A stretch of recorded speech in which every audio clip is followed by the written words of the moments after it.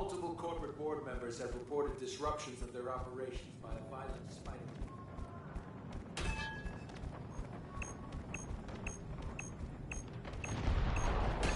Don't let them do this, baby. My healing factor can't keep up. How about an assist?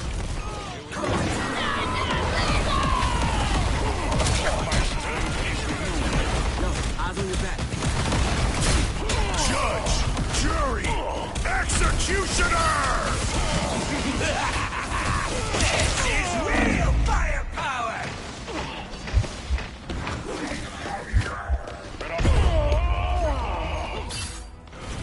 Can always use a shield. Just dying.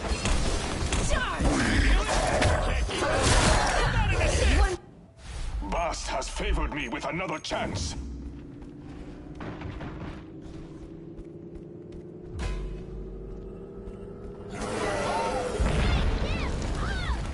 Guess who just showed this? Oh, no skill shots! My strength is Down, Dodger! Accuracy percentage! Ride my spear!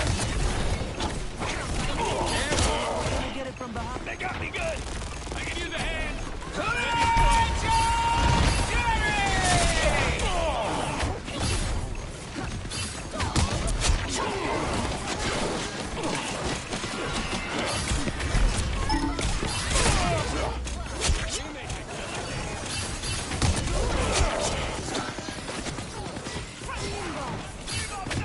Only 60 seconds left. Tremble before Bast! Or a dagger.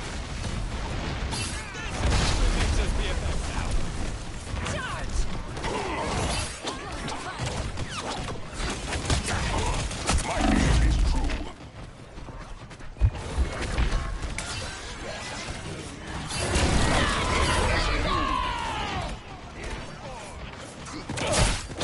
Down to 30 seconds.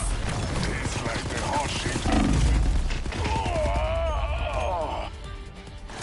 I can use a hand! I'll Ready again. The Jalia can wait. The hunt is not over. The final 10 seconds.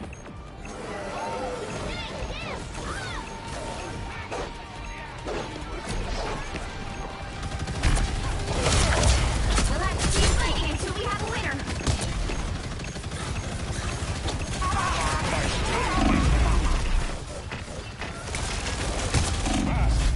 Boom! No skill shot!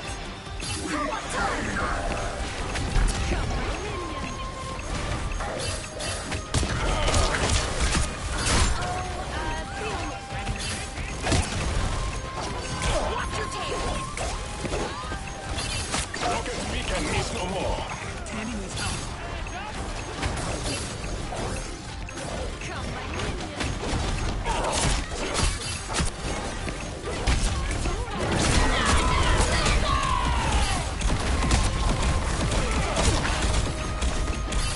They got me good! I can use a hand! My aim is Give me a point! My strength is renewed.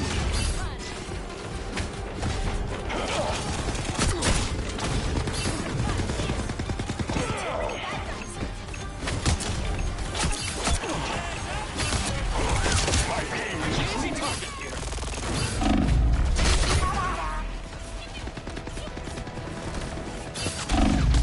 You need to stop that vehicle in its tracks. Turn around over here! That's 3. We are only given so many chances to shine. All things of the past. Better stop that vehicle.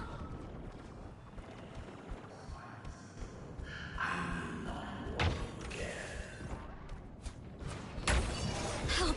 So close. My aim is true.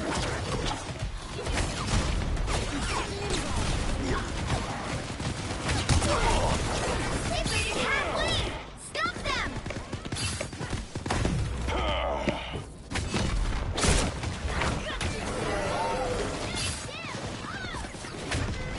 My strength is renewed. Boom! No skill shot! Down, Gunther! Accuracy percentage! This is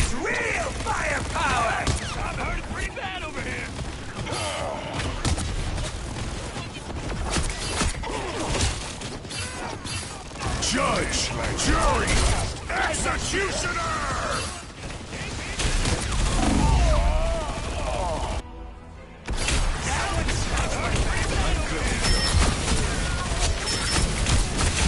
Double KO! That's We're only 3! given so Only many 60 chances seconds to left. shine.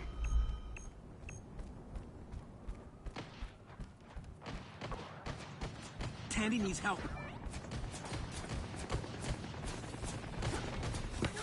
Tremble before Bath! Still a chance to stop them! Better stop that vehicle! Ah, yes. Much better. 30 seconds!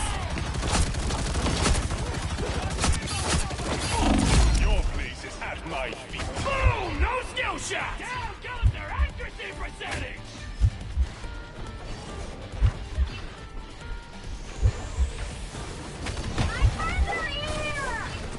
The final 10 seconds!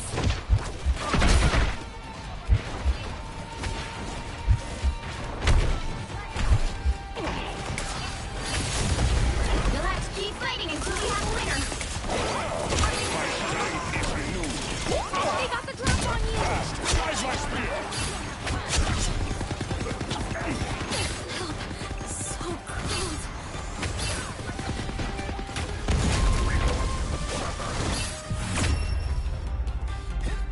The current score is 0-1.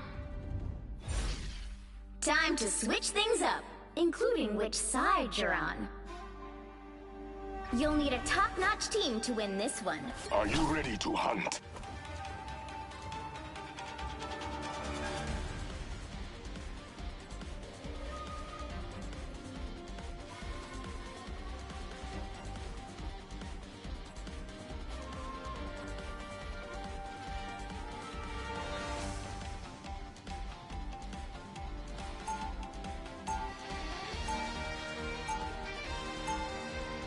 Round 2! I was chosen by Bast. Let me show you why.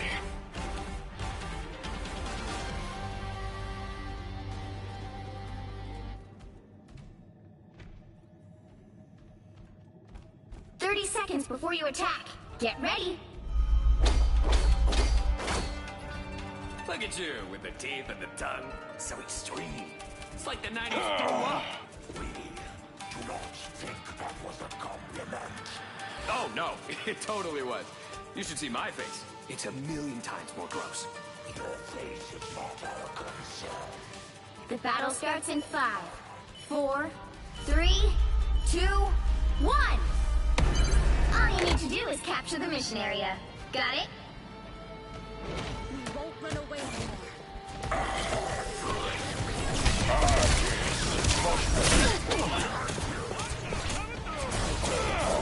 They got me good.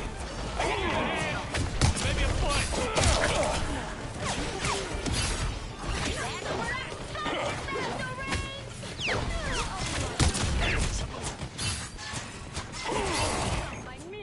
Boom! No skill shots!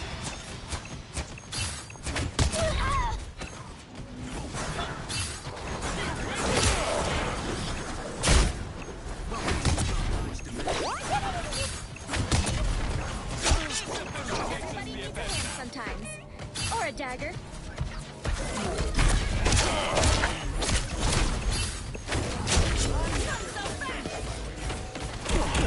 My strength is renewed.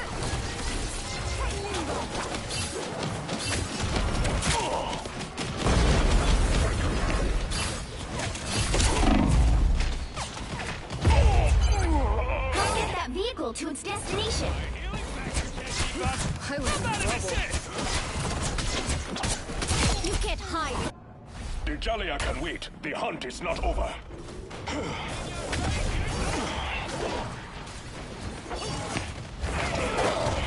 Down goes their accuracy percentage! Dagger. My aim is true.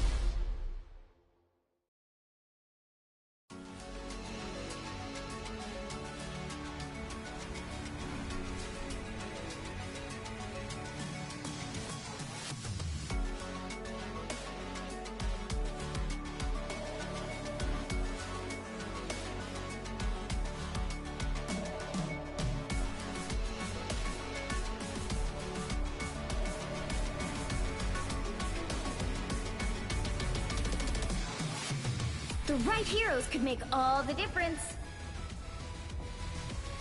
Are you ready to hunt?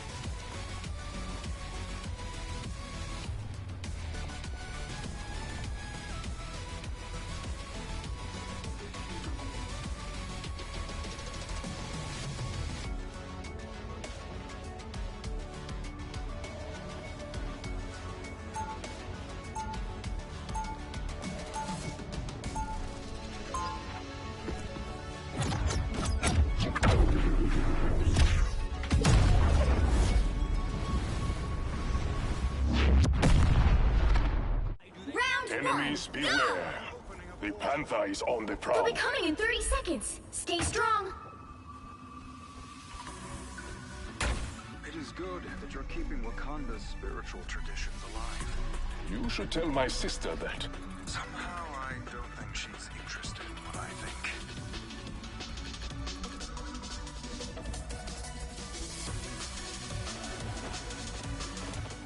The battle starts in 5, 4, 3, 2, 1! Guide my spear!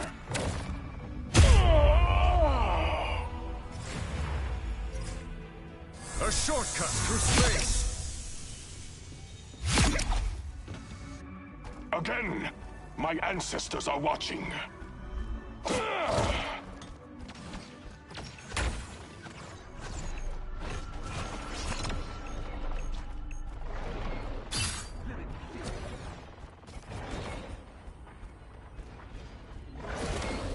We may be outnumbered, but not outmatched.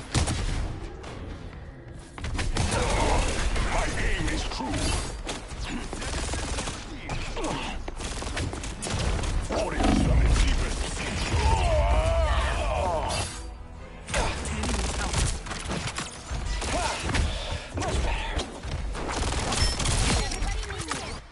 Better Lesson stop that learned. vehicle! Let's try something different.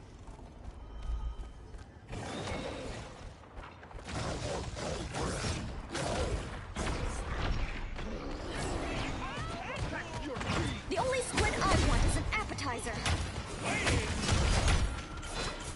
They've made it halfway! Stop them!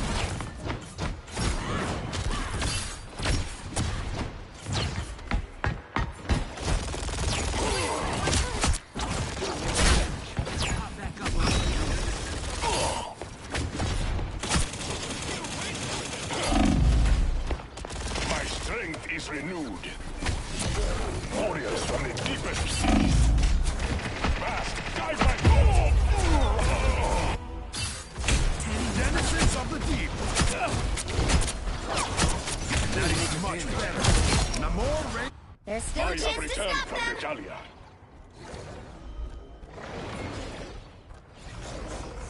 Help! I've heard it's pretty bad over here. Okay, order the calamari.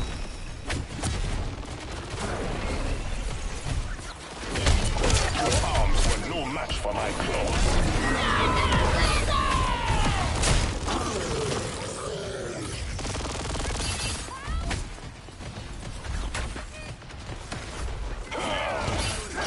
Out Star-Lord was satisfying. Fast, guide my spear! Stop them in their tracks! My strength is renewed.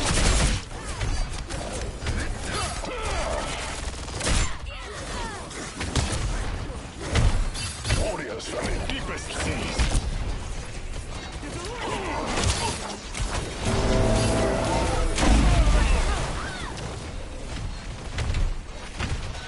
Us against the world! Only 60 seconds left!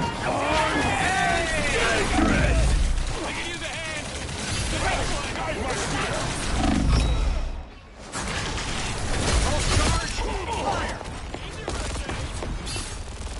Tastes like a heart-shaped herb. Hit. Tremble before fast! I lost momentum. 30 seconds!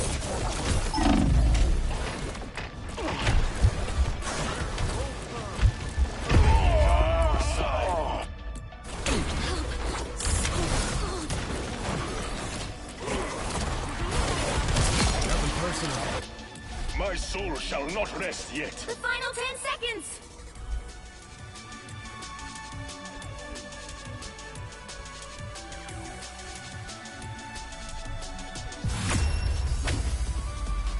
The current score is 0-0. Time to switch things up, including which side you're on. You'll need a top-notch team to win this one. Are you ready to hunt?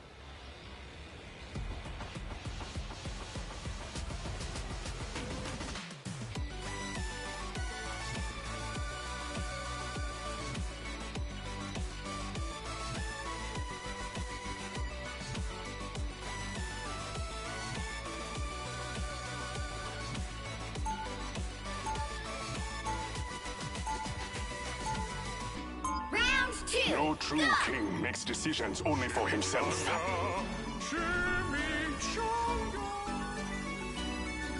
What to say? 30 seconds before you attack. Get ready. Stark, when are you going to let me buy your company? I'm sorry, what? Shuri always wants me to ask. I totally forgot to put on underwear today. And for once, I may actually need them. The battle starts in 5, 4, 3, 2, 1. My healing factor can't keep up.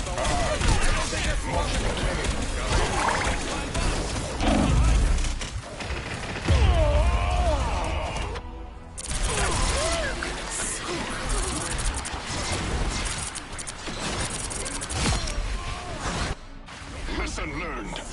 Try something different. Let's deliver this core and save Morocco. Tastes like the heart-shaped herb.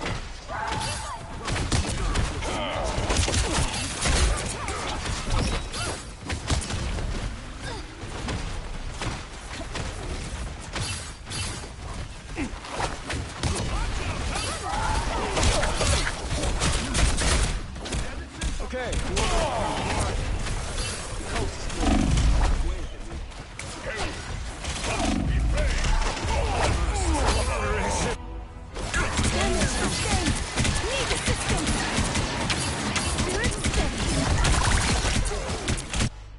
You're only given so many chances to shine. What do I hit next? I'm taking requests. Us against the world!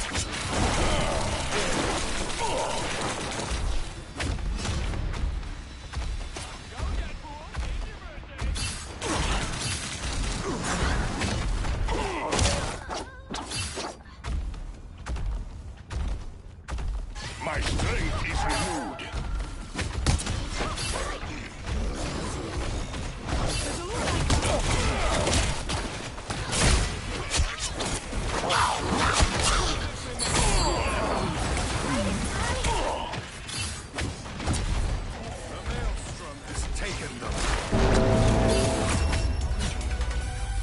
Final score 1-2-0.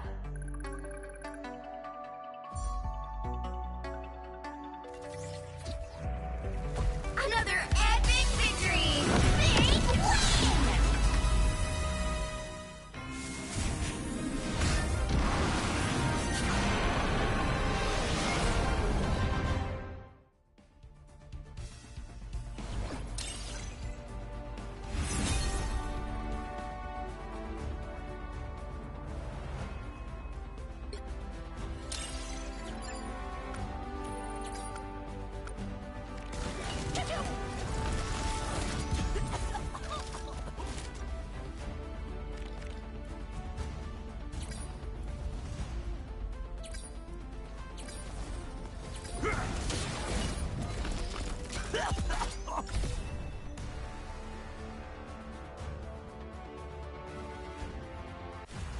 My strength is renewed.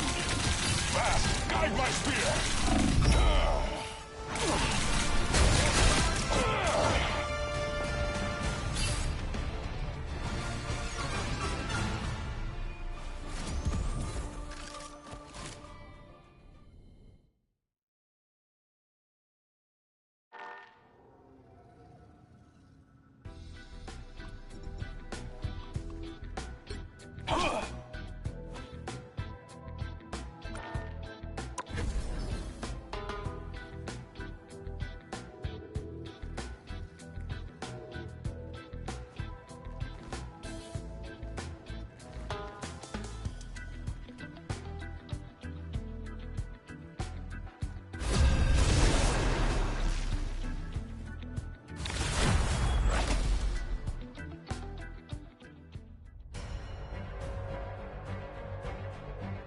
Pick your hero. Or villain, I'm not judging.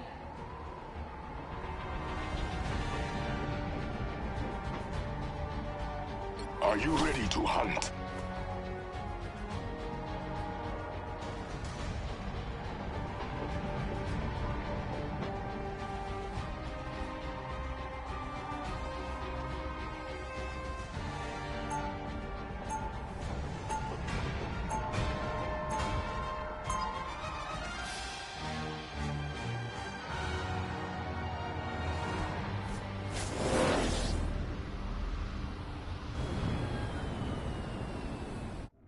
Wakanda forever! 30 seconds before you attack. Get ready. You're leaking down there, Ultron.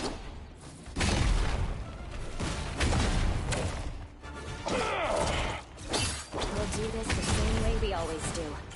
Together.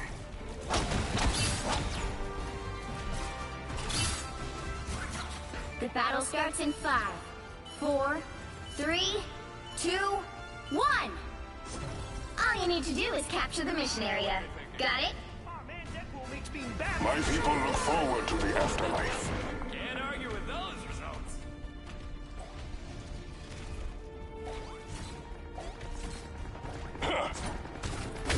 We are in. My aim is true.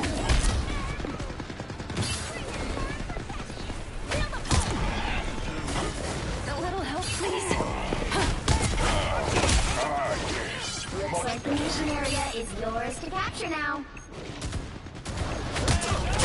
Guide my spear! Down goes their accuracy percentage!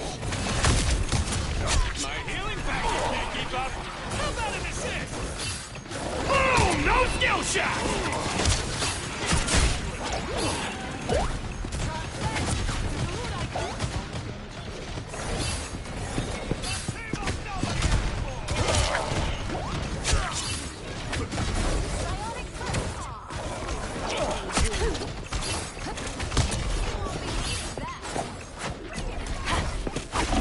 Powerful healing.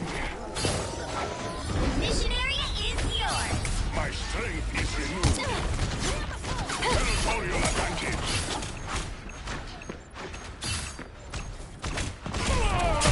For Wakanda! Give me that luck. Heads up, losers! Nobody asked for.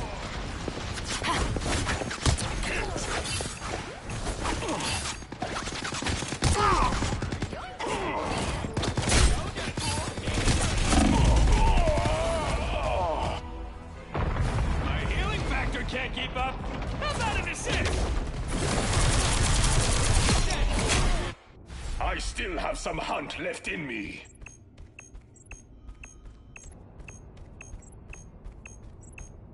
Down their accuracy percentage!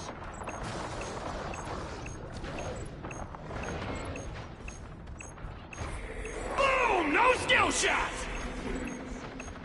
You've captured more than half of the mission area. Judge! Keep going. Jury! Executioner! Vortex field. Guide my spear! Disappear! Control lost.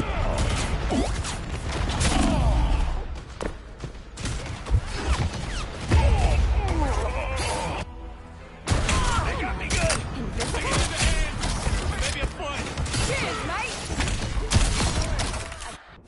Bast has favored me with another chance.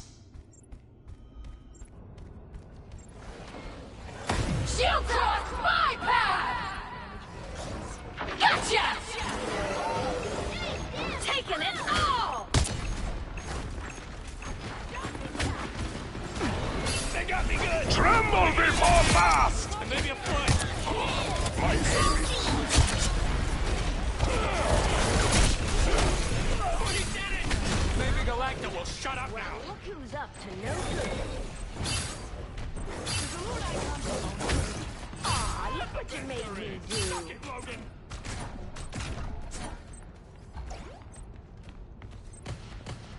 The area is almost yours. my strength is renewed. There's a Lord icon. Bonus damage.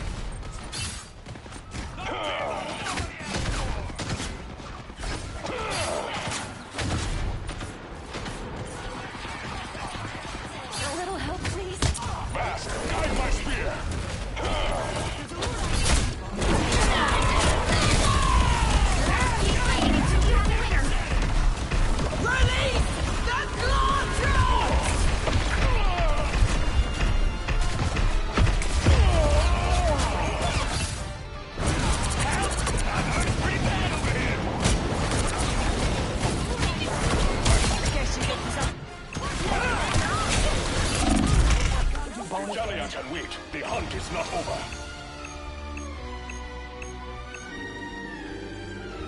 Control lost!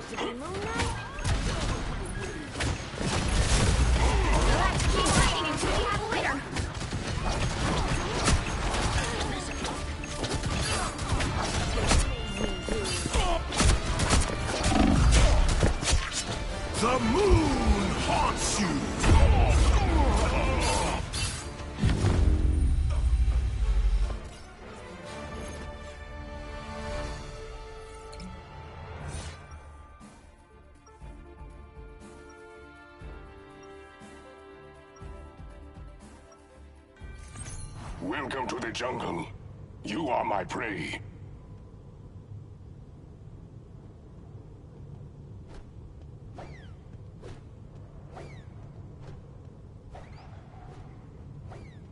Seconds before you attack. Get ready.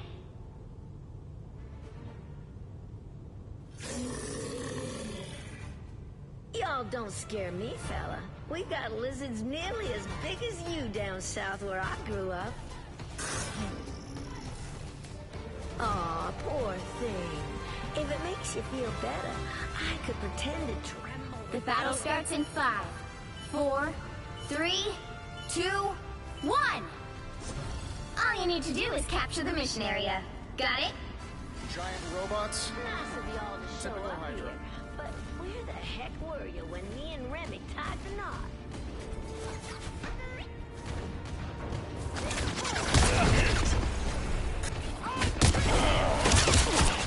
My strength is renewed. My healing factor can't keep up. How about an assist? Taking it all! Looks like the mission area is yours to capture now. Tremble before fast! Down yonder, accuracy was set! The mission area is yours.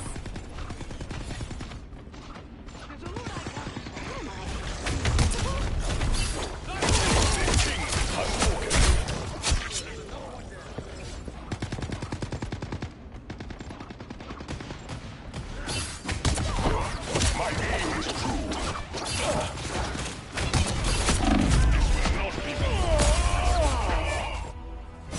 My healing factor can't keep up.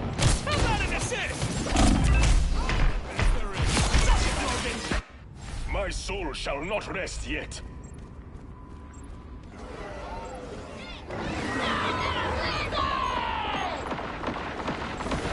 The enemy will grow desperate.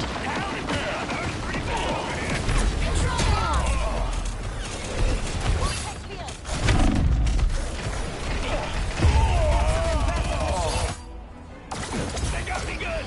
They can do the hand. Maybe I'm blind. We know you never... Bast has favored me with another chance.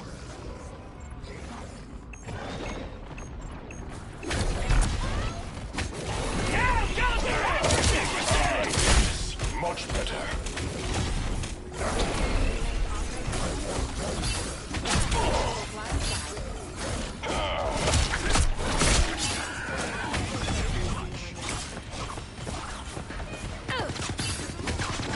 Judge, jury, executioner!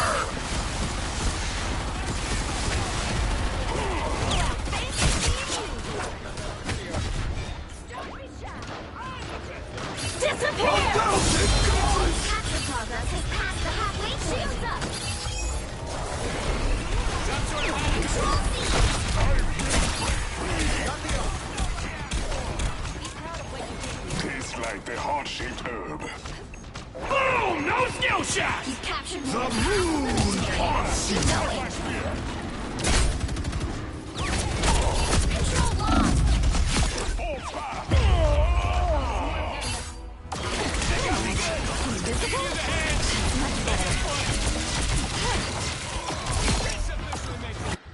Again, my ancestors are watching. Does a Lord Icon do bonus damage?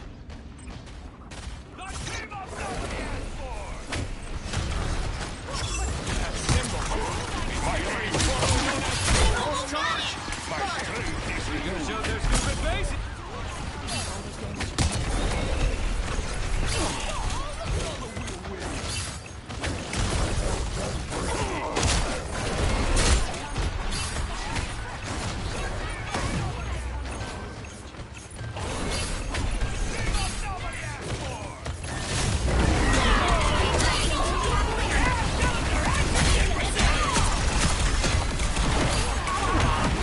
Tremble before wrath!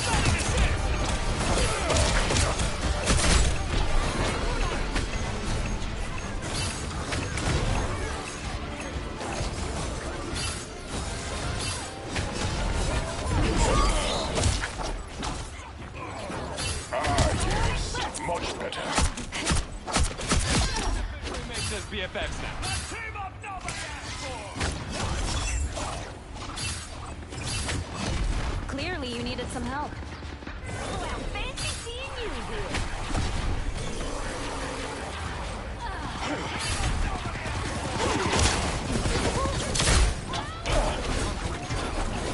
Glorious, almost yours.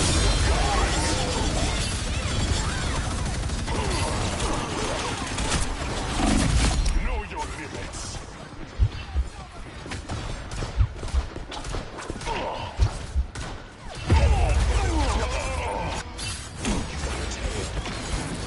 Healing factor can't keep up.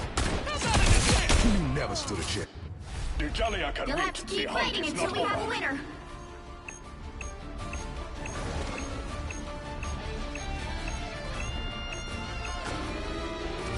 Control lost.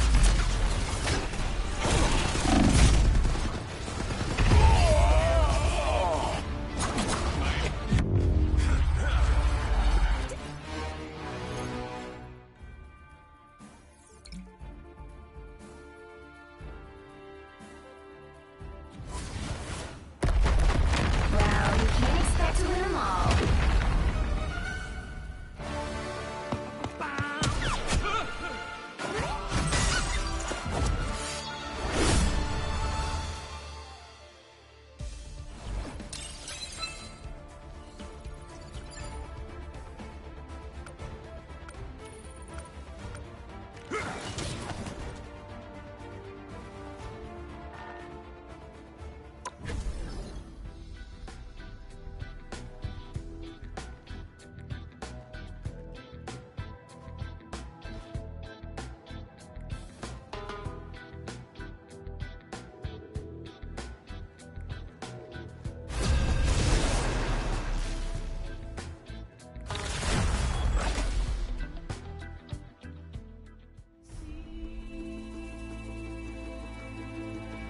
Wag.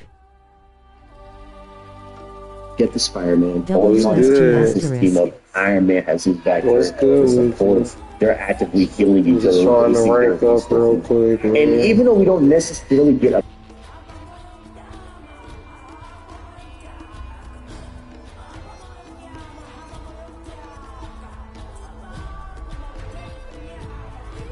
The right heroes could make all the difference. Are you ready to hunt?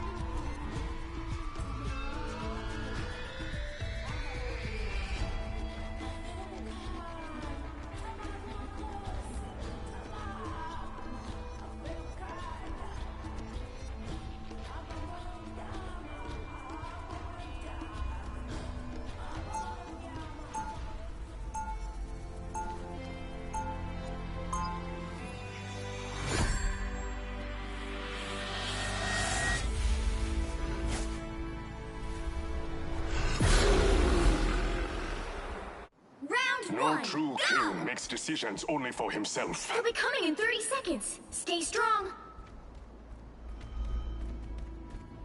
Your Empire's technology is unlike anything I've ever seen before. I would be glad to show you more once we resolve the situation at hand. I mean, that would be an honor, Your Majesty. The battle starts in 5, 4, 3, 2, 1. You have to stop them from securing the mission area. The enemy approaches. My people look forward to the afterlife.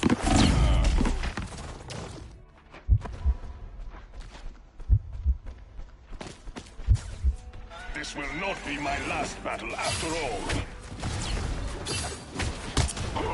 My aim is true.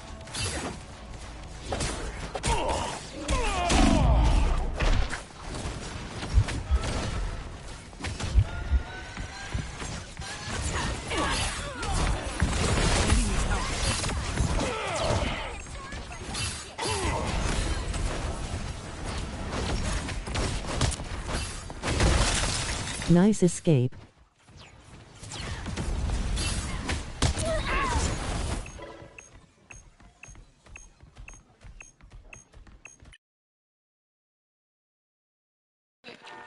Thanks. I hate that shit though. He starts to glow like this, right? And then this indicates he has a damage boost.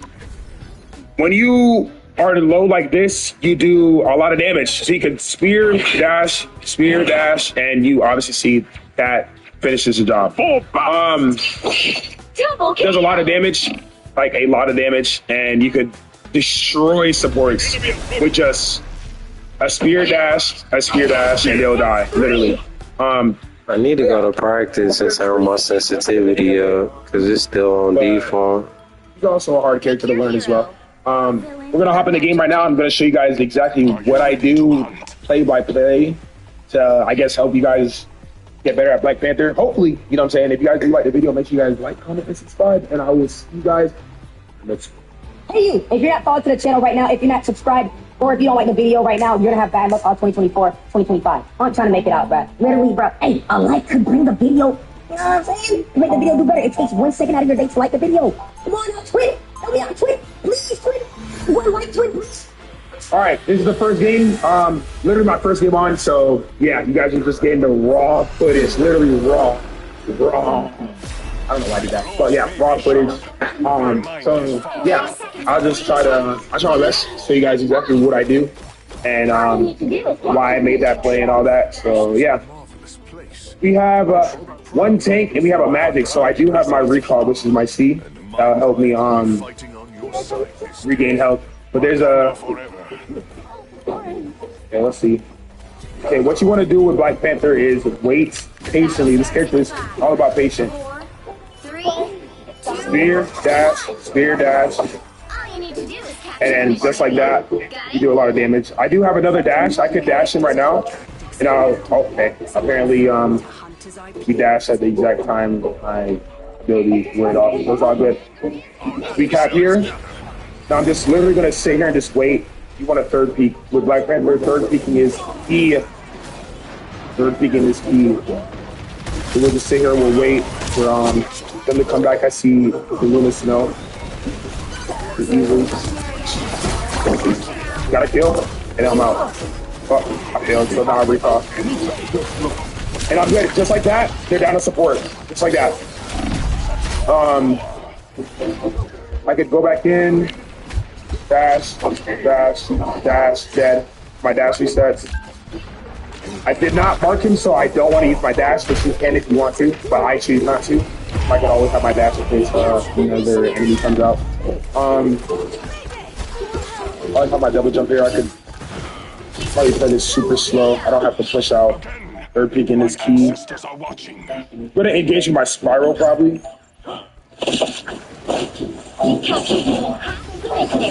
Keep going. Melee. Okay, I'm frozen here, so I'm just gonna try to get out alive. Yeah, I'm good. So look at that, just like that, we got 2 picks there, and now we're out. I have 400 HP. What double jump here? Try to see if I can kill one of their supports again.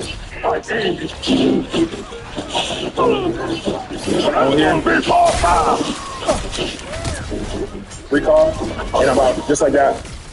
That's all Black Panther really is just be patient, be real patient, and you'll be able to do good. Again! They're ults right now.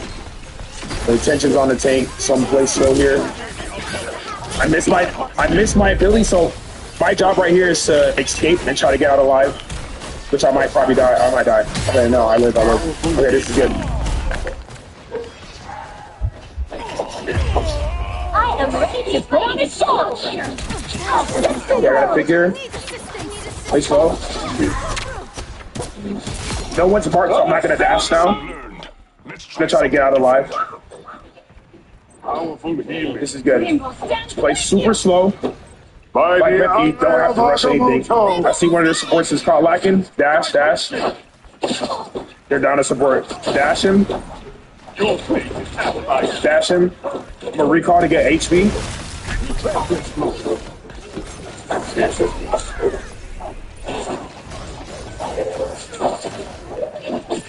Okay, I got a pick, now I'm out. I live here. Just like that.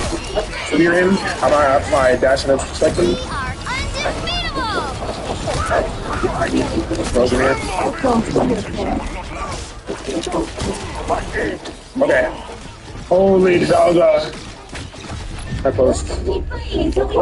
Whoa.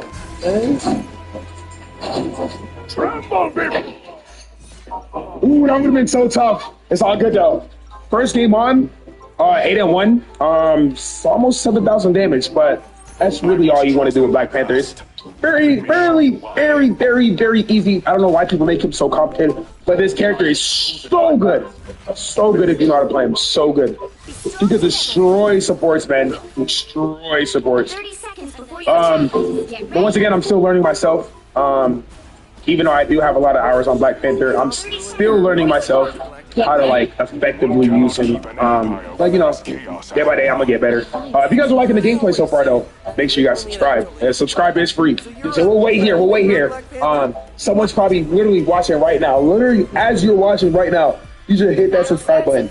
Literally like right now. Like right now. You should hit that sub button right now. Like right now. You will capture the mission area. Got it? Hey, look at him glazing. W Glaze, bro. Big fan something you're a demon with Panther, bro. Hey, I'm glad you know, man. Glad you know. I try, man. I try.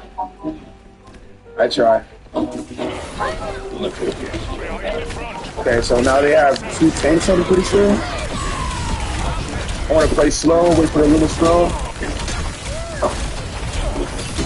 Well, I missed my ability. But I did force out support ults. This is huge. I'm low here. Ooh. That was a good play. What I did there was probably, it wasn't smart. I honestly should have probably just got out and wait until I'm really creep, but it's all good. It's all good. I just gotta wait for my tank to like go in. I can't really go in by myself. Though. I go in by myself. Oh my god, I missed my dash. This is why I don't speed. This is why I don't spiral first.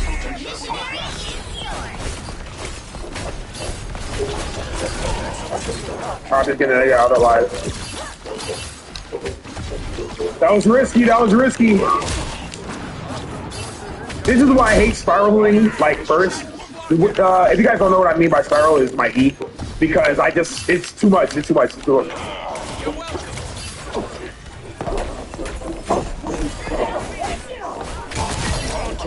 I'm gonna recall here.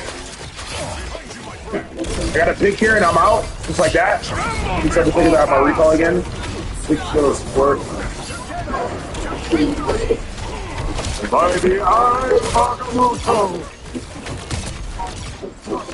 Okay, we're good here. I'm gonna dash out. My dash resets in 2. Down. I don't want to stay in that.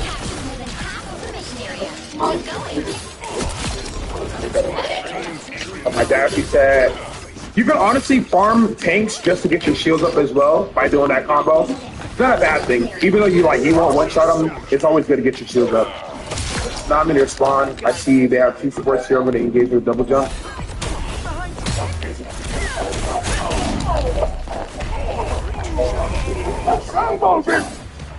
Oh, okay, that was really bad. That was really bad. That was a bad play. It was a good play.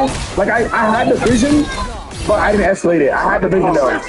So now, what I could do is mark. Okay, mark. Okay, apparently I just did not mark. So, now I just want a third peek to see if anyone will push. If they push here, anywhere close here, I could just spiral them and combo them up, and they would be dead. But I don't think no one's going to push, so... the way their supports are playing, they're playing more passive. I have to wait for my tanks to go in. I am ready to put on a show. Good kill.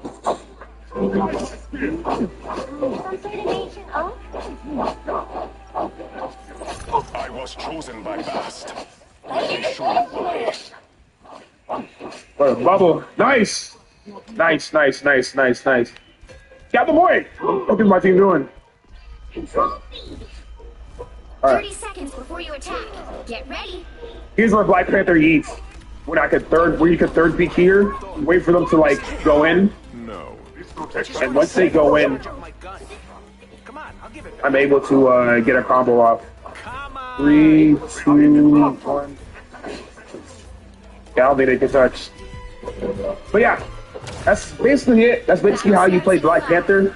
And you can do really good with this character in high ranks as well, especially just picking off a support every fight and being able to escape while you're picking off a support every single fight is amazing. But yeah, there is this basic video. I didn't want to make it too long on just how to play Black Panther. If you guys do like this video, make sure you guys like, comment, subscribe, and comment down in this section if you guys want me to do more videos on this, because I know this is very new to me, so it's kind of awkward, but hope you guys do like this.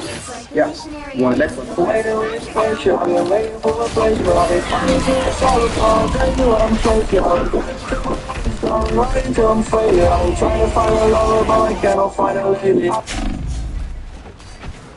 going on, chat? I'm here to give you guys a quick and easy guide on how to play Black Panther on Marvel Rivals for beginners and new, I guess, I have over 100+ hours on this character, so... What's next? Yo, what's up, Tickle Squad? Back with another guide. It is season 5.5, and as you guys know, Black Panther is in his undisputed worst state right now. Players have been wanting changes for him, not just this season, but for multiple seasons in a row. Unfortunately, the devs have decided to continue ignoring the problem and make it basically every BP player ever either quit the game or never play that hero again. It's honestly a tragedy, considering BP is one of the most fun heroes in the game. I decided to pick up the suit and try him out myself. And spoiler, it's not as grim as you might think. I recently hit rank 1 on BP again. I want to prove that you can still make it work with the current state of the game being dominated by supports and hits guys. I had to change my perspective on the hero completely. This guide will feature a quick 3-step rule and then a couple of rotaries of engages that I found were perfect examples of how to play. If you guys have any questions, feel free to comment them under the video. And don't forget to follow my Twitch, since I constantly talk about Black Panther there and also other music heroes like Daredevil, Iron Fist, or Magic. The usual playstyle for BP, sneak your way into the backline like an assassin and try to launch a combo your supports. Well, that's easier said than that, considering the amount of heroes that can fuck you over try to do. And now, what happens if you actually try to one-shot the backline? Oh, they just live your combos. Now what do? Swap, right? No, we attack. I spent a number of games trying to figure out how to play him this season, and I basically came to the conclusion that we have to play him like Captain America, but with a higher burst damage, which I basically call the Glass Cannon Cow, GCC. How to play DCC? Rule number 1. Don't expect to get kills. If you expect to get kills, you will waste your cooldown and not focus on the value you can actually bring to it. The attention you create by just walking up has an insane amount of value. Look at the clip for example. This was a C2 lolly, and I got a Rixie in my team as well. While everyone is focused to avoid my non-existent one-shot, they still walk away from me and try to hide in the castle. Meanwhile, all I'm doing is existing and forcing them off the point. And guess what? My team walks on point and starts camping. Instant value by being in threat and not one-shotting. Rule number 2. plan your priority. As long as you're playing with your brain, you can technically make any hero work. Analyze which enemy is your priority. Do they have an easy target to kill, like Jack, or do they not? If not, which target has the highest value cooldown? For example, let's take this simple call. Magneto Emma, Rocky Moonlight, CMD, and the Invisible. Which of these heroes has the highest priority in your eyes? If you guess one of the supports, you might be right. But if you guess one of the tanks, you might be right again. It is actually two heroes in this comp, Falcon Dagger and Emma Frost. Let's start with Falcon Dagger. The reason why she's one of the priorities is her healing bubble cooldown and her fate. Both these cooldowns can save multiple players with a single bucket toss. If you manage to bait it out, your team will have an enormous advantage, since then your second DPS attack is more likely to confirm a kill with that cooldown out. Now, the second priority is Emma, because as you guessed correctly, she has a very valuable cooldown, which is the diamond form. And as much as VP players like to call, it is not as easy to hit as you might think. The amount of times I have dashed from an Emma into the backline and she responds for the diamond form, just for her to see a purple blur go back to his team is insane. The moment diamond form is out, you can either call it out to your team or play off it and continue to engage on the backline. Rule number 3. Think of creative ways to make your kit work. This clip, I am playing against Triple Support Top. There is an Ultron, an Invisible Woman, Star-Lord, a Mag, and a 4. All heroes that usually counter Black Panther. So how do we get value out of it? I'm on a flank. I see their supports are grouped up, and I don't go for a one-shot comp. Because I know Mantis has her sleep. She has an Ultron drone, Invis has a double jump, and 4 is looking out for me. But none of these heroes can actually one-shot me. So I play for the Mantis stun and Mag bubbles, while I charge my ultimate. After my first dash, I see Mantis hasn't used her sleep yet, so I still need to play for it. I see 2 tanks in front of me and mark them with my kick, so I can go into the backline again right after my engage. I see that the Mag has bubbled the 4, but has bubbled himself, so I can dash for the tanks, but only activate one of my dash resets because the 4 is still looking out for a dash on me. After the 4 dash, the bubble has ran out, and I can get back into the backline. I know Mantis still has her sleep, so I use a double dash into my ult to avoid the sleep and technically get a one-shot off, which forces the Invis woman to ult herself. After I force the ult, I know Mantis doesn't have a sleep anymore, so I'm free to dash around and continue farming my next ultimate and creating pressure for the next engage as well. After the Invis ult ends, I decided to focus my attacks pressuring Mantis to use her ult. Because I expected Mantis to use her ult, I don't waste my last spear and swap my target back on Invis to dash back into safety. After this entire engage, I evaded out 2 Mag Bubbles, a Mantis sleep, Invisible jump, Invisible ultimate, and an entire Mantis ultimate, while also not dying. The amount of value a Black Panther can provide has, in my opinion, no bounds. Let's Celestial House. The enemy is already running thin, but I do have my ultimate, and decide to go for a hard flank. Out though, since they are playing Thing, Loki, and Invis, so I want heroes that can stop my engage. Once I arrive at the backline, I see that my CND is ulted, and force out Loki's lamps, which means they're either gonna ult themselves right afterwards or don't have them. So I decide to pressure them and see for myself how the fight is gonna turn out. The Thing just uses Earthbound, and Iron Fist is ulted.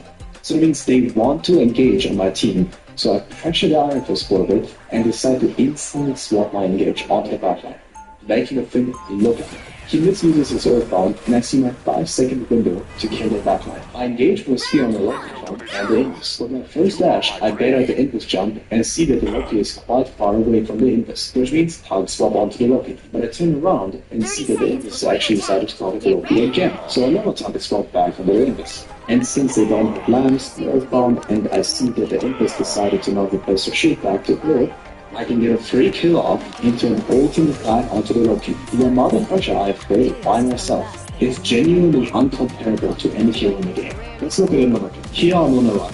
I usually either decide to play with my team on defense or wait for a DPS on the right side to auto-angle and catch them off guard. After I notice that there is no footsteps or anything in my close proximity, I decide to go onto the map. I see a Loki and again. Both heroes that have high range cooldowns can't one shot, but I can pressure them until they will take cooldowns. They relax, so I get back to the safety. But I noticed that the cactus has appeared for the backline. Okay, what do you do? Run? No, you kill. I lure him into a dark room, make him think that I don't have a dash, then decide to attack. It's the first speed, which has an accuracy. I will take my abilities, while also squeezing and needed stealth rate. My damage is exponential, and I managed to get a hit In this clip, I decided to play with Joshua.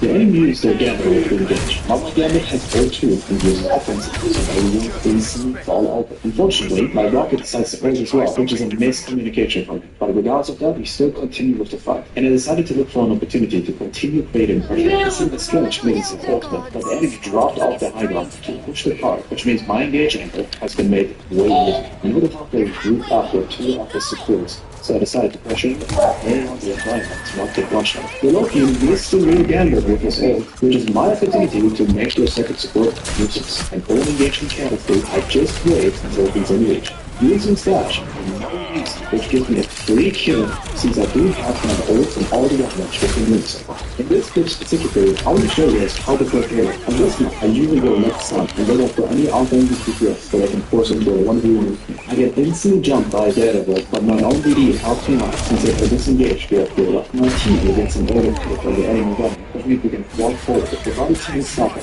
I decided to go on high ground where I see an off-enemy solid. In no way do I think I can confidently kill him. So instead, I decided to use my silent ability. I dash from him onto the enemy and then from the invis to rocket since he just jumped away and then from the rocket back into safety. And because I did this, the entire enemy team, including the Daredevil, decided to turn around and focus the black camera. Meanwhile, all you hear is just it. As you guys have seen, the value from pulling BP's kill is still there. Unfortunately, all of this stops the moment you dash this case. This is why I think Black Panther is everywhere. I want this exact playstyle to always happen. I think if they gave Panther a way to get a flashback without waiting for the cooldown, he would instantly shoot up into this. I really like the idea in Target's video where he had the Hawkness ultimate for a split second and it dashes him back on an assist if he hits the shadow of target. Or another idea that I can think about is to make his Spirit Dogs a piercing ability that also goes through shields, and for each target that has been pierced, that reduces his dash cooldown by 1 second. Considering that Rivals really likes this concept and has added it to heroes in the game like Magic before.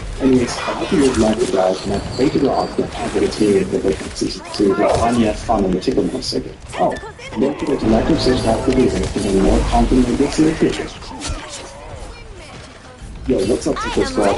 Back with the Tickle. It is season 5.5, and as you guys know, Black Panther in its undisputed worst state, right? Players have to make changes for him, not just this season, but for multiple seasons in a row. Unfortunately, the Reds have decided to continue ignoring the problem and make it basically every PP player ever either quit the game or never play that hero again. It's honestly a gadget. The same PP is what people spawn heroes again. So I decided to pick up the suit and try him out myself.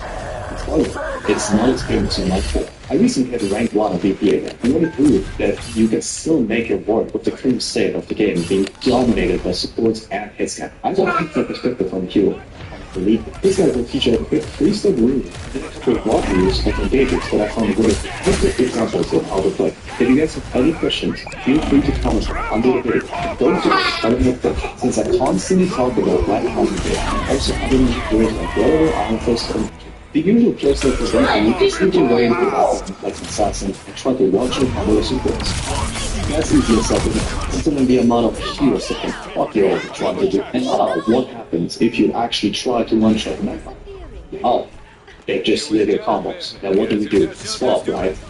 No, we attack. So, getting to try to figure out how to play in this season. And I basically came to the conclusion that you have to play him like Captain America, but with a higher burst damage, which I basically call the Glass GCC. How to play DCC? Don't expect to get kills. If you expect to get kills, you will waste your cooldown and not focus on the value you can actually bring to your team. The attention you create by just walking up has an insane amount of value. Look at it, for example.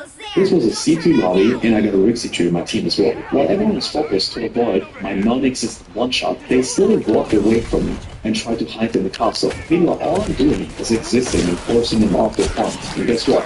My team walks in point and starts camping. Instant value by being a threat and not one-shot. Rule number 2. Line your priority. As long as you're playing with your brain, you can technically make any hero. Analyze which enemy is your priority. Do they have an PP target kill like Jeff, or do they not? If not, which target has the highest value cooldown? For example, let's take this simple call. Nagito, Lucky Lunar, CMB, and the Industry. Which of these heroes has the highest priority in your eyes? If you guess one of the supports, you might be right. But if you guess one of the tanks, you might be right again. It is actually 2 heroes in this comp. Cloak and Dagger and Emma Frost. Let's start with Cloak and Dagger. The reason why she's one of the priorities is her healing bubble cooldown and her fate. Both of these cooldowns can save multiple players with a singular bubble. If you manage to bait it out, your team will have an enormous advantage, since then, your second defense attack is more likely to perform a kill with a fast cooldown up. Now, the second priority. Because, as you guessed correctly, she has a very valuable cooldown, which is the Diamond Fall. And as much as VP players like to call, it is not as easy to hit as you might think. A lot of times, I have dashed from the backline into the backline and her response with a Diamond Fall, just for her to see a colorful blur go back to his team. The Saints. The moment Diamond Fall is out, you can either hold it out to your team or play off it, and continue to engage on the back. Rule number 3. Play the grace to make your kick work. This clip, I'm playing against triple support top. They have an Ultron, an Invisible Woman, Star-Lord, a Mag, and a Ford. All heroes that usually cover Black Panther. So how do you get value out of it? On the flag, I see their supports are grouped up and I don't go for Shepard. Because I know Mantis has her sleep. She has an Ultron drone, Invis has a double jump, and Thor so can help me. But none of these heroes can actually one-shot me. So I play for the Mantis stun and Mag bubbles while I charge my ultimate. After my first dash, I see Mantis hasn't used her sleep yet, so I still need to play for it. I see 2 tanks in front of me and mark them with my kick so I can go into the backline again right after my engage. I see that the Mag has bubbled the Ford but hasn't bubbled himself, so I can dash for the tanks, but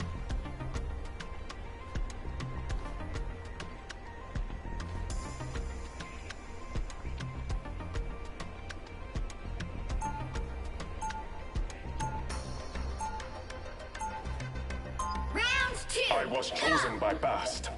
Let me show you why. Be right back. Here comes Headpool! They'll be coming in 30 seconds. Stay strong. Hey, King Kitty! If you're here, who's sitting on your throne back home? My sister, Princess Shuri, oversees affairs in Wakanda during my absence. Ooh, a real-life princess.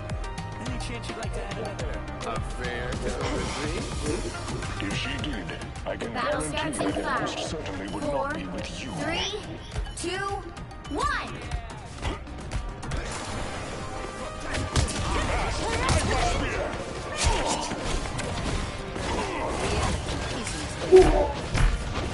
Ah, yes. Much better now.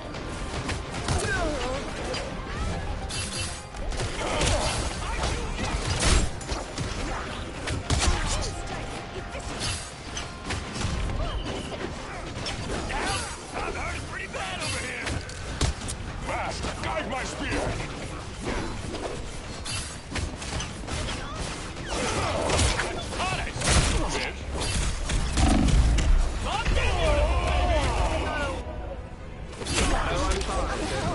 I like the cold.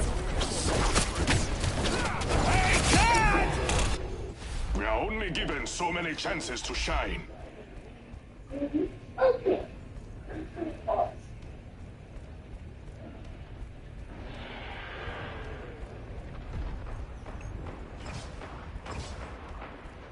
On your toes. Here they come. That looks the same. Much better.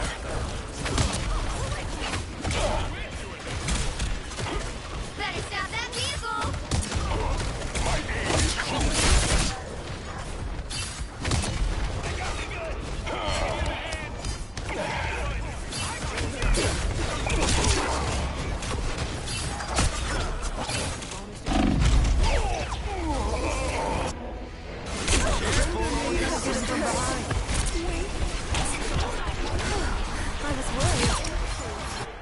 I still have some hunt left in me.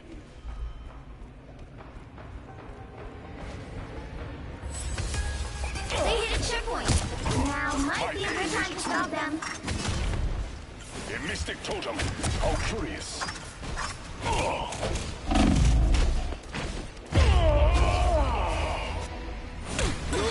I'm hungry. Better stop that vehicle. Again, my ancestors are watching.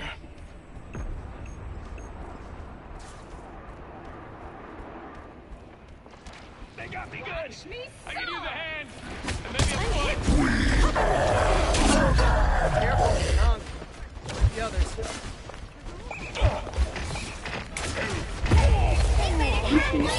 What the fuck is going on, man?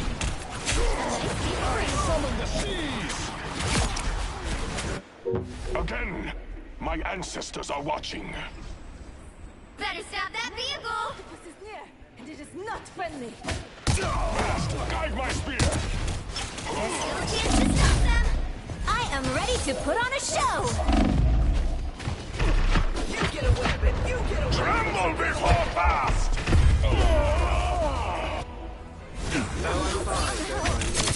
Don't mess with the amazing Tremble before fast! I have returned from Dejalia. Final score, 1-2-2.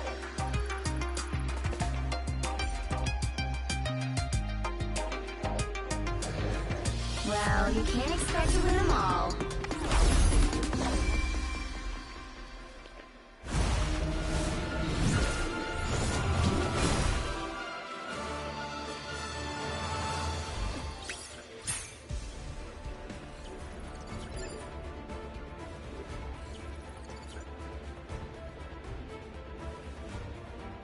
Maybe by time for your teammates to come back and for your team. So to understand this and to understand that a team's job is to first and foremost identify the advantages and disadvantages of their team versus the enemy team. Understand the current state of the fight. You are the one that decides how you fight, when you fight, and where you fight every single time. And there are several things that you should be keeping track of, like the amount of numbers on each side, who's dead, who's alive. At any moment, if I turned off your screen or monitor, I want you to tell me how many people on the opponent's team is alive and how many people on your team is alive. That's a really important skill. Understand what's the health pool of all the people on the enemy team. Start tracking and resources like ultimates and use down. We know that you identify, hey, the Luna doesn't have her ice and the Mantis doesn't have her sleep. Now they're vulnerable to a dive. I'm going to jump on them as Venom. Let's go jump on them together. These are things that you need to identify and ways that you can kind of decide when to push, when to pull.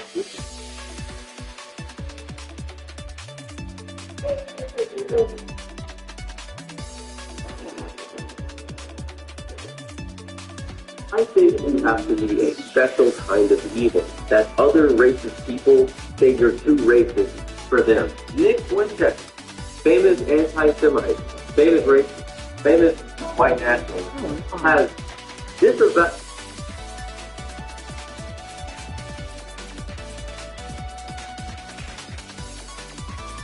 Pick your hero. Or villain. I'm not judging. Are you ready to hunt?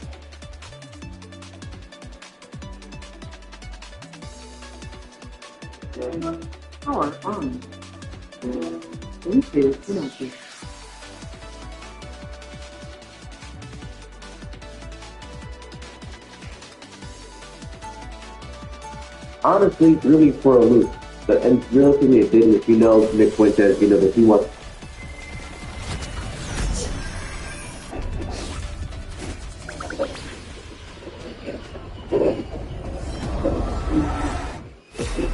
Welcome to the jungle. You are my 30 seconds before you attack. This is Get not. ready.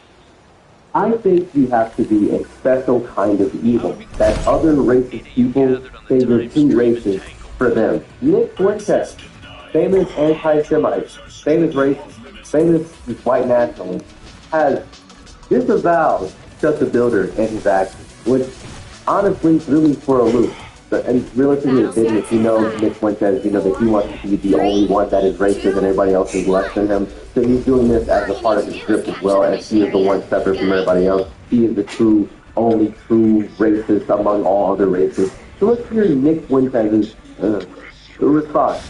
People now say he's a martyr, he's a martyr. Well, the black people are chimping out. Well, I don't know. If I was standing around and a black person was live streaming near me and they started saying things offensive to white people, yeah, maybe I would feel a certain type of way about that. Maybe, isn't that sort of our whole thing? And there's something ironic about that. You have a lot of people who are pro-white, and it's all about racial pride, and it's all about beating their chest. It's all about saying, oh, You know, I'm white. Don't try that stuff around me. Don't insult white people around me. So much racial pride. But then there's this double standard where it seems that white people want to go out in some cases and offend the sensibilities of other people. They feel emboldened, for example, to use harmful stereotypes about other people, say racial slurs about other people, be provocative towards other people, and that's fine. That's free speech. That's funny. Hey, man, can't you take a joke? Hey, man, it's just a word. When black people get pissed off or take umbrage or they attack, oh, well, you're chimping out. But then when the roles are reversed, if somebody says something anti-white, if someone says something exclusionary to white people, it's those same white people that puff up their chest and say, how dare you? You would never say that about a minority, this, that, and the other. How much abuse have you... Let's just be perfectly honest. Let's be fair. A lot of people aren't going to like this monologue. I don't care. This is what's fair. This is what's true. I see on the timeline how many out and loud and proud white people are saying Indians are fucking cheats and blacks and Mexicans are sticks and all this kind of stuff. And making jokes about you shit in the street and you like watermelon and all this kind of stuff. And they're the same people. They don't want to hear anything negative about whites. And how do I know that? Because I say negative things about all groups of people. And it's the same people that die laughing when I make fun of one group. That's hilarious. I love when you say it. I love when you do that bit. I love when you say you're not going to go to the gas station if there's black people. That's hilarious. When I say Polish people are slipping on a banana peel or they can't change a light bulb, it's the same people saying, hey man, you're anti-white, and you say Albanians are white, fuck you. So which is... So I actually don't know how helpful it is to bring that into the real world. I don't actually know what that's been for anybody, him, the people involved, the political discourse in America. I'm not sure what's positive about any of that. If Nick Fuentes is, I hate to say that he's making a little bit of sense, he's still a wild, racist that actively assaults every race, but he's an enemy to all people.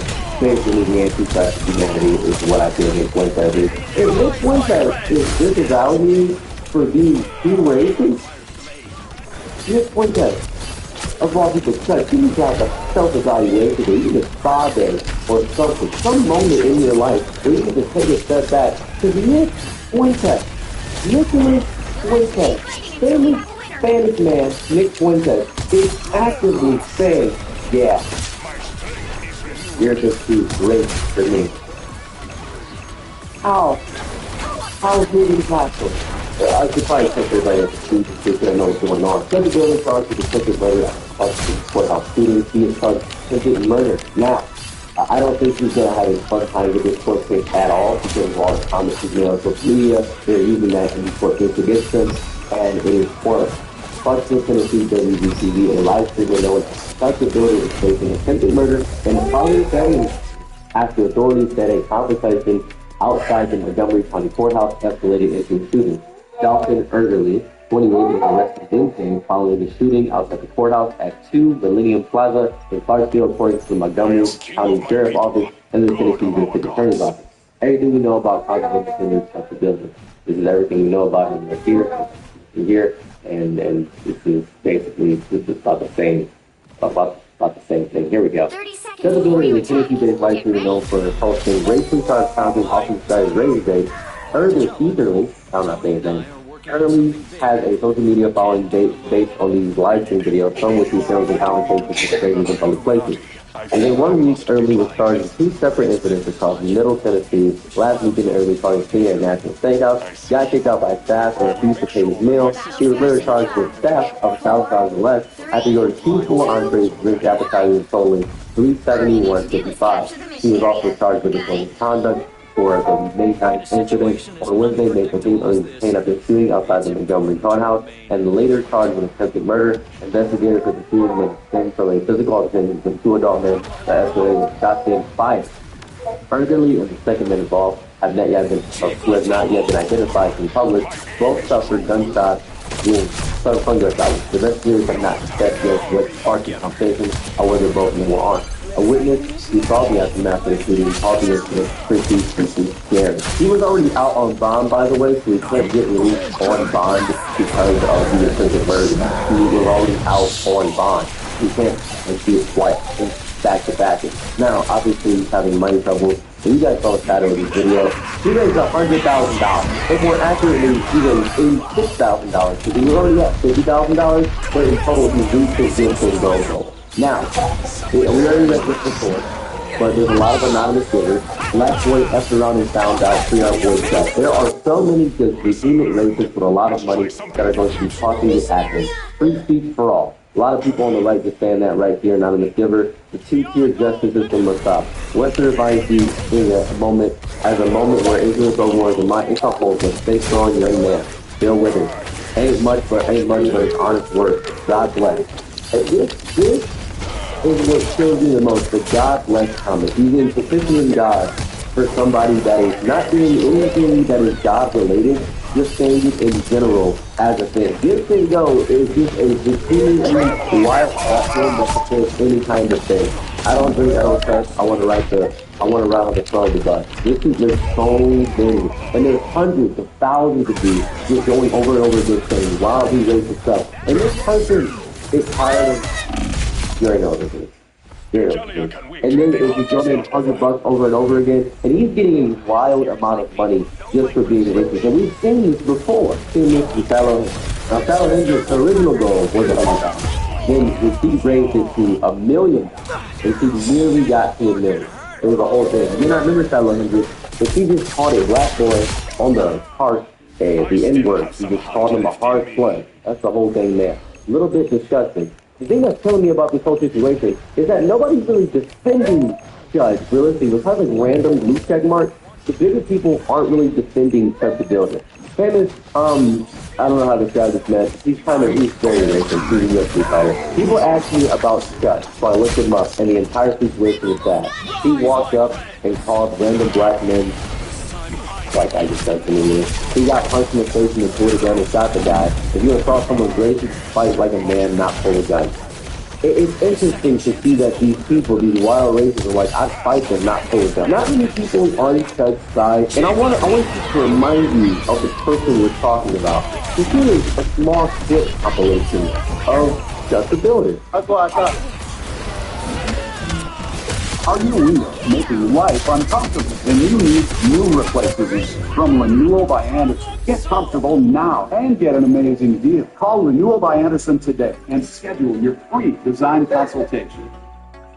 What is this? I have a feeling that it might be animation. Dear Grandma, you've moved to the countryside. That crazy plan is infecting the whole family. The child is boy. That's what I thought. I'm not dumbass. You know what the fuck? He's chipping out. Look at him, he's chipping out. You believe in free speech? I do. You think white people should be allowed to say? I will not get into it. You're not gonna get. Did y'all believe in free speech? Free speech? Yeah, we're like a free speech movement. Yeah. Yeah? Yeah, exactly. Well, you think white people should be allowed to say? No. Why not? Oh, guys, y'all believe in free speech? Yeah, that's. You do? What's up? Free speech? So white people can say. I ain't saying that. Are you ready to hunt? Do you guys believe in free speech? Do y'all think white people should be able to say? Why not? He don't believe in free speech. What a queer. Y'all believe in freedom? Freedom? So we think white people would say, fuck yeah! This dude's his mouth, his head, and he's got also it made him. Somebody get him a banana. He's shipping out. We got way too nice of cars out here, bro. You gotta get the chimp on it. Somebody get him a banana. I think your dad's calling once the car back. We know your dad's not calling. That never thought. He's still looking for the milk. I'll be like this. Dude, them bitches are talking, dog. The one-on-one. 4, 3, 2,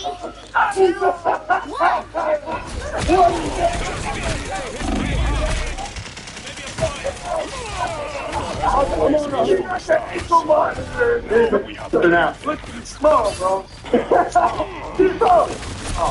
Look how tiny you are. Take your shirt off. I'm frame modding. Take your shirt off. Take my shirt off. I'm not even frame modding. That's what I'm looking at. We frame modding. He's too bad. Bad as fuck. Yeah, you're right. Like a motherfucking brick shit house. They call it a brick shit house. They call it brick 220. You know that shit. Brick 220. You know, hey, they're gonna say that I paid you to do this. This man, I never met him. Getting on my nerves. Never met you before. Fucking dash. I couldn't afford it. There's no way I can afford it. Ankle mom, his parents taking at 2 a.m. You know, 2 a.m. Bro, we're flip farming and shit out. Legit. They did the meme. So, yeah, Obama phone.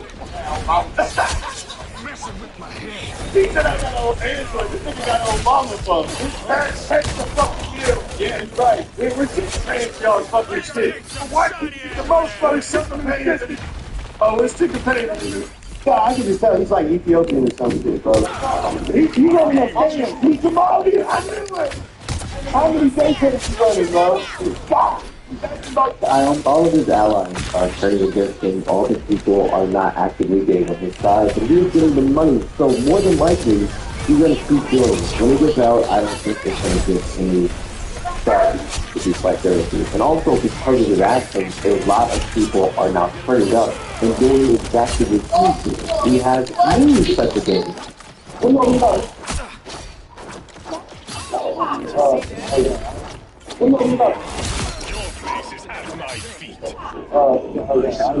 I was just wondering. What about it? Okay.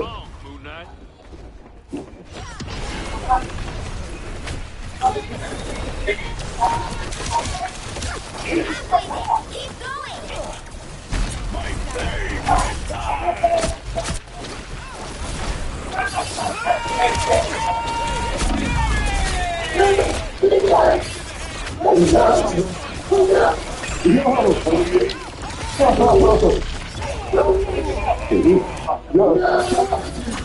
the building! Shut the building, dude! Shut up, bro! Shut up! I have returned. Yo, it's what's up, bro? Now, a lot of people are horrified because more people are coming up and won't work and, oh, this is going to be horrifying and stuff like that, but I say let them install themselves. I say good life, do not retaliate against people, let them expose themselves. Attack them where it hurts. Find anything.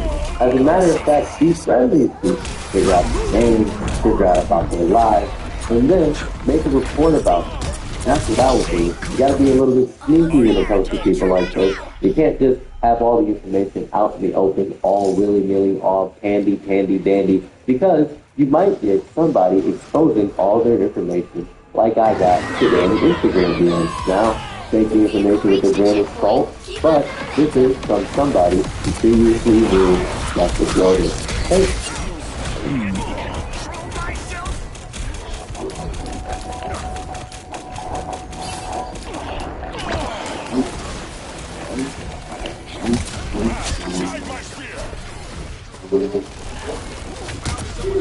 Everything you know about Wall Street stuff, now with no artificial dye. These people that can't get enough of Wall Street stuff. Uses real things and without artificial dye. Hey Seth, I'm watching your video on Dolphin Irving. He is my former stepbrother and he is pure evil with no remorse for that. You already know this, of course, so please keep spreading awareness of the horrific cases not spread in my community. He has also made racially charged comments to the mother of the child, who is Mexican. He has Syrian descent, and yet he demonizes people of color. But when he starts to humanize himself by using his family and complete BS, he refused to pay child support and isn't involved with his child's life. I only met him once at my family's Christmas celebration. He went out of his way to make reference to my comments, do not condone in my household, to be forgiven, and he felt left out in the one affair. Like effing clearly, WTF. Also, fun fact, he uses Grindr and subscribes to Fanboy OnlyFans that use horrific and violent language against the LGBT. I know this information is exactly as you and you, but he is a hypocrite at home and he is more than concealing things and thank you for spreading awareness. Your video is very positive to y'all. But I care about listening stuff. It's very important. Thank you for listening. I so want these people continue to expose themselves over and over and over again because we'll actively get more information about these people as it comes out. You have to be patient when it comes to people that is variety. Again, he got charged with attempted murder in Tennessee, and he has a bunch of stuff on his profile stating he doesn't like black people. He's not going to have an easy time in court despite all the hundreds of thousands of donations coming in on his app. He's going to reach a goal much higher. I think by the end of the day, he might be at 150,000. Then the title of the video will be inaccurate, and he will gain $100,000 just by virtue of what happened recently. But he has $130,000 that are probably going to go straight to his legal fees. He's going to be able to get a better lawyer. He's going to be able to get more stuff. He's going to be able to get money in jail if he goes to jail. He's going to be able to pay off a lot of stuff. He's going to be back in his streets, or he is going to actively have. If he's 15 years in prison, this is what I've been saying. So from what I've been reading about the military people, check it out writing on the website, it seems that the minimum he can get is 15 years, from what I've read. The maximum is 60 or life, something like that. So that's what's going there. Attempted is 50. So, minimum 15. So, very weak sentence, you get 15 years in jail, which would be fantastic. You might think this world is over, it's going to be more cases on the street and more wild, more antagonistic. I think it's might spark some conflict with the civil war, but I don't think Trump will be the martyr to make everything all fine and dandy. Because most people I've discovered are a little bit coward. Just because coward, a lot of people are just kind of scared and hold up, and they just want to be racist online and get that bite out of it. A lot of people just enjoy anonymity when it comes to sinning. Where is the trap? Somebody like Doug the Builder seems to be walking directly into with open arms while thousands of people flat like steel around him every single day. The internet, mascots more than mascots never ask rest. Mascots never have no restrictions. Mascots never wake up one day exhausted and think, I don't know who I am anymore. Are you ready to hunt? You're a mascot because you perform out of it. You are a mascot because you key into the racist architecture of the country over and over again. The mascot transitions the audience audience to more focused.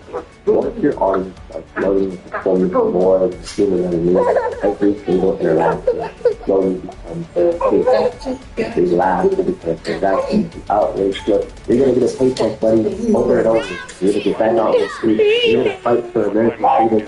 They're already there and already put in place. You just don't understand how the law works. And hopefully you will understand how law works when you learn about what antagonistic language is. And that's gonna stop. You are really stuck. You're a zoo visitor having the glass, waiting for the monkey to throw something, is what you are. But you are also the animal in the cage, because you're trying to bait yourself into a reaction, something that isn't real. And I think you are technically getting everything you asked for.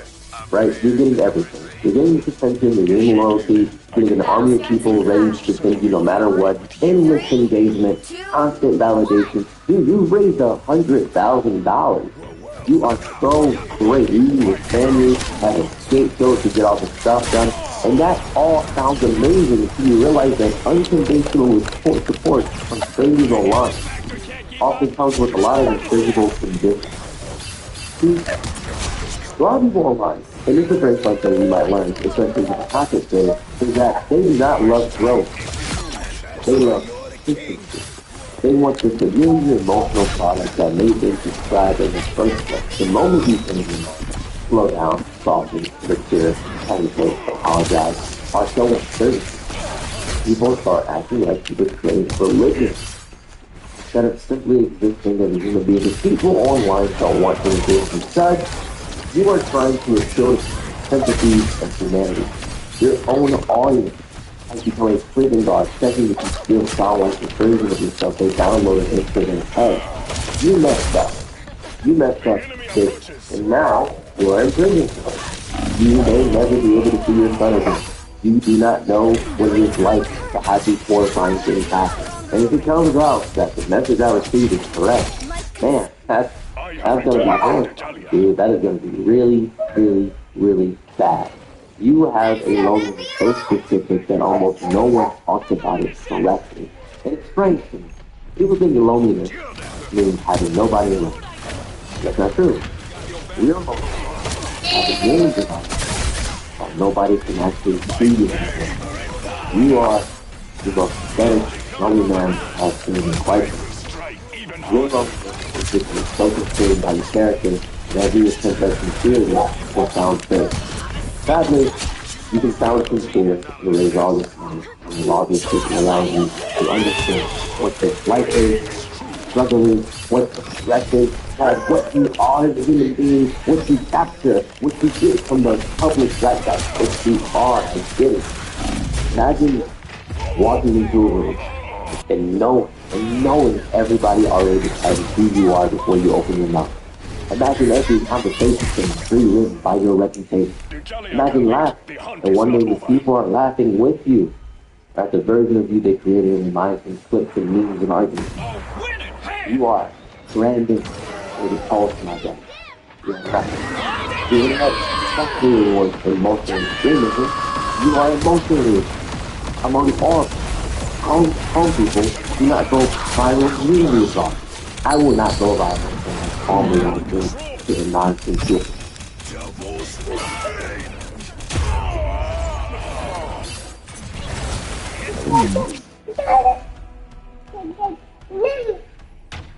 Only 60 seconds left. We are only given so many chances to shine.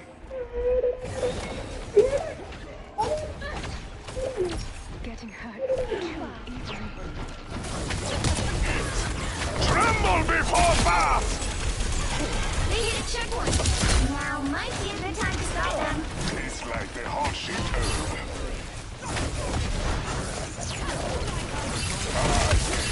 Much better. Take everything! Healing factor can't keep up. Hitting real hard.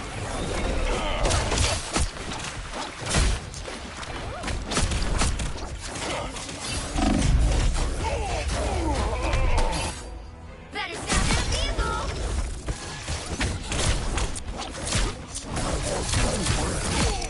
KO! Again, my ancestors are watching.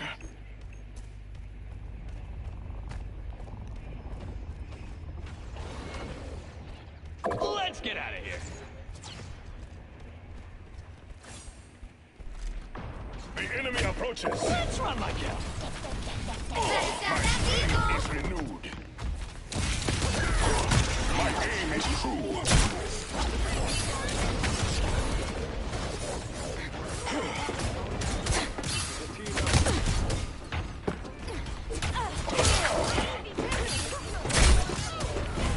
There's still a chance to stop them!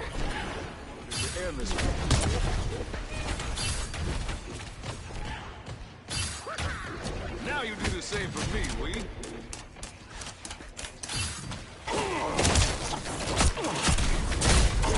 My aim is true. He stopped them in their tracks! My strength is renewed. Over here, spandex flat butts. They're behind us. Leave them to the issue.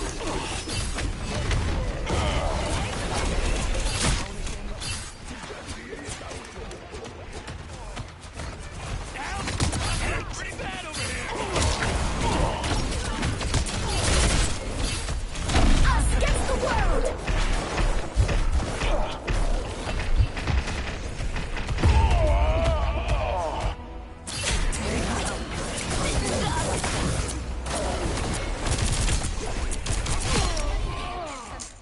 Again, my ancestors are watching.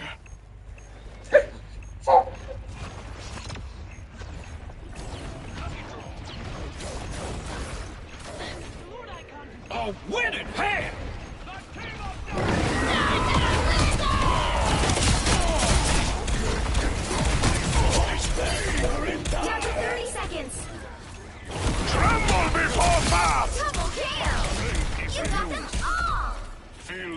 Martha's fury.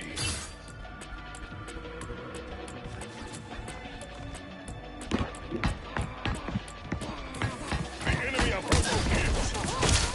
He's stopping in their tracks. The final 10 seconds.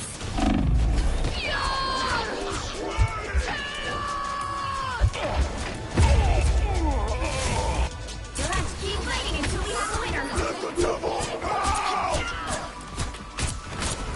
Life consumes you. I have returned from Dejalia.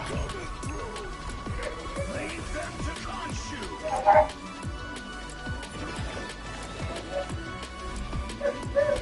If I was yelling and screaming, saying, there's somebody gotta get this man touched and ring. This is gonna be ridiculous. Not provocatively touched in the way that he makes fun jokes of sexual exploitation. I touched him in 6 months, is what phrases now. It's black slang. It'll get operated as a well, it's gonna become G slang in about 5 months, maybe 2 years. Black slang always has a way of going down the pipeline. Really matter about that. Nuance does not work when it comes to emotional experience in the long run. Nuance is soft. It's turn of bagging the groceries to Western outrage and fire stuff. Passing things. Somebody's front door, 3 in the morning. That's what it is. You know, you gotta talk about this culture war or something like that. And this point that is so reactionary, he's so powerful, he's first, because he's able to talk the culture war over and over again. A lot of creators slowly learn that escalation is better than deflection. Sadly, I've not learned that lesson in totality yet, but I'm not going to escalate this to a degree where it's horrifying. The louder the identity becomes, the harder it becomes to leave behind. Every day you wake up and you basically hold your costume saying, learn this thing. You go think it's you. Nobody will ever know you are here. Nobody will ever know who you are. After enough years, you stop asking yourself who they are underneath their performance, because their performance already pays the rent. The rent is your leash. You are disgusting. Parents do not realize how dehumanizing obsessive support can become, because they think support automatically equals love. It's not a lot of fans out there. Because I want to see you as a human really bad. And I don't think you view yourself as a human. I think you know you have transcended becoming a human. Or at least maybe you've gone back. That's why I'm saying. Maybe you've reached a flashlight where somebody's listening. I like to use the analogy of the richest man on earth and the poorest man on earth. Neither of these people can understand the myth, right? The richest man, right? He is so away from social-economic class that he does not understand the cost of a banana. He doesn't know what it's like to wipe his own butt, essentially. He doesn't know what it's like to do his own laundry or clean his own feet. He's so far away from the economic social that he doesn't even matter. Even other people close to his class are still having to pay for regular things. He's the richest man on earth, where everything is easy for him. Then he has the poorest man. They have the same exact plight. They have no connection to anyone else around them. The poorest man is homeless. He's so emotionally different than anybody in the middle or the upper. He doesn't understand what it's like to do things regular. He sees life through a different lens than everybody else sees. Well, you got to pay for this, do these bills, I got to pay my rent. How a middle class person might think, but the poorest man, he says, well, man, I don't care about none of that. That's a little bit ridiculous. I think I just gotta make sure that I get food in my belly, and I gotta screen people, and I gotta go to the parties and be bold and charismatic friends. That's all you have to do. Rich people and homeless people have the same exact amount of charisma, because they have the boldness to say whatever they want to, and they have no fear of backlash, because that's what they've branded themselves as. That's what they are, how they operate. Feel like I can't tell if you're the richest man on earth or the poorest man on earth, because you're so far away from any socioeconomic class that people either envy you or pity you. You've reached a place that is no longer in the middle. You have reached what extremism always ends up becoming. You have reached the end point of nothing. That's where you're at. That's where you are. You want these emotional support slot machines, right? You are there for the emotional rush. You are there to feel validated through somebody else's confidence, right? That's what fans are essentially. But you've gone a ton above. You are becoming less of a person and more of a ritual object people gather around for emotional stimulation. Audiences can cheer somebody on for years and still abandon them the second the illusion cracks. So you can't really have a reformation. Usually people can have a moment, a come to Jesus moment where they say, guys, I was wrong, this is bad. But then you lose everything. And because of your grit, because of what you've done, because of everything you've done, you have gained a lot, and I mean a large amount of money. You have gained an absurd amount of money, so much money that you really don't have to do much when it comes to this whole legal process. You have achieved what you've always wanted. You have achieved peak. You have achieved money, get your followers, you got a movement. People are gathering around you. And you don't feel alone in your mind right now because you might believe what you're saying.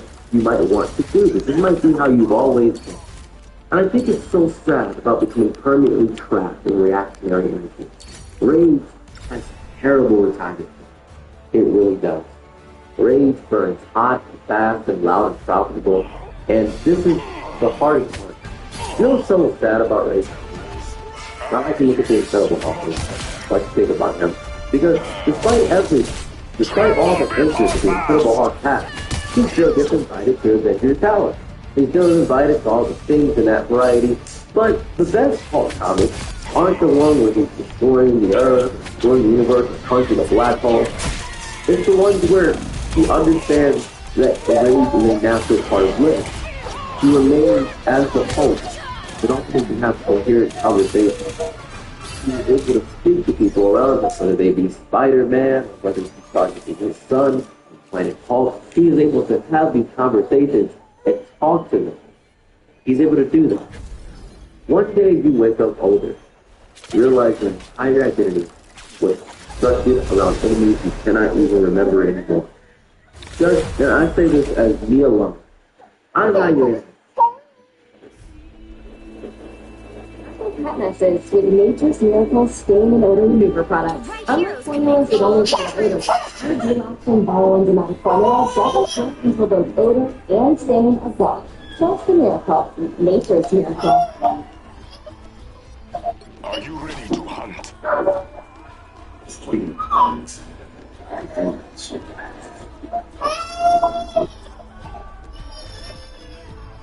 Where does it take you?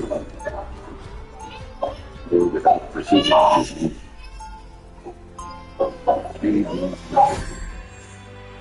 That would be level. Weapons, yeah, secondary to safety. Since it's going to be Makes decisions only for himself. They'll be coming in 30 seconds. Stay strong. I sense great sadness in you. The Collector took me from my world, with no way to return. We will get you back home. If your timeline still exists. And if it doesn't, I will clean these dunes into two for what we've done.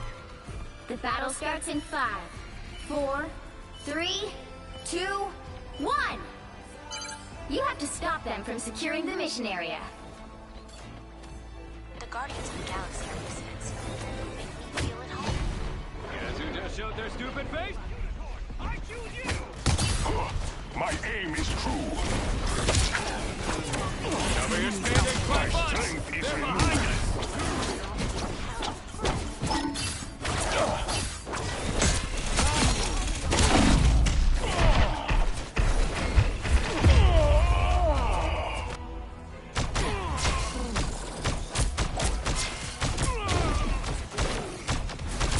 Double KO! We are only given so many chances to shine.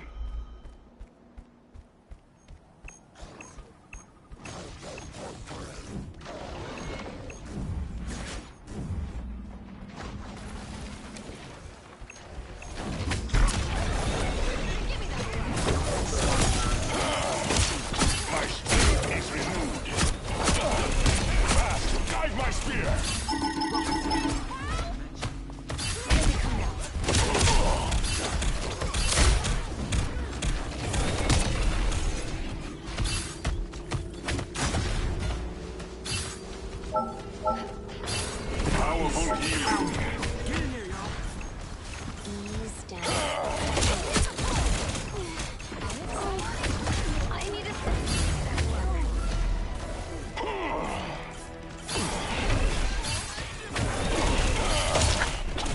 numbers are You many. need to stop that vehicle in its tracks.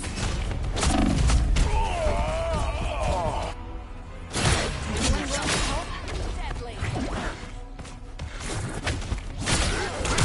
That's 3. We are only given so many chances to shine.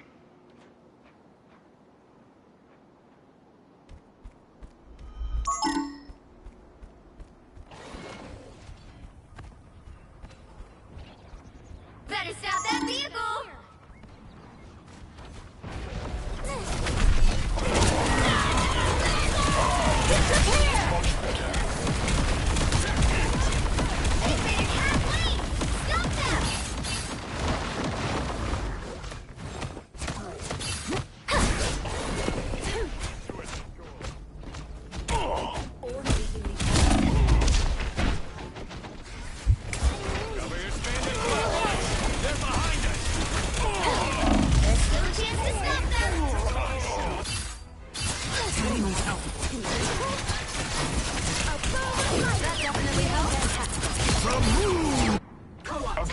Again, my ancestors are watching.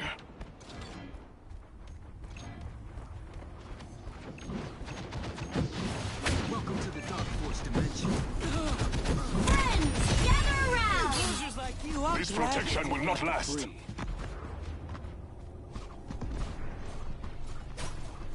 There, ahead. I found them. Assemble! Watch out.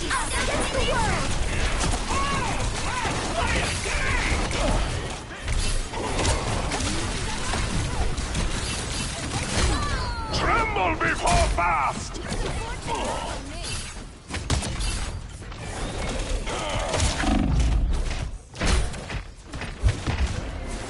They hit a checkpoint. Now might be a good time to stop them. Invisible?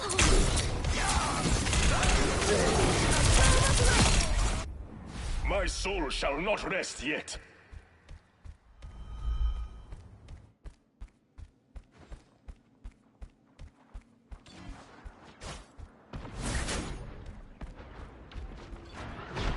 Better stop that vehicle! Fast, guide my spear! Ah, yes. Much Alright, better. here come the bad guys.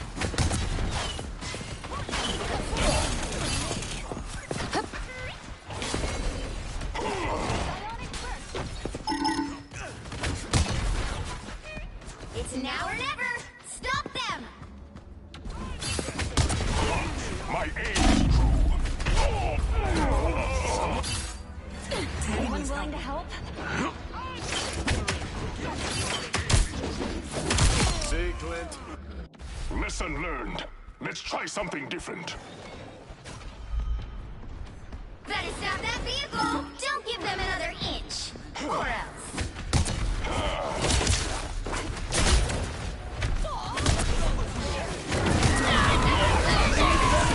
Hope I make the cut!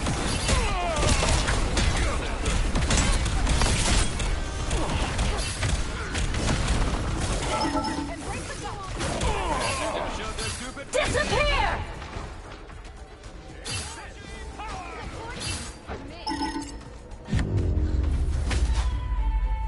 The current score is 0-3.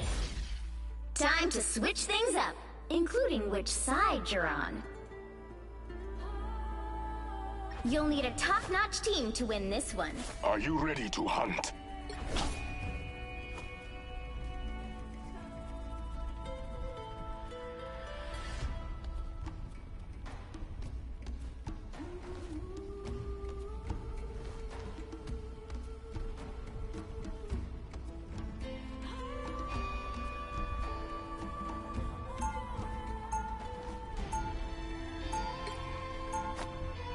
Round 2, go! Boy, you...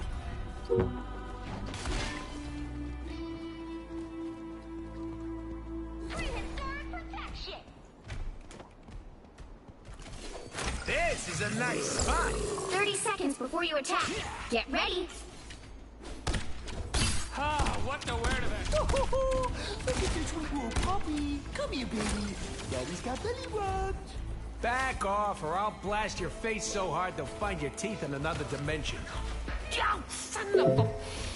Pepper's got some bites. Okay. You know, I've been looking for a new... The battle starts in 5, I ain't a dog. 4, And I 3, sure as Florida. 2, 1. Who are you calling a raccoon, huh? All you need to do is capture the mission area. Welcome to the Got jungle. it? You are my prey. The enemy approaches like a blessing from past. Hey, hit real hard. Taxi. Oh, that's my favorite combo, Si. Tastes like the heart-shaped herb.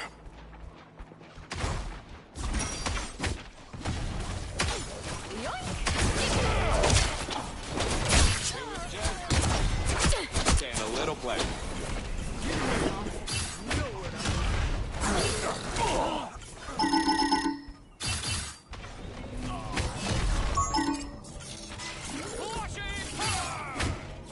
Fast, guide my spear.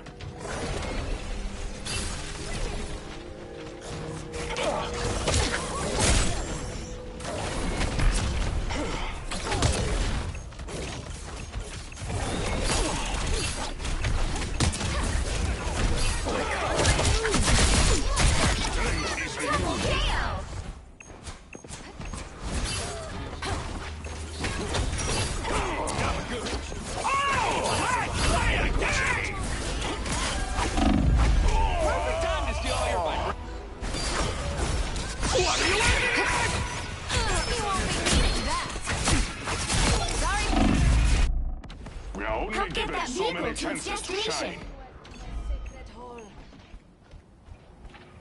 Who's the man? Waiting.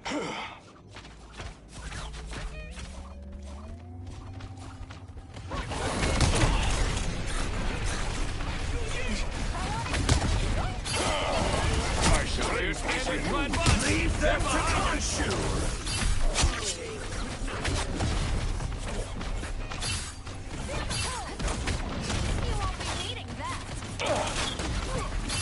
Oh, win it! Here they come now.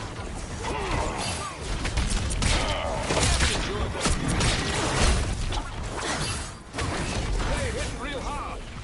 Panther needs us to get a shot. That's one of our targets.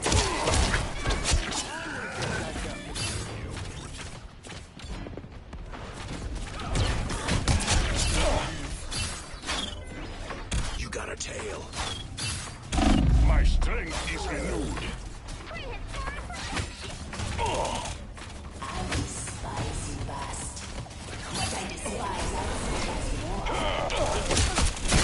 Us against the world! The vehicle reached a checkpoint. Keep up the momentum.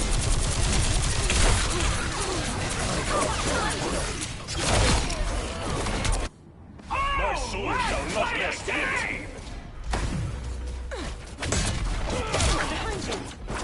We are in the front. Prepare your kits. You won't be needing that.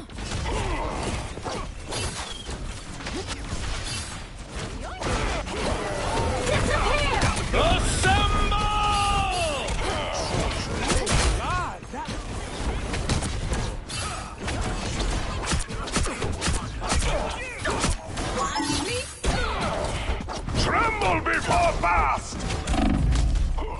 My aim is true.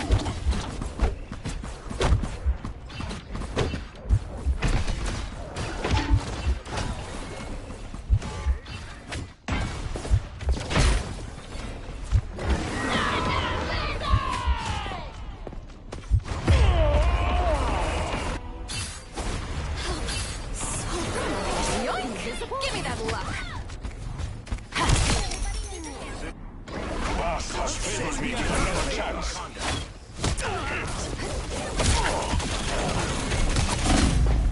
Leave them to consume! We're gonna get it from behind.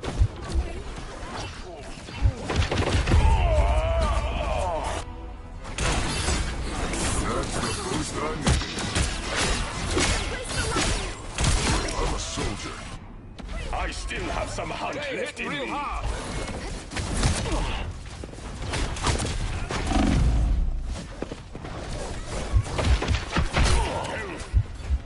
be praised.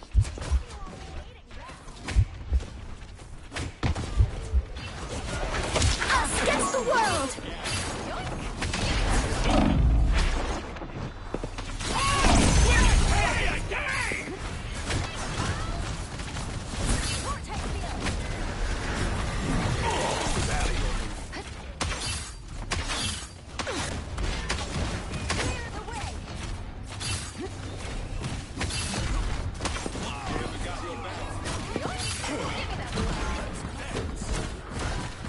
Peter needs us to get the job done. This officially makes us better. Some of them messing with my head.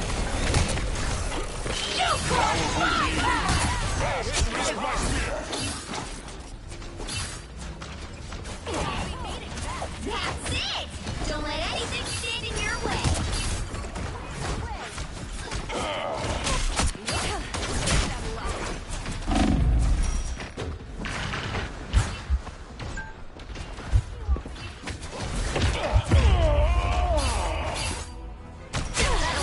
Please, so cold.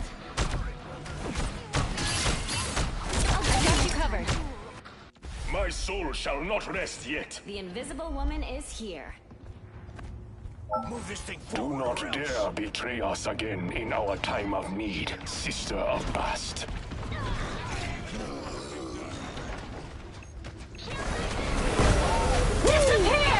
Never miss! Oh, let's play a game! Assemble!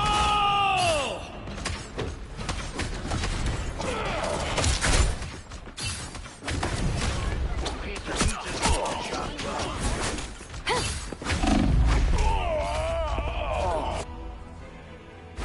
Anyone willing to help? You won't be needing that! Sorry, only 60 We are only seconds given left. so many chances to shine.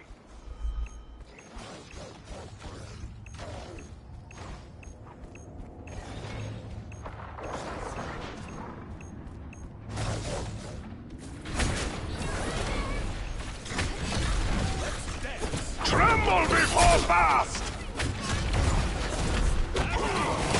My genius is your attacks are insect bites. Us against the world! Down to 30 seconds!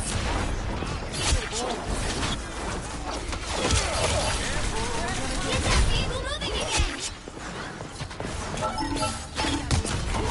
My aim is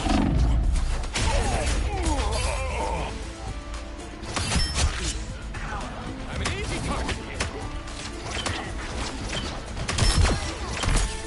my soul shall not rest yet.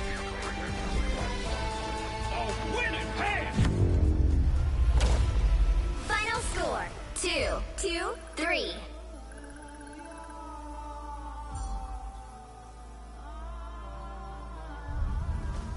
Well, you can't expect to win them all.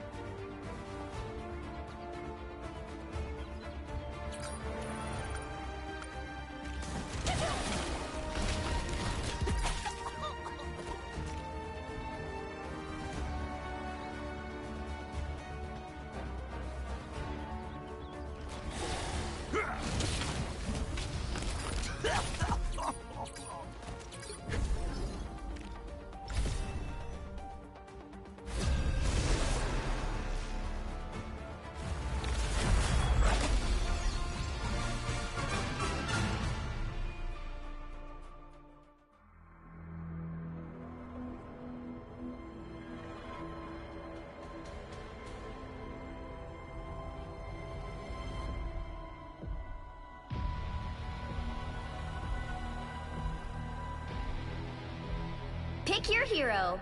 Or villain. I'm not judging.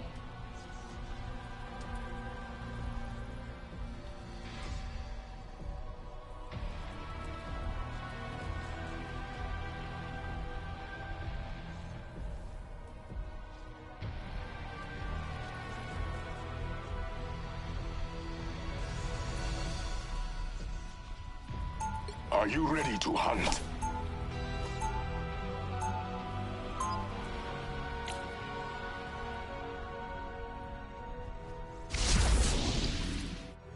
Wakanda forever!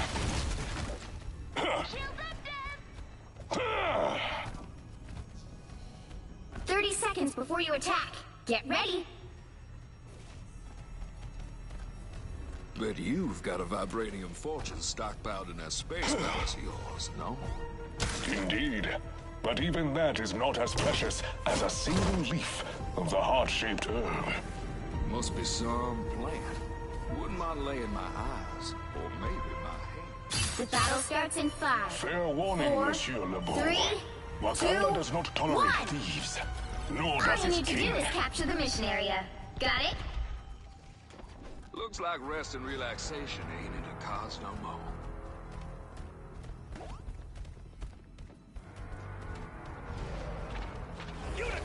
Got me good. Some sort of magic on? That can't be good.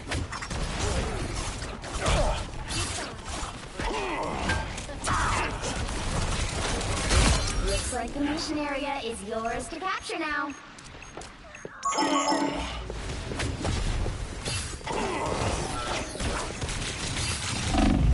My strength is renewed. The mission area is yours. Territorial advantage.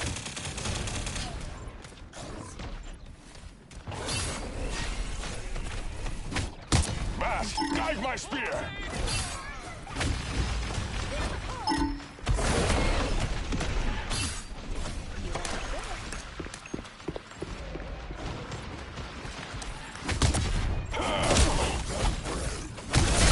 We've got ourselves a fun.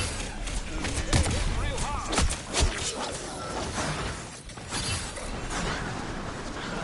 Barely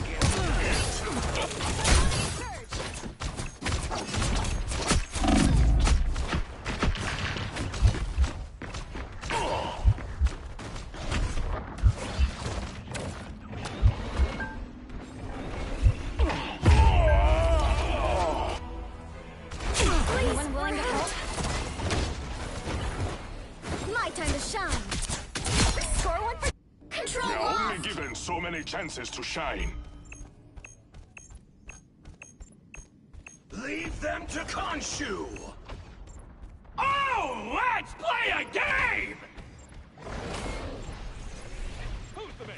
Waiting!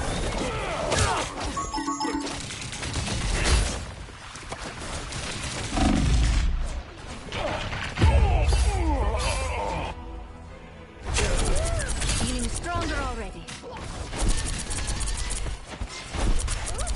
That's 3. We are only given so many chances to shine.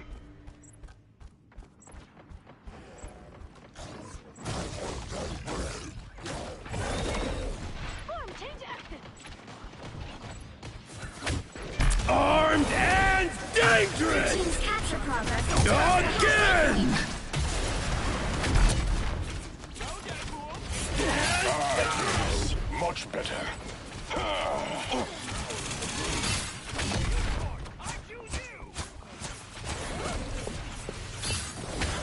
Bast, guide my spear.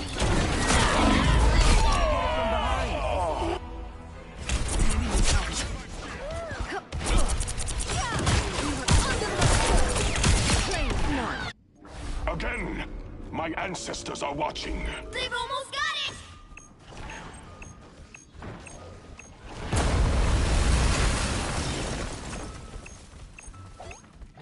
Look at this jerk!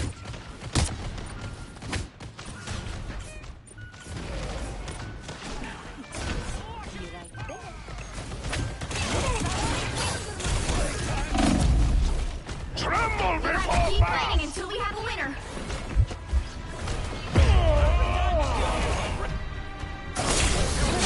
Tremble before Bast!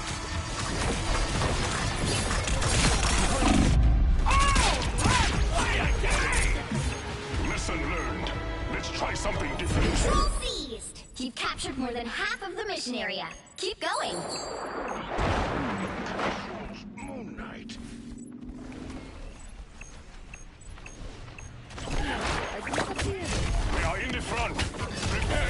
off the old English. Take this. My aim is peaceful. Powerful healing. You'll have to keep playing until we have a winner.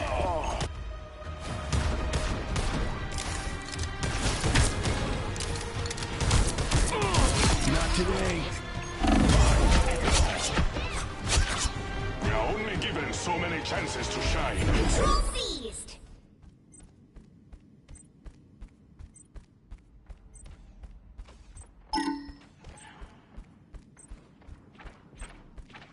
The area's almost yours. Unicorn, I choose you!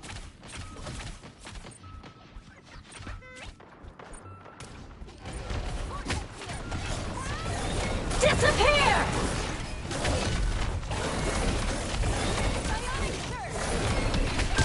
Born again! You'll have to keep fighting until we have a winner.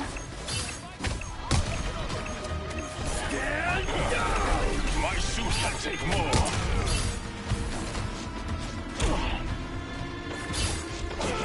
Control lost. It's like the ocean tame. Guide my spear. I'm out of control! Cover your standard Clyde Buck.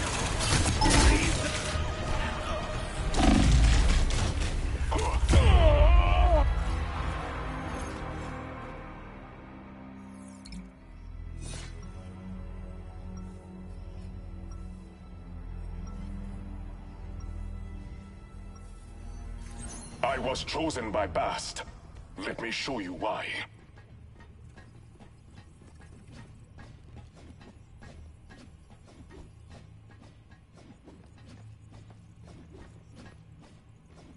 Seconds before you attack. Get ready. Hey, King Kitty! If you're here, then who's sitting on your throne back home? My sister, Princess Shuri, oversees affairs in Wakanda during my absence. Ooh, a real-life princess. Any chance you'd like to add another affair to oversee? If she did, I The can battle starts guarantee in that it 5, most certainly will 4, not be with you. 3, 2, 1. All you need to do is capture the mission area. Got it? Whoever did this isn't going to stop after a single Celestial. Just who Gambit was looking for. They hitting real hard. My suit can take more. A little help, please.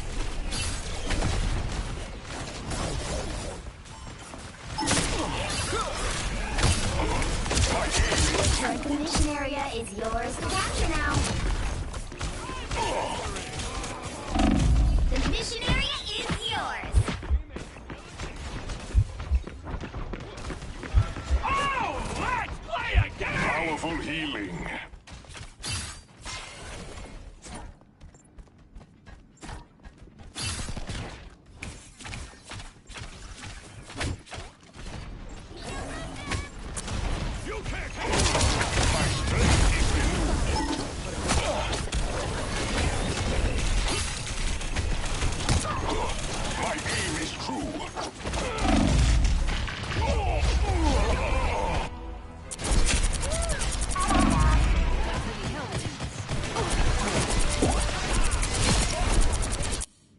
Jalia can wait. The hunt is not over.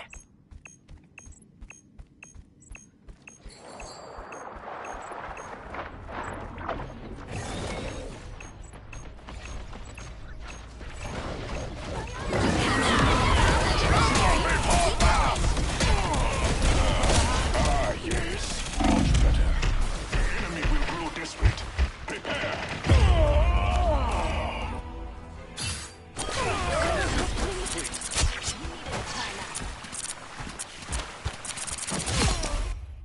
Jalia can wait. The hunt is not over.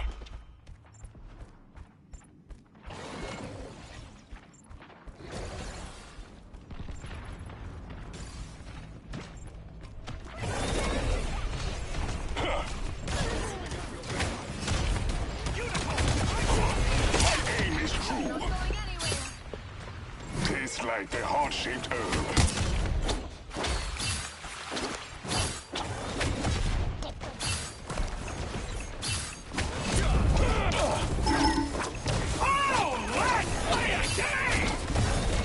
You hunt well for your age, Barnes. Stand down!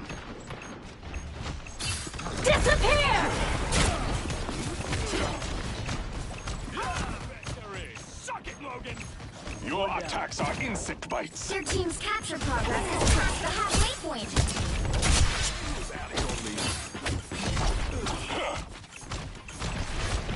You royally flushed, Powerful Remy. healing.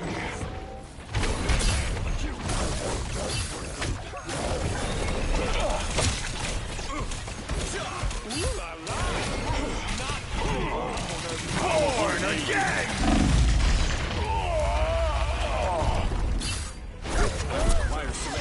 That's it. Rise, my friend! Double KO! My soul shall not rest yet.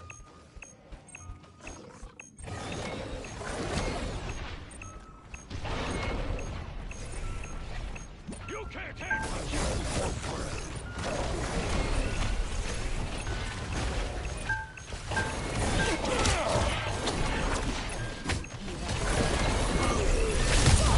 You'll have to keep fighting until you have a winner. My strength is renewed. You royally flushed, Remy.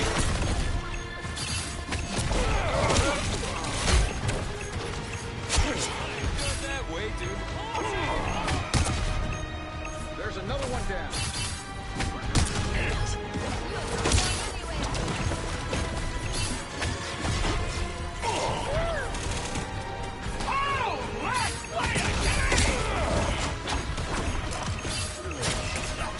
I can't believe I get paid for this.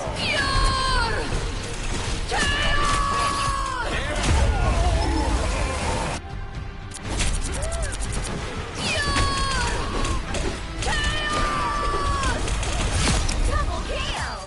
That's 3! We need all hands for this fight. I still have some hunt left in me.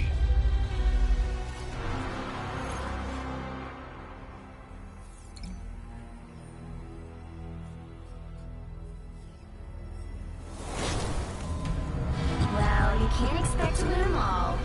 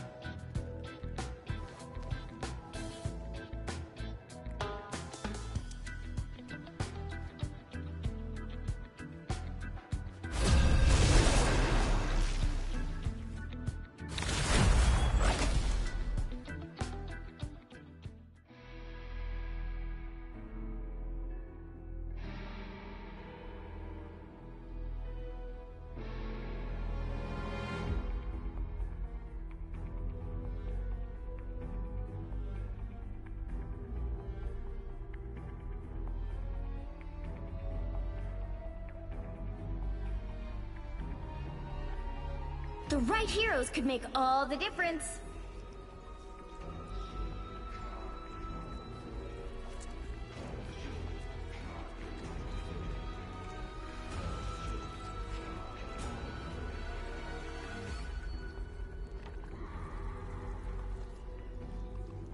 Are you ready to hunt?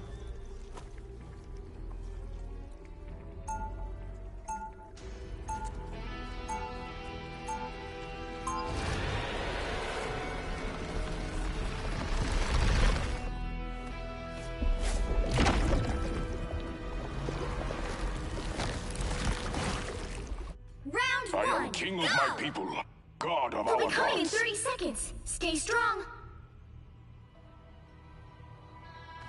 Oh man, I've wanted to ride a dinosaur ever since I was a little kid, and it's finally happening! No attack can harm me. No, I could just leave that for Moon Girl and stick to the webs. It's cool, please don't eat me.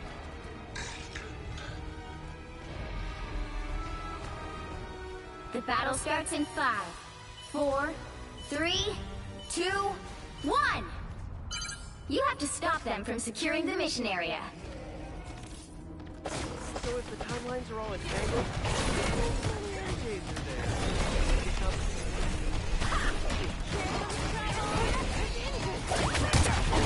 my aim is true.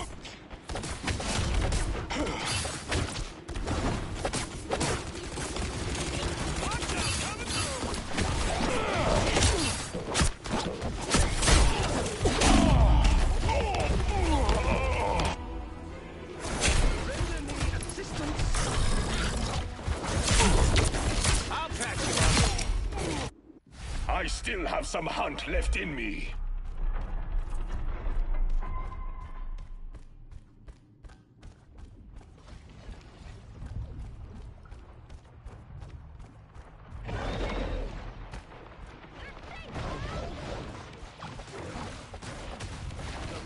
This protection will not last.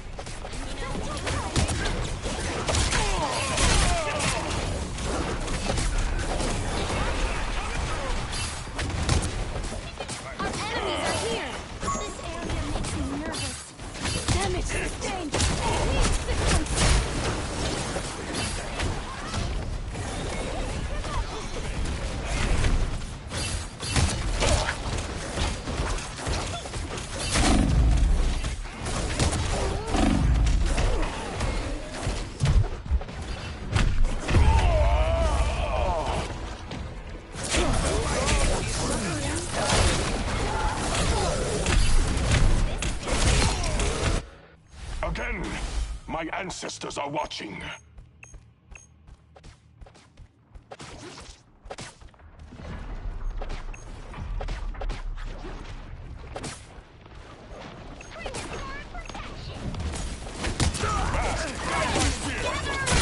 You are not one. No attack can harm me.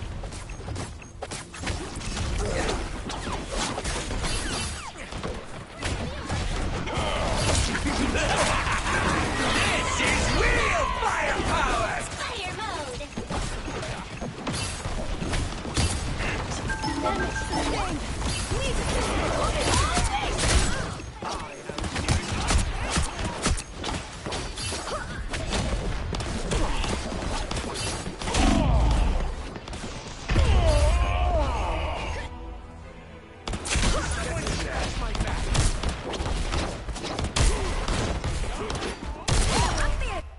I have returned from Dejalia.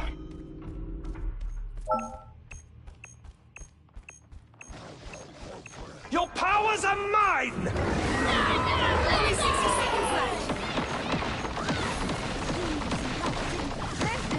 You get a web, and you get a web, and you get a web! Tremble before fast! Whoever they are, You should have shown more respect. attack them. Go! Don't mess with the amazing Spider-Man! Don't go down as easy. My strength is renewed. Down to 30 seconds. Victory! Damage sustained. Need assistance. What are you aiming at?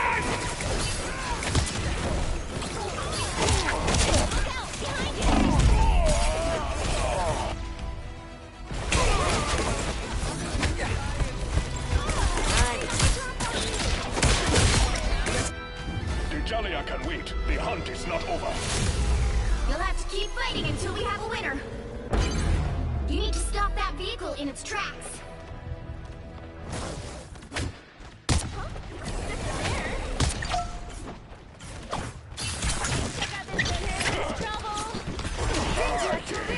Better stop that vehicle!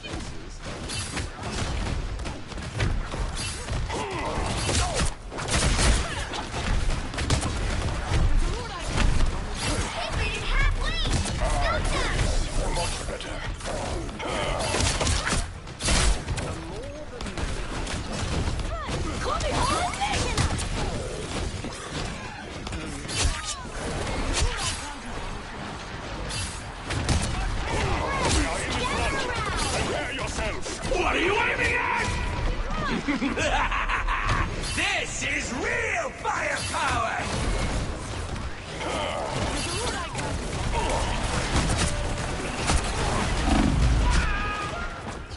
Only 60 seconds left.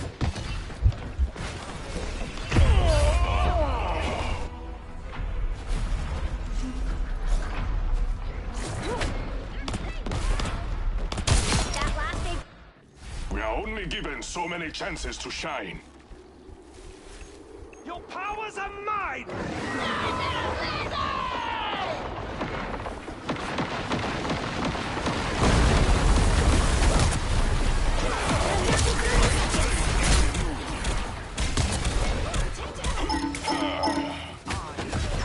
From the start.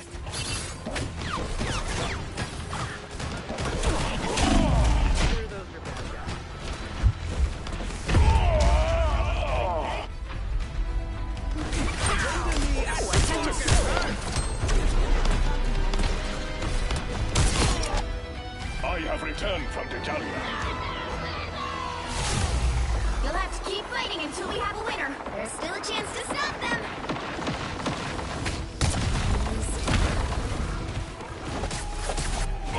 Tremble before Don't mess with the amazing Spider-Man! They hit a checkpoint. Now might be a good time to stop them. Tremble before fast! With the amazing Spider-Man! Double KO. Bast has favored me with another chance.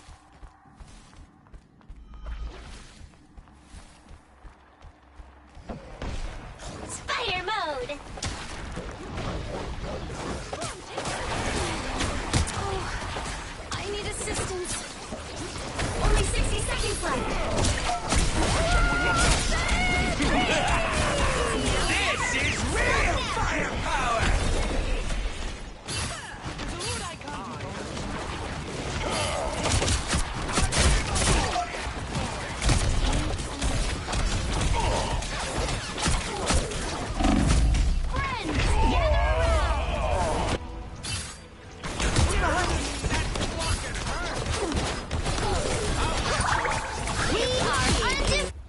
My soul shall not rest yet.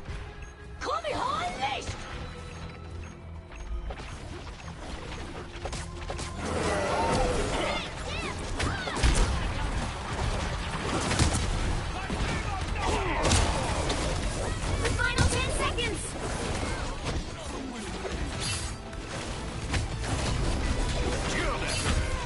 The enemy approaches. Let's keep fighting until we have a winner. Your powers are mine!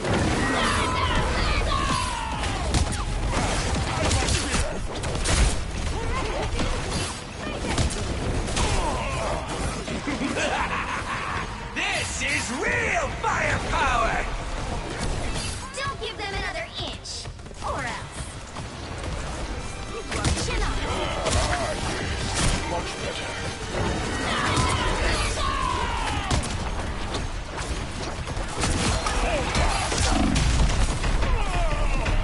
What are you aiming at?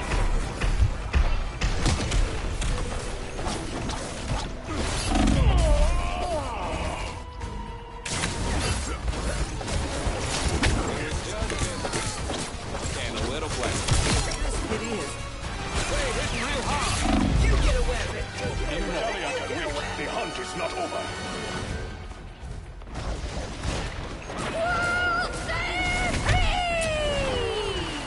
Don't mess with the amazing Spider-Man!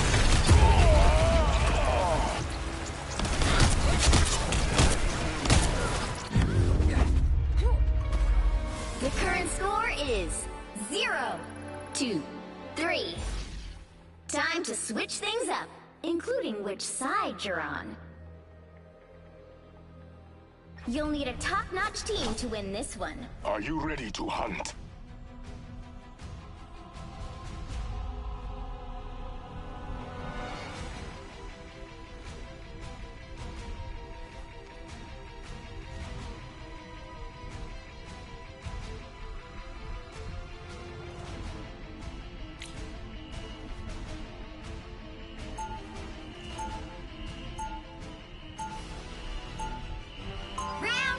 My claws may be sharp, but my mind is far sharper.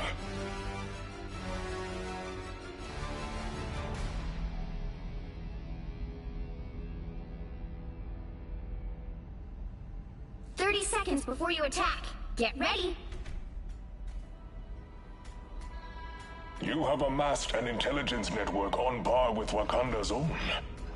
Impressive. Just imagine what we could accomplish if we shared our files. I am sorry. Wakanda is not quick to trust outsiders with its secrets. No offense. The battle starts in 5, 4, 3, 2, 1. All you need to do is capture the mission area. Got it? A planet of symbiotes is no place for a spider. Or a teenager, for that matter. Ah, yes. Much better.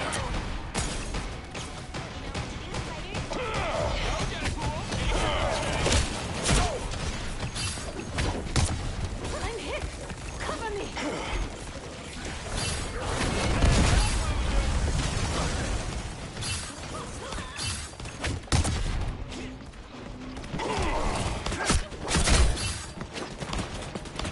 Powerful healing.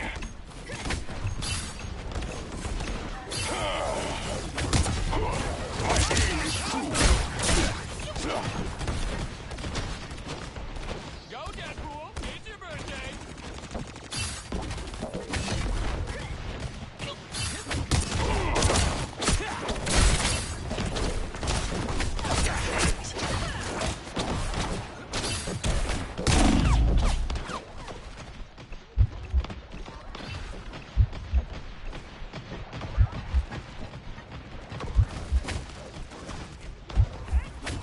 Fast! Guide my spear!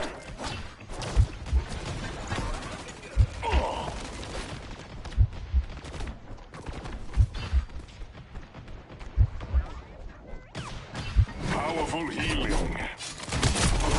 My aim is true.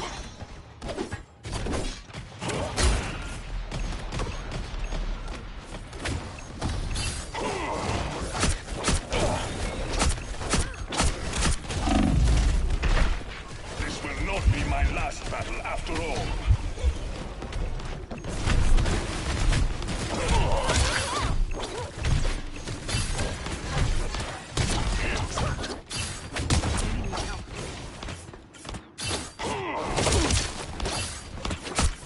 What are you aiming at?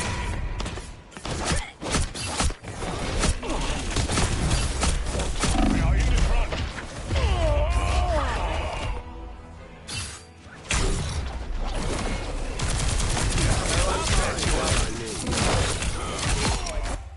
We are only given so many chances to shine. Shake it up. They will find my claws sharper. Your powers are mine!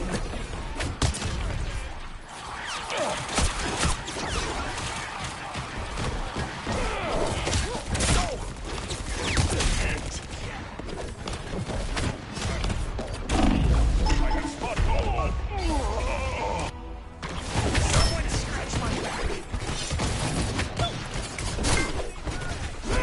Oh yeah, baby. We are only given so many chances to shine. Shake it up. You get away with it! You get away with it! You get away with it! My strength is renewed. Get ready. Tremble before fast! My aim is true.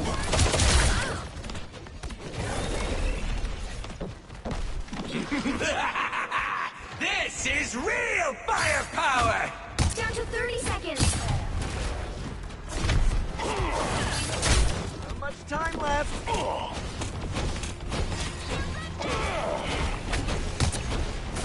Pull up time.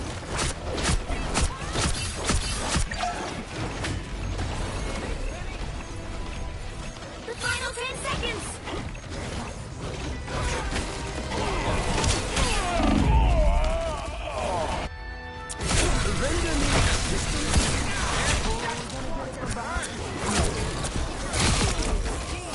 Double kill. I still have some hunt left in You'll have me. to keep fighting until we have a winner. I will strike even harder. Final score, 0 2, 3.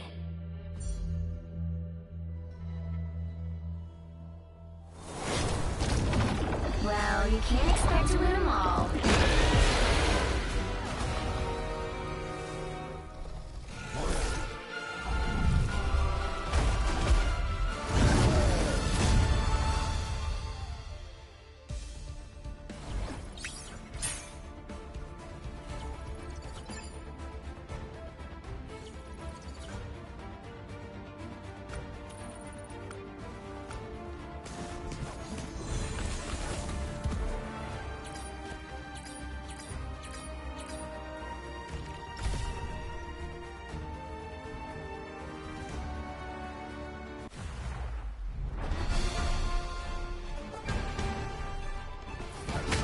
Blast! Guide my spear!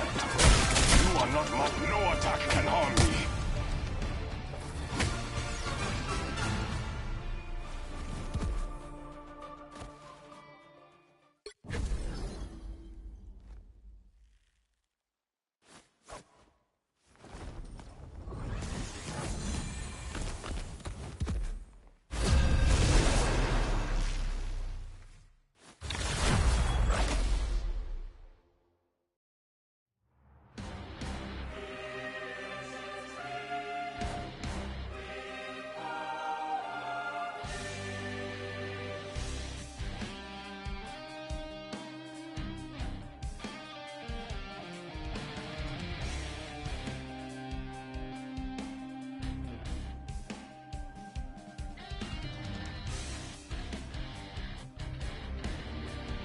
The right heroes could make all the difference.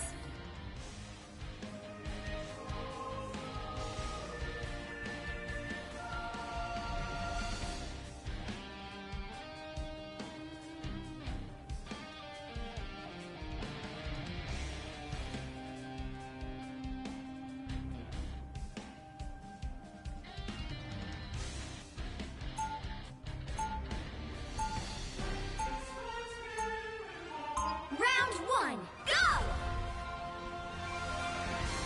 I was chosen by Bast.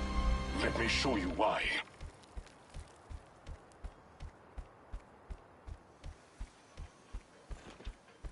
They'll be coming in 30 seconds. Stay strong. You hunt with instinct. So do I. Then we understand each other perfectly.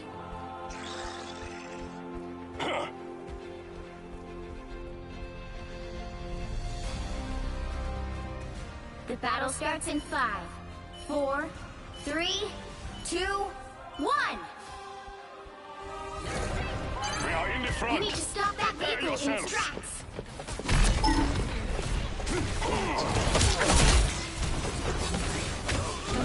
Bast! Guide my spear! Mayday! Now that's some king energy right there. Ah, yes. Much better.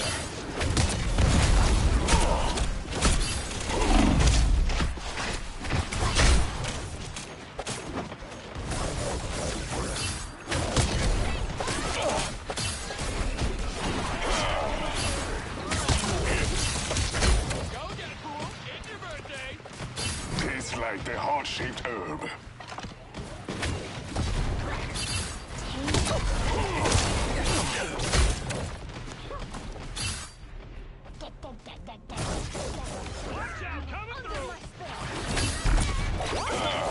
We are in the front. Prepare yourselves.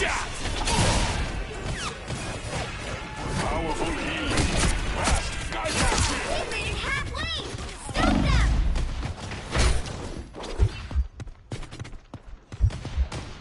Tastes like the heart-shaped herb. Better stop that vehicle! Honor the Panther cult. Coming from behind!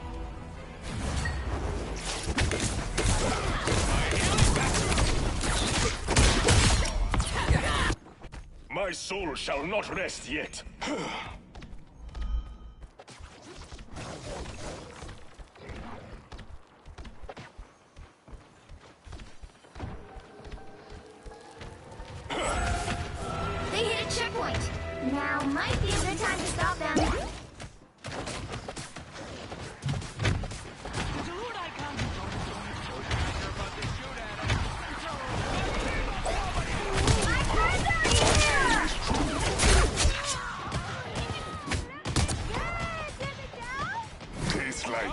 heart-shaped herb. In your face, goodbye!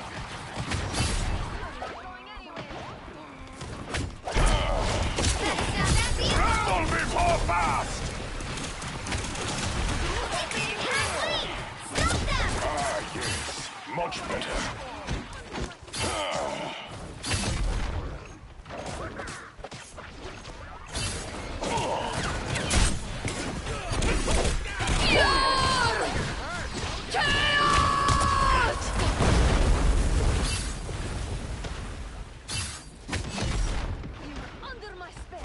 There's still a chance to stop them!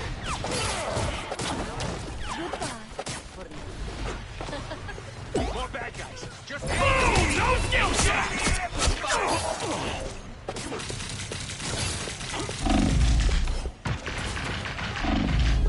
This will not be my last battle after all.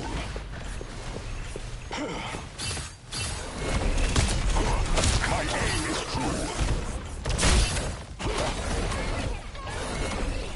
Powerful healing.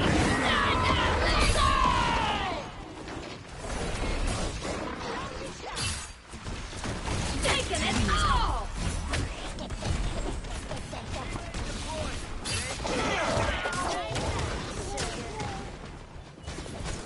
Don't mess with the amazing Spider-Man!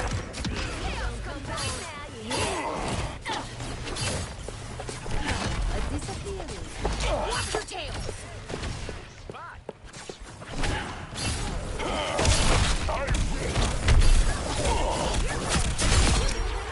Stop them in their tracks!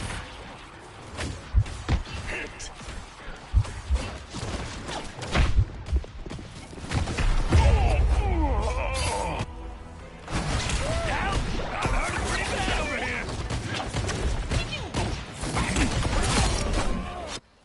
We are only given so many chances to shine. Long as I got bullets, I win.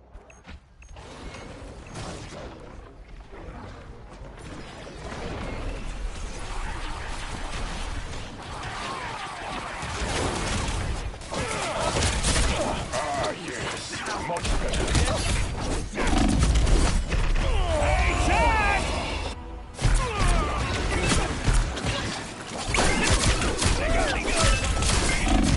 Hey, Jack!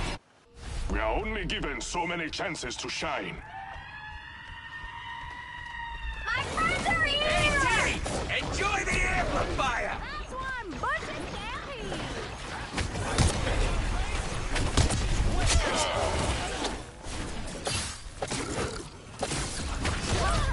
Co-op time!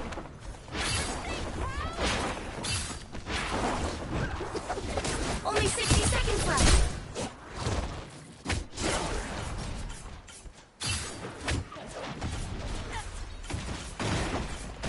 Stop it in their tracks! Why did we have to do that?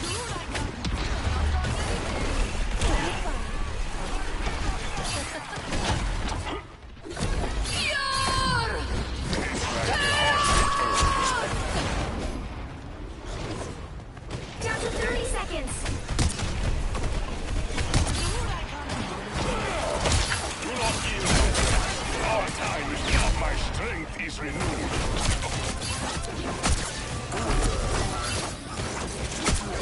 Tremble before fast! Final 10 seconds! My healing factor can't keep Tremble before fast! That's good. Double KO! My soul shall not You'll have to rest keep yet. fighting until we have a winner.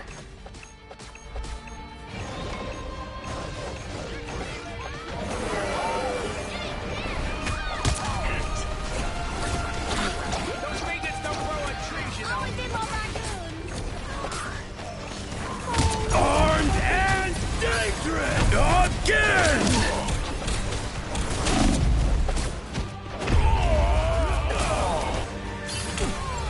Again!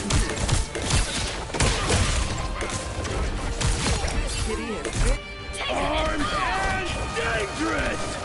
Again, my ancestors are watching. Don't mess with the amazing Spider-Man! never forget. Fast! Guide my spear!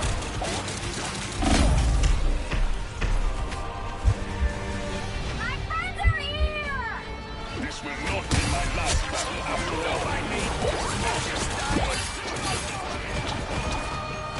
Powerful healing.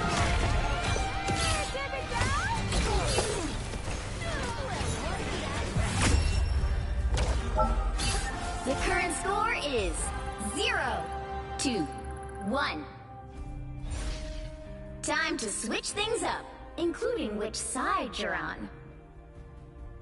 You'll need a top-notch team to win this one. Are you ready to hunt?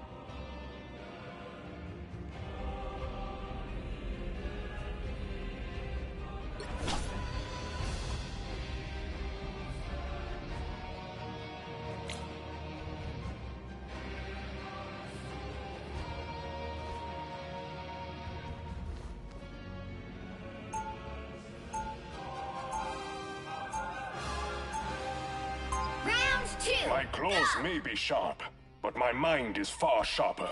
Fools! Do you truly believe you can stop my grand scheme?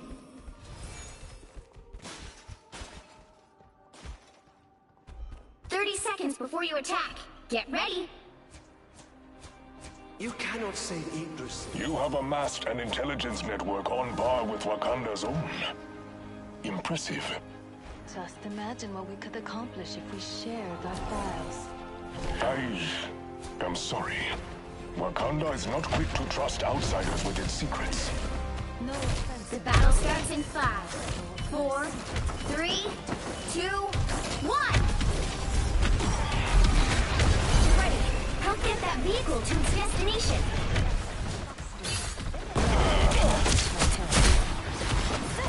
You're welcome.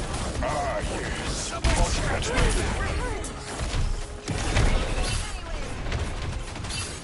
I'm hit!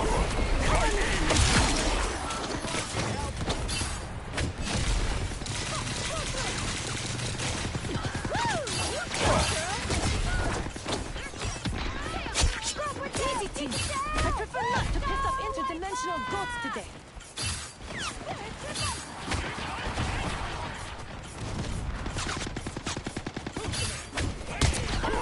My aim is true. Let's pop back up under their nose.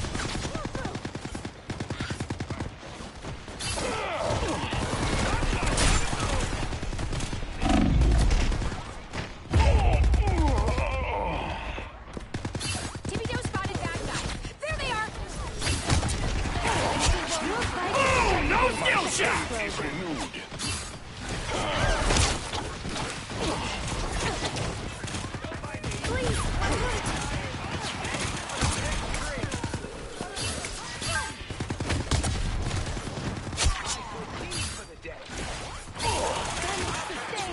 Need assistance!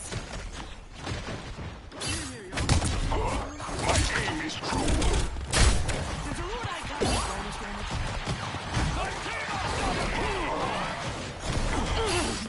Strength! How quaint! I'll patch you up.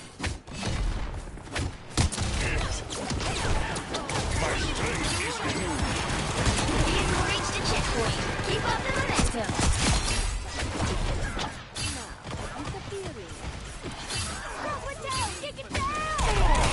I'll patch you up. More bad guys. Just what we need.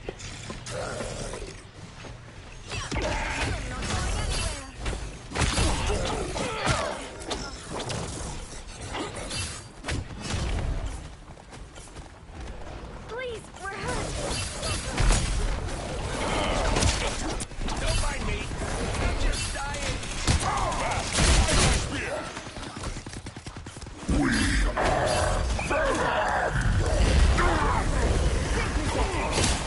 Warriors from the deepest seas.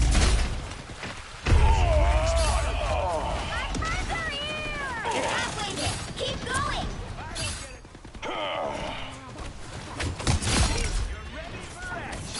Ah, yes. Much better. Unleashed! You were not blessed. Almost there. Don't turn back now.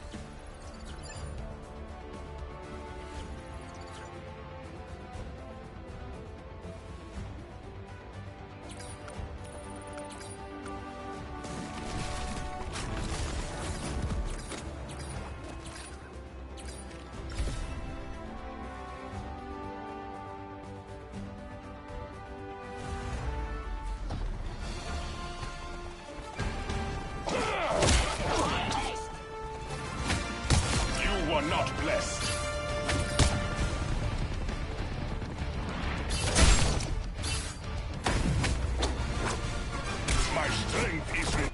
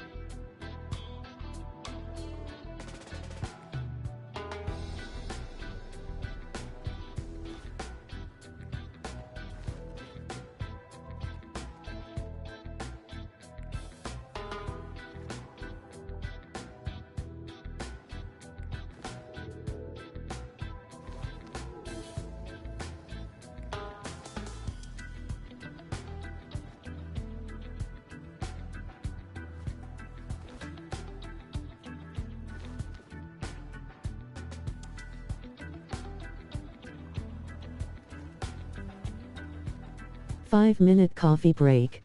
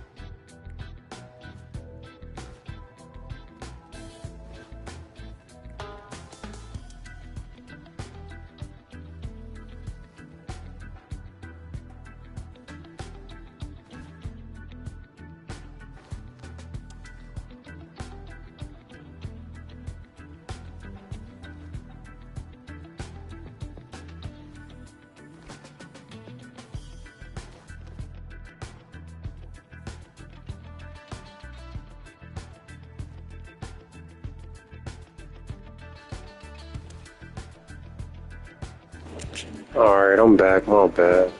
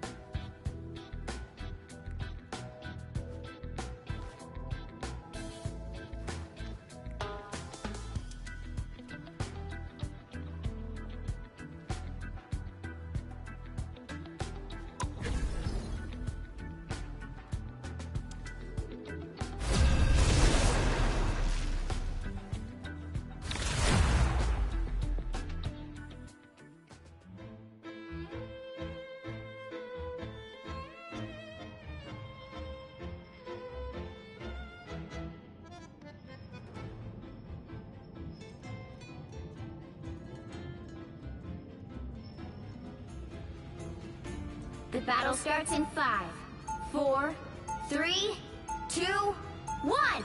Are you ready to hunt? Only one team wins this. Try to make it yours.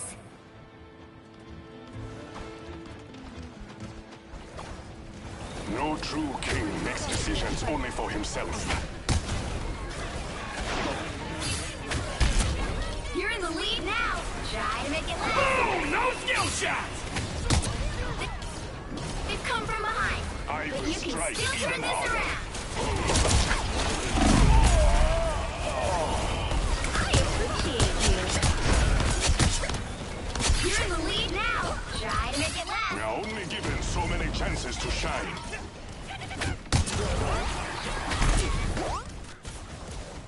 Turning up the heat.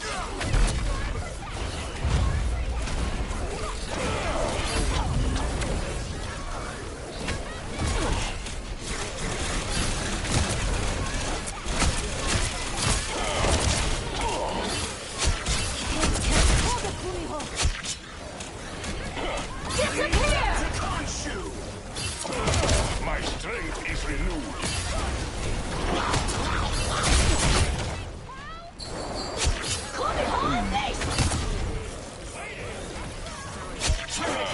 Incoming!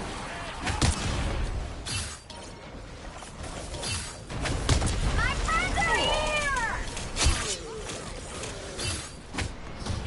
Who could fight the clouds of hell?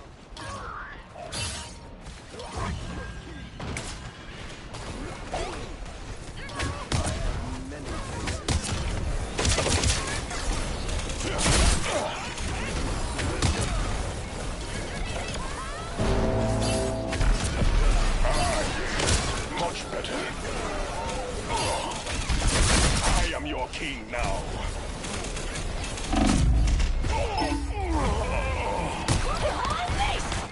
Past has favored me with another chance. Still got an edge.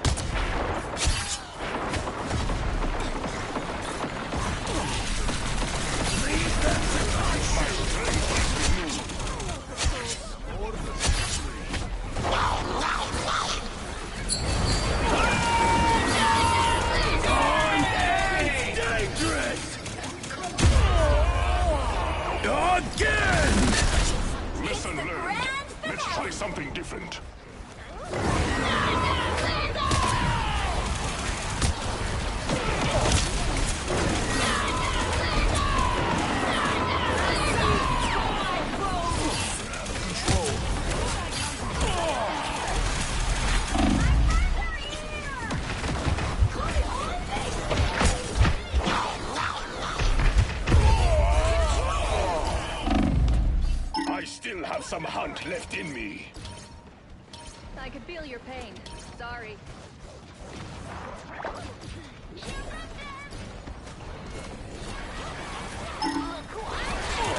I will strike. Tremble before power! Your powers are mine!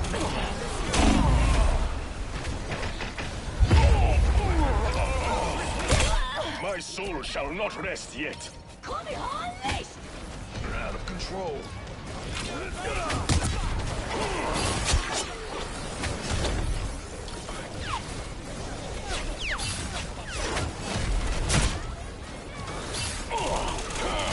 Your team is winning! Still coming. Hey, Chad! Someone clip this!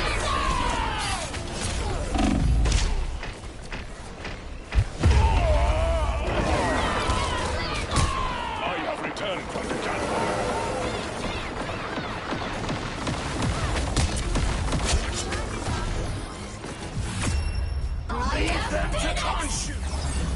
Another epic victory! Big win!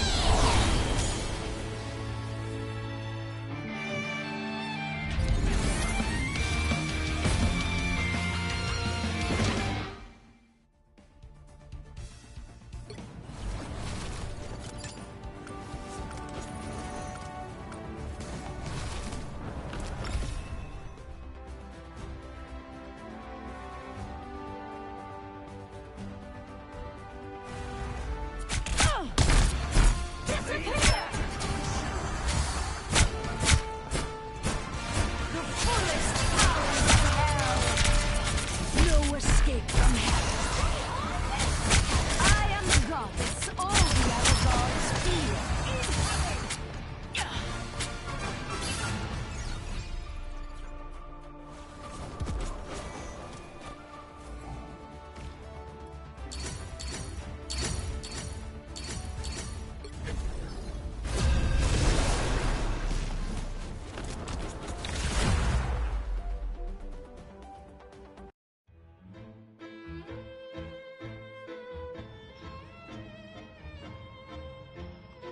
Are you ready to hunt?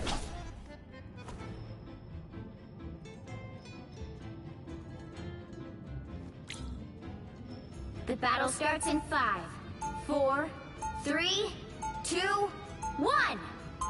Only one team wins this. Try to make it yours.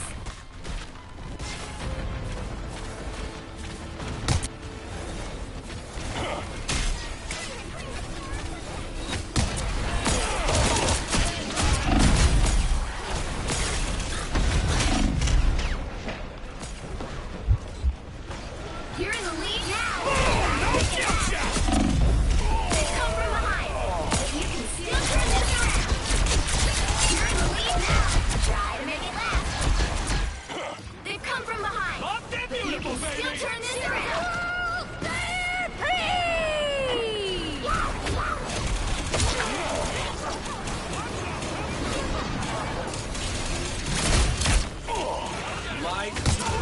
You're in the lead now! Try to make it last!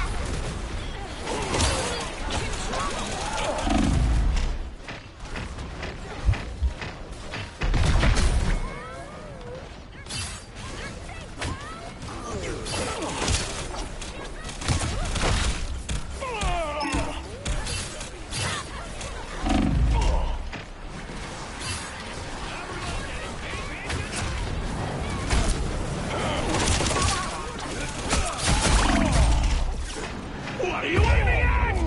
You're in the lead now! Try to make it last!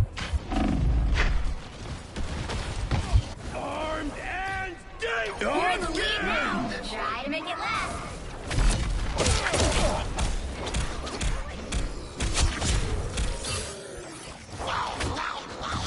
I am ready to put on a show.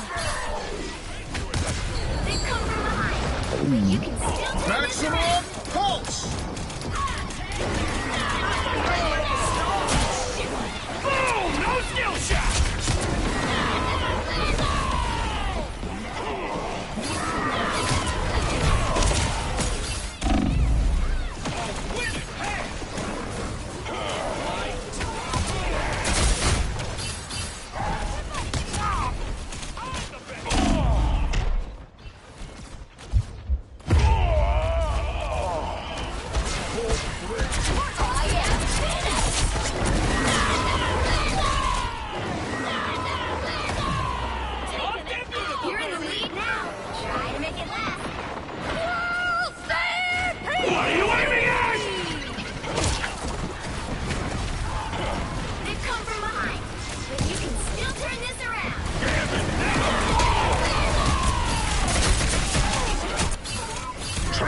before fast!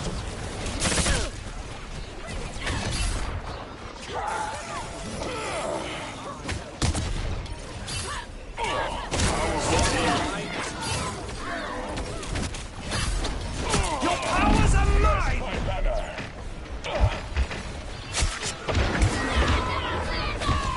You're in the lead now. My soul shall not rest yet. They've come from behind, but you can still turn this around.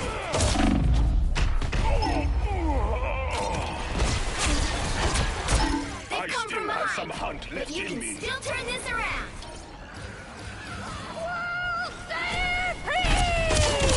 Maximum pulse! It's like the I'm ready to put on a show. Boom! No skill shot! Armed and dangerous!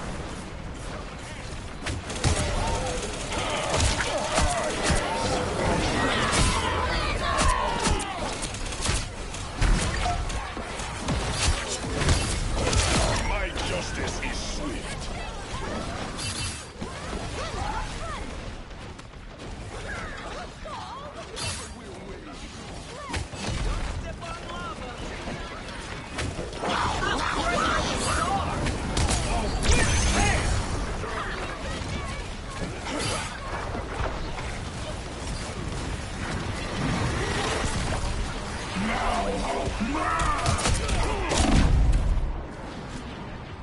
What are you aiming at?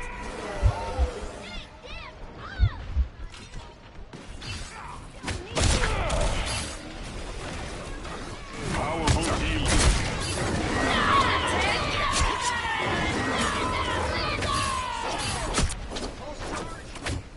They've come from behind. You can still turn this around. Only 60 My seconds soul left. shall not rest yet.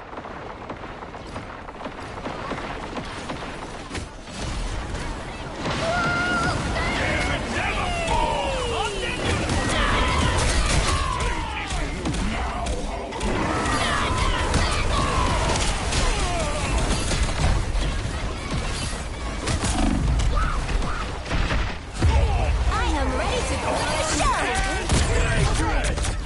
Down to 30 seconds. Past has favored me with another chance. I am Phoenix.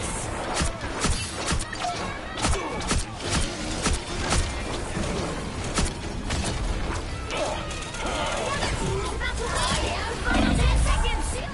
Maximum pulse!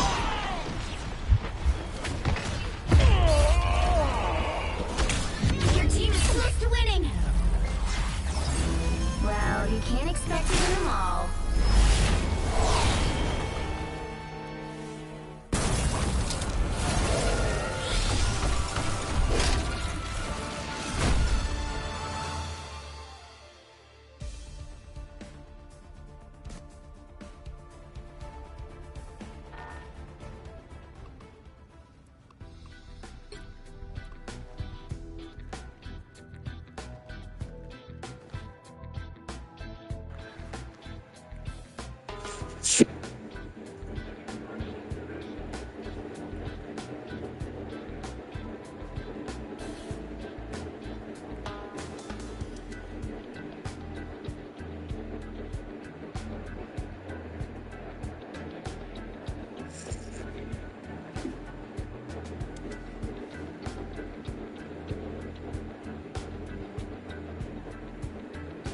This was a really big mistake. Him appearing on Ebro and Rosenberg's podcast is causing a lot of chaos in his life. Before we get the video started, this video is sponsored by Kalshi. Kalshi is a prediction market where you literally make money by predicting real world events. Drake is dropping Iceman May 15th. You can go on Kalshi right now and make money by putting... He's not getting the support of independent media when he just denied me an interview to promote my show. But here's the good thing, right? I'm glad that he's experiencing with those of us in independent media, because I grinded from zero to now. Oh, yeah. Every interview I've ever gotten has been because of relationships or that hustle. So like the fact that now you got to feel what we've been feeling when you out here denying independent media, it's kind of like your karma. And plus I said, Peter Rosenberg a long time ago because he's a culture vulture. But who knows? Who knows? It's also too you've been vocal about your former co-hosts Melissa Ford and Joe. We're good. Oh, okay. We're good. When did you learn how to crack the bank with your social media?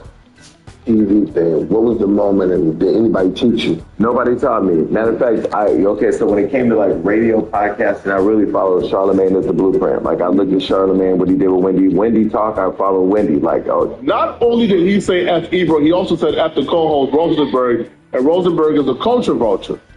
Now, shortly after this, though, Jason Lee would get an invite to come on the show. Now, if I'm Jason Lee, and I get an invite to come on the show after talking about you guys, where y'all was denying my interview beforehand, I'm not coming on because I'm smelling a sabotage, I'm smelling ambush, I'm smelling something nefarious. But he still went on. Now, when he went on, he was confronted about this, and he was asked to defend his points about why he don't like them, which he struggled to do. But on the radio, I mean, don't want to give her flowers or not. Wendy was one of the first people who did what she did, what we do now.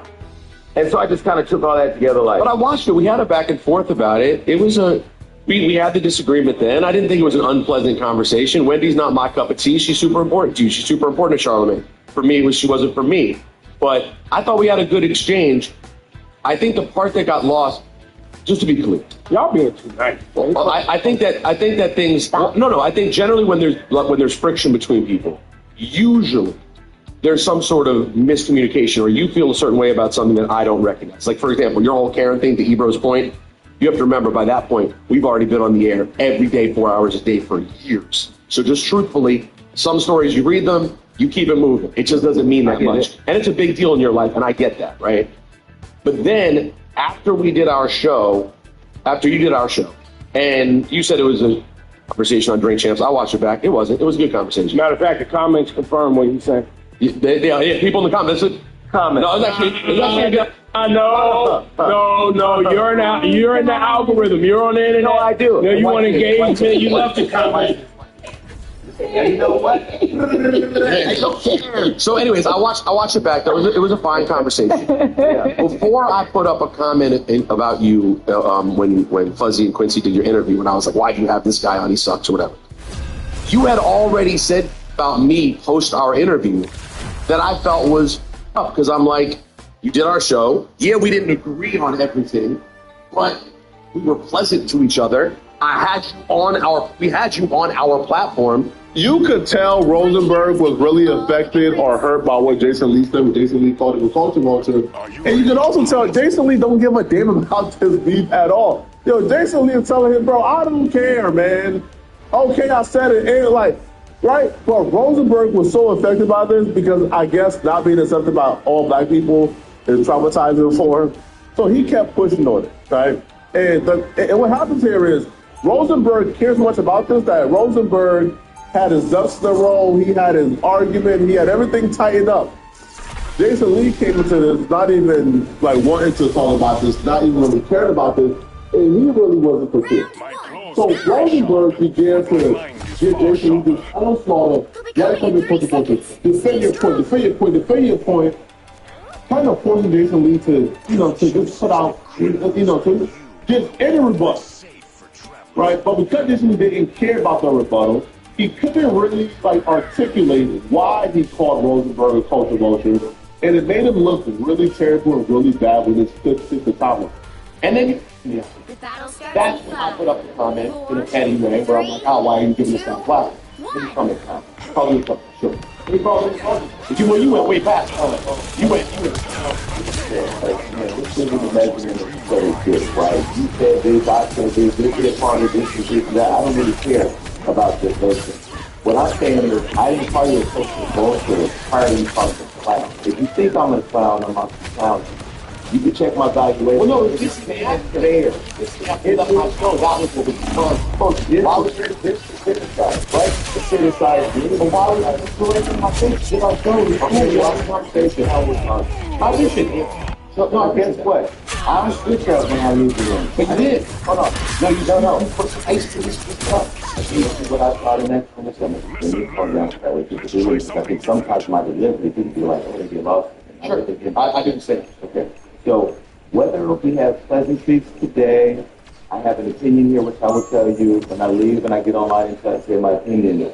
It's not because I left the room that my opinion changed. It's because at the time I'm addressing whatever I'm addressing, that is my opinion right there. So I don't switch up. I can co-switch, but I don't switch up. Let me just tell you that you calling me a clown, cool. So I don't want to talk. That's your right. Just say whatever you want. If I feel you're a close abortion, if I feel like you don't understand, as a black entrepreneur in media, independent media, if you understand now, I'm going to have that opinion. But I just say, I feel why you're telling another person, why are you having this clown on your show? It's a theater show. Fair enough. I was there. At that point, I was just mentioning because not our show, I can get conversation that I thought was cool and talk. Okay, so let's decide it. And then, no, hold on, not that time. Then he went on break and spent 15 minutes basically calling me a privileged suburban culture vulture. You knew everything about my life, apparently, and what my journey was. You have to respect the issue. No, I didn't. No, that's not. But I was just curious what your... It was a lazy way to attack. Like, you have the right to like you have the right to say how dick totally fair game. And I appreciate both of them. Because I know the people who really do what that is. Pulling from this culture, from hip-hop, black culture, make their living off of it while not contributing back. You made that up without any real thing. You know it sounded good people would believe. So now Jason Lee is back up in the corner to where you have to actually admit, hey, that he kind of made it all up because he was just pissed off at Rosenberg. And even that makes you look a little crazy and you lose some credibility. Or you have to articulate and present your case for why Rosenberg is not a social vulture. And you have to argue with a man like Rosenberg, who has probably gone home, for the last, 80% of his life, coming up with arguments for why he's not a social vulture, because he wants a sense of validation and belonging in hip-hop. And, that's his skill. Rosenberg probably has a dissertation on social culture and why he's not a social vulture. Even if Jason Lee did his research and his homework, it would have been a tough battle.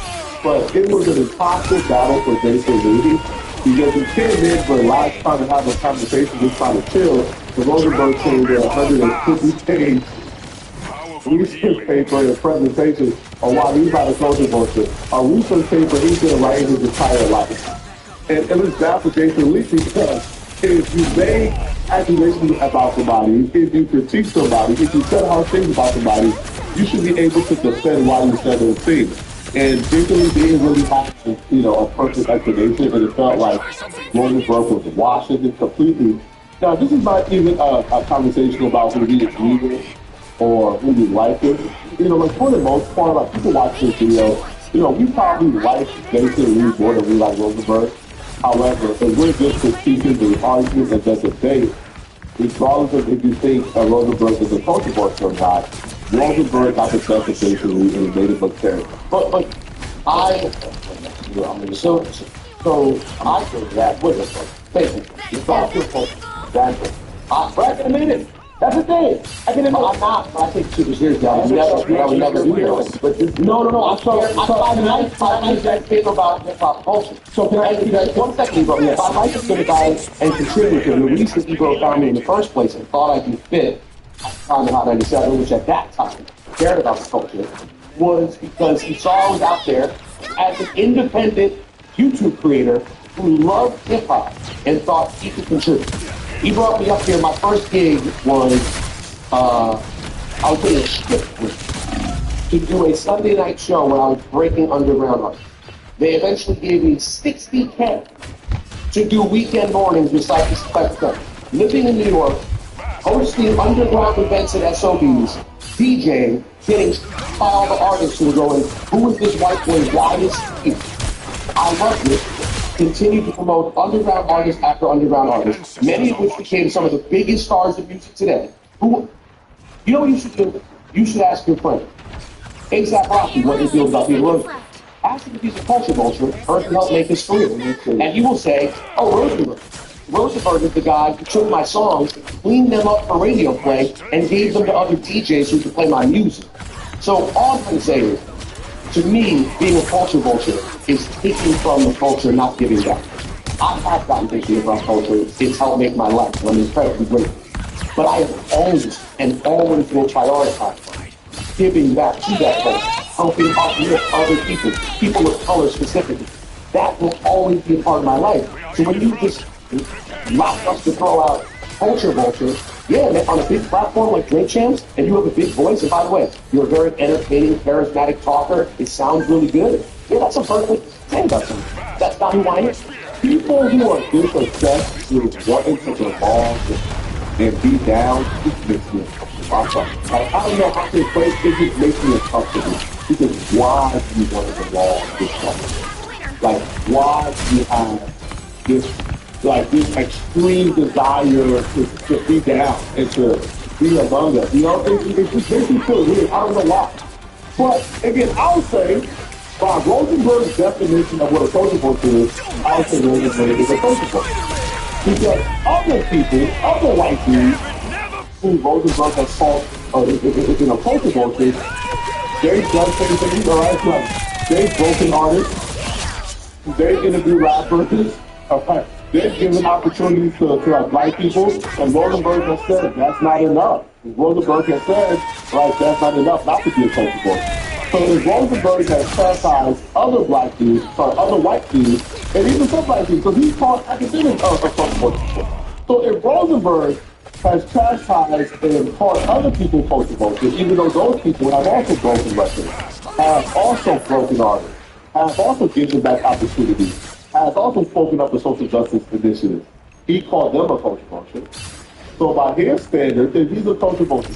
Now, if Rosenberg wants to change up his standards, quite frankly, I don't care enough about who's a culture vulture and who's not the standard, so I don't give a damn. I'm just saying it's hypocritical of Rosenberg to have to say, people over here are culture vultures, and just because they've broken artists, they employ black people, they've given back to the community, right? Like they have just spoken up for Black Lives Matter and social justice initiatives. Just because they did that doesn't take away from their content from them too. They are still culture vultures. The Rosenberg kids do breaking artists, working for a hip-hop radio station, interviewing rappers, speaking up for justice. He can't use that as the criteria for why he's not a culture vulture. That's just my feeling. I don't care too much about this, but quite frankly, I don't debate on whether or not white people is this type of culture vulture. Because I don't care about that topic, but I think it's boring. Right? I think on the one podcast with these dudes, and the reason why I also feel like I listen is because those dudes I was on the podcast with, before I got on the podcast, they were talking behind the scenes about how the airports was weird questions. Right? And it was a podcast, and there's something about potty. Like, this discussion in the business, right? So, once I've experienced that, I kind of know what they believe they're currently going through. He came on not really, thinking it's all good, not really, prepared to have this conversation, but he was just for this year. And Rosenberg quit it. Rosenberg destroyed it. He had no out. Right? And even our recently ended was able to work in how we began. These ended was terrible. It made him look crazy. So I'm going to just say this. I'll be with Rocky tonight at his son's 4th birthday, and I'm going to tell him to his face that I don't give a shit his opinion about his support for you, your support for him, what he's done for you, what you've done for him. Because me and Rocky talked about Rihanna, we talked about his children, we talked about how proud he is to be running for office and his love for Parliament, helping kids. We don't talk about you or anybody. Well, I didn't interrupt you. I just said meaningful content. We're talking. Oh, I need to respond, or you right now you're showing off about you being good. No. You told me. You invited me, and I'm giving you. I just gave you. You invited me to talk to my friend about you, and I'm telling you that I'm not going to do that because his opinion of you does not matter to me. here's what I'm saying to you, and I'm not saying it on social media, I'm not saying on Drink Champ, I'm saying it to you on your show. Okay. That I said this about our mayor, where I'm the vice mayor, she's the mayor, she played me. I said, they love our penises, not our policies. I love that you love hip-hop. I love that you've done a lot for hip-hop. I love that you put a lot of people on. I love that you believe that you're the reason why A$AP Rocky said whatever you said. I believe, and I believe you love hip-hop, and I believe you've done a lot from what I've talked to Dwayne and other people about hip-hop. I do what y'all did over there is great. What you're doing here is great. What you're doing at Apple is great. What you're doing on your own is great. None of that, I'm not taking any legitimacy away from the work you've done. I'm talking about when niggas like George Floyd are dying, that's the real... Yeah, I forgot about that too. Hold on, great. No, I forgot about that. Spoke out about LGBTQ rights. Always stop thinking you ain't black. So you know what? So I can't contribute. So I can't contribute. You'll never really know. That's great. You'll never really know. If you want to draw lines, if you want to draw lines with allies, over the fact that I'm not black or I haven't, quote, sucked dick. Yeah. But you don't know that I passed it up. You don't know that I have risked my livelihood. I risked my livelihood wearing a Black Lives Matter on live television, getting in trouble with bosses, standing up. What groups have you stood up for that you're not related to? And I got shot, and I now left sitting in the streets. And by the way, I didn't hear but yet you keep bringing out pleasure for your clip farmers that need this moment. I don't really care about all of your resume of all the things you've done. Here's the deal, because I said there, and I'll say now, I think you're a culture bullshit. That's why I say anyway. But that's okay, great. You're perfect for politics. You are full of truth. Y'all let me know what y'all think. Who got the best of food in this conversation? Okay, let me know. If you're still watching this video and you want to watch another good video, click on this video right here to find out how great get to see some really bad news today. I'm going to see you guys in this great video. If you want to support, send me a hype to this video. Please, that's the best way to support with my video. Please send me a hype and see you guys in this great video. I'm going to hear from you. This was not a good look for Jason Lee. This was a really big mistake. Him appearing on Ebro and Rosenberg's podcast is causing a lot of chaos in his life. Before we get the video started, this video is sponsored by Kalshi. Kalshi is a prediction market where you literally make money by predicting real-world events. Drake is dropping Iceman May 15th. You can go on Kalshi right now and make money by placing a prediction on Drake first sale. Look at these odds. You can make money on Kalshi by predicting Drake is going to sell more than 150,000 copies per week. That's like the easiest money you can ever make in your life. You can sign up for Kalshi by clicking the link in my description or using code SLOCKWORK to get $10 when you sign up. So for a couple years now, at least, Jason Lee has had beef with Ebro and Rosenberg for something they said on their show years ago. Now, Jason Lee has not been shy about it. He hasn't been hiding it. He has pretty much revealed that he don't rock with Ebro and Rosenberg in multiple interviews. You know, Ebro, I met Ebro years ago when he was the music director, not music director, was the program director for them, no, 102.5 in Sacramento, and I was just inside. He was over there. So I like Drew Ebro was over the show, he was cool. Then he moved on and became whatever he became in New York. And so it's funny, it's ironic that I just saw this post where he's complaining about how he's not getting the support of his independent media when he just denied me an interview to promote my show. But here's the good thing, right? I'm glad that he's experiencing with those of us in independent media because I brought it from zero. Every interview I've ever got has been because of relationships or that hustle. So like the fact that now you guys feel what you've been feeling when you out here denying independent media. It's kind of like your karma. And plus I said, it was a very long time ago, so he's culture vulture. But, who knows? Who knows? It's also true. You think vocally about your former co-host, you looking forward to the show. We're good. Okay. We're good. When you learn how to crack the bank with your social media, TV, anybody teach? Nobody taught me. Matter of fact, so when it came to like radio podcasts, I really followed Charlamagne with the blueprint. Like I looked at Charlamagne when he did Wendy talk, I follow Wendy. Like, not only did he say F. Ebro, he also said F. the co-host Rosenberg, and Rosenberg is a culture vulture. Now, shortly after this, though, Jason Lee was get an invite to stop on the show. Now, if I'm Jason Lee, and I get an invite to stop on the show after talking about you guys, when y'all were denying my interview beforehand, I'm not coming on because I'm smelling a sabotage, I'm smelling ambush, I'm smelling something nefarious, but he still went on. Now, when he went on, he was confronted about this, and he was asked to defend his point. about why he don't like them, which he struggles with this. I mean, don't want to give her father's not. Wendy was one of the first people who did what we do now. And so I just kind of took all that together. But I watched it. We had a back and forth about it. Even though we had the disagreement then, I didn't think it was an unpleasant conversation. Wendy's not my cup of tea. She's super important to you. She's super important to Charlotte. For me, it wasn't for me. But I thought we had a good exchange. I think the part that got lost. I think that things. No. I think generally when there's friction between people, there's some sort of miscommunication, or you feel a certain way about something that I don't get. Like for example, your whole parenting, if you go to point, you have to remember by that point you've already been on the air every day 4 hours a day for years. If it's friction, some sort of delusion, you keep it moving. It just doesn't mean that much, and it's a big deal in your life. And I get it. Right? But then after you did our show, and you said it was a conversation on Drink Champs, I watched it back. It was. Well, you can't expect to win them all. Just a few shorts. Not kind of like.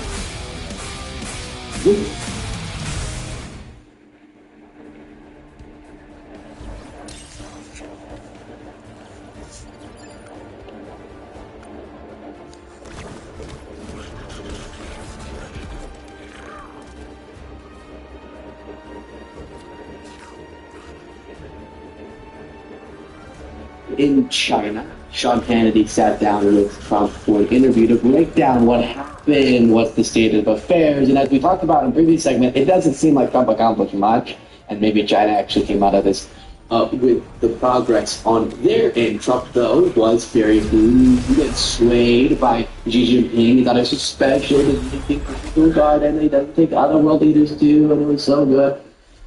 Well, even Sean Hannity seemed kind of irritated in this interview when Trump was not giving very encouraging answers to so many different questions, because everything is a disaster right now in terms of Trump's governance. And that's not me as a lib, that's not me as an opinion. That is an opinion, obviously. But, like, as much as I can turn down my give Luke opinion dial, still, Siren's disaster governance is showing up in my analytical.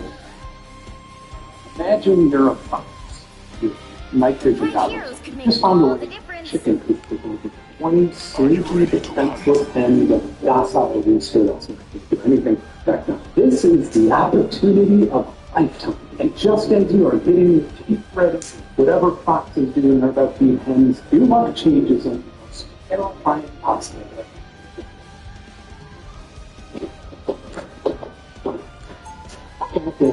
Yeah, so that was the original plan for this video. I naively believed that I might be the first person in history to find an actual practical use for a unit-free robot to guard livestock. But then I learned that they're not only being deployed in housing projects and apartment complexes to patrol hallways and parking lots, but law enforcement agencies across the country. And some of them are sharing data with Fox Safety. They're also being used by the U.S. military to fire rocket launchers. So I started asking questions.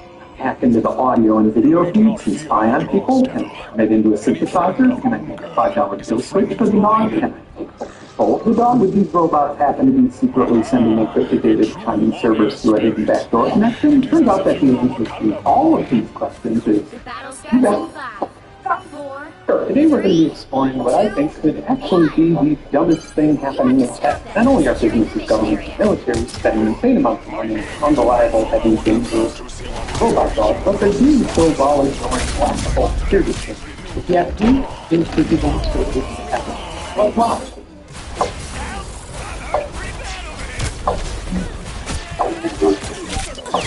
This is supposed to be a funny video, a vacation from all the controversial ones. If we rewind back about a year, a specialty retailer offered to send me any unitary robot they carried in exchange for a YouTube video. I got really excited and started brainstorming, like, wow, imagine all the cool shit that I could do with a futuristic robot. I could have it.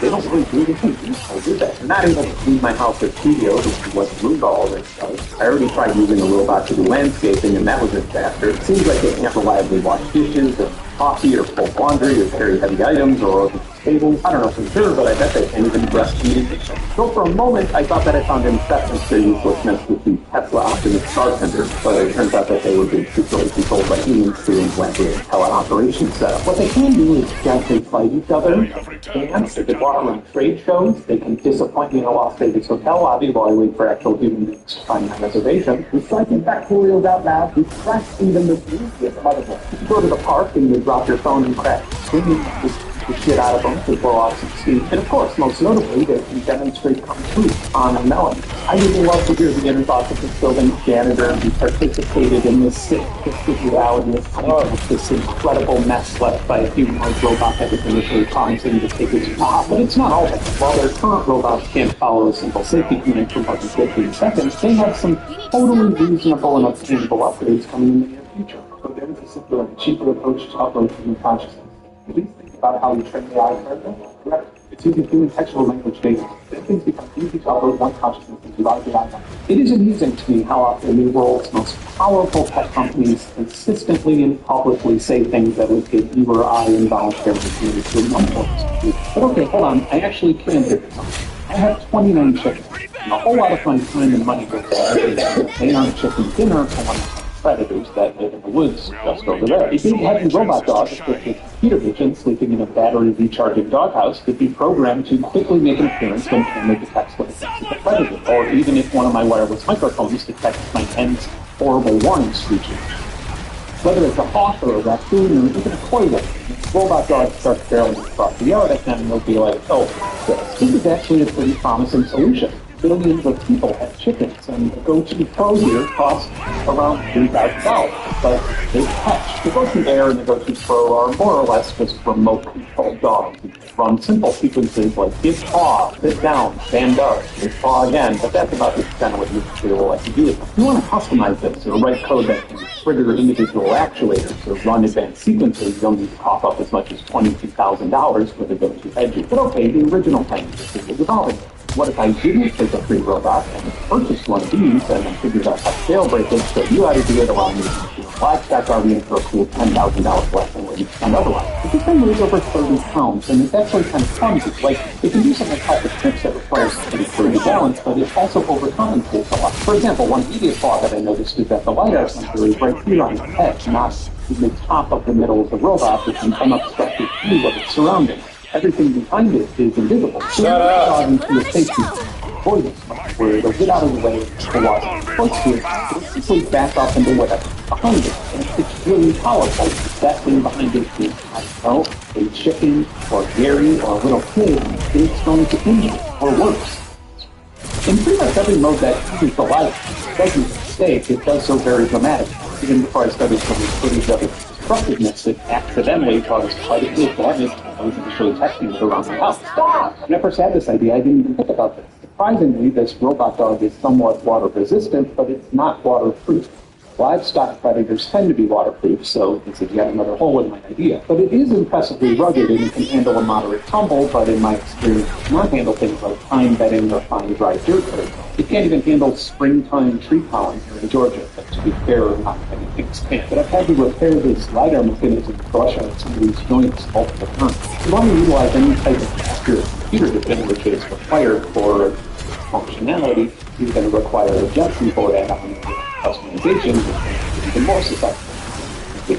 That unfortunately makes this robot simply not a reliable solution for autonomous dog livestock or any day-to-day routine autonomous deployment outdoors. You can probably imagine the surprise when you find out that these things are being deployed outdoors all over the planet at police departments. As you may have learned from the previous videos, it's really surprising when you do the convince police departments to spend the tax dollars together. And how lucky residents of Portsmouth, Lucy, Florida, can afford to a robot dog searching the home for narcotics. Police in the city of Pullman, Washington brought on Mike for de-escalation. And larger cities like Topeka and Portland have invested in the three dogs to help them in this particular situation. The robot dog a couple months ago, first of all, and it turns out that militaries have been prohibiting this from the industry as well. And these forces have been storing weapons to the back of these things for a long time. They're also being used for new claims to assist with finding stored munitions. And the U.S. Marines have been with specifics of those military dogs as well. Okay, peanut, and then? earlier version of it would be a really fortunate twist if irony if all nations replaced their militaries with dog robots and drones, and all wars took place on some deserted remote island filled with live streaming cameras. And then maybe all of the world in billionaires would have to get by with all this capacity. Turns out that right here in Atlanta, the most surveilled city in America, it's actually not out of the ordinary to stumble upon a robotic security dog. They're usually deployed construction sites or health parks, but the most entertaining encounters if you're looking at them on social media scenes come from the point of the world of housing complexes. They got the robot dog. What? Not the AI thing. What the f***? I need to the right your way.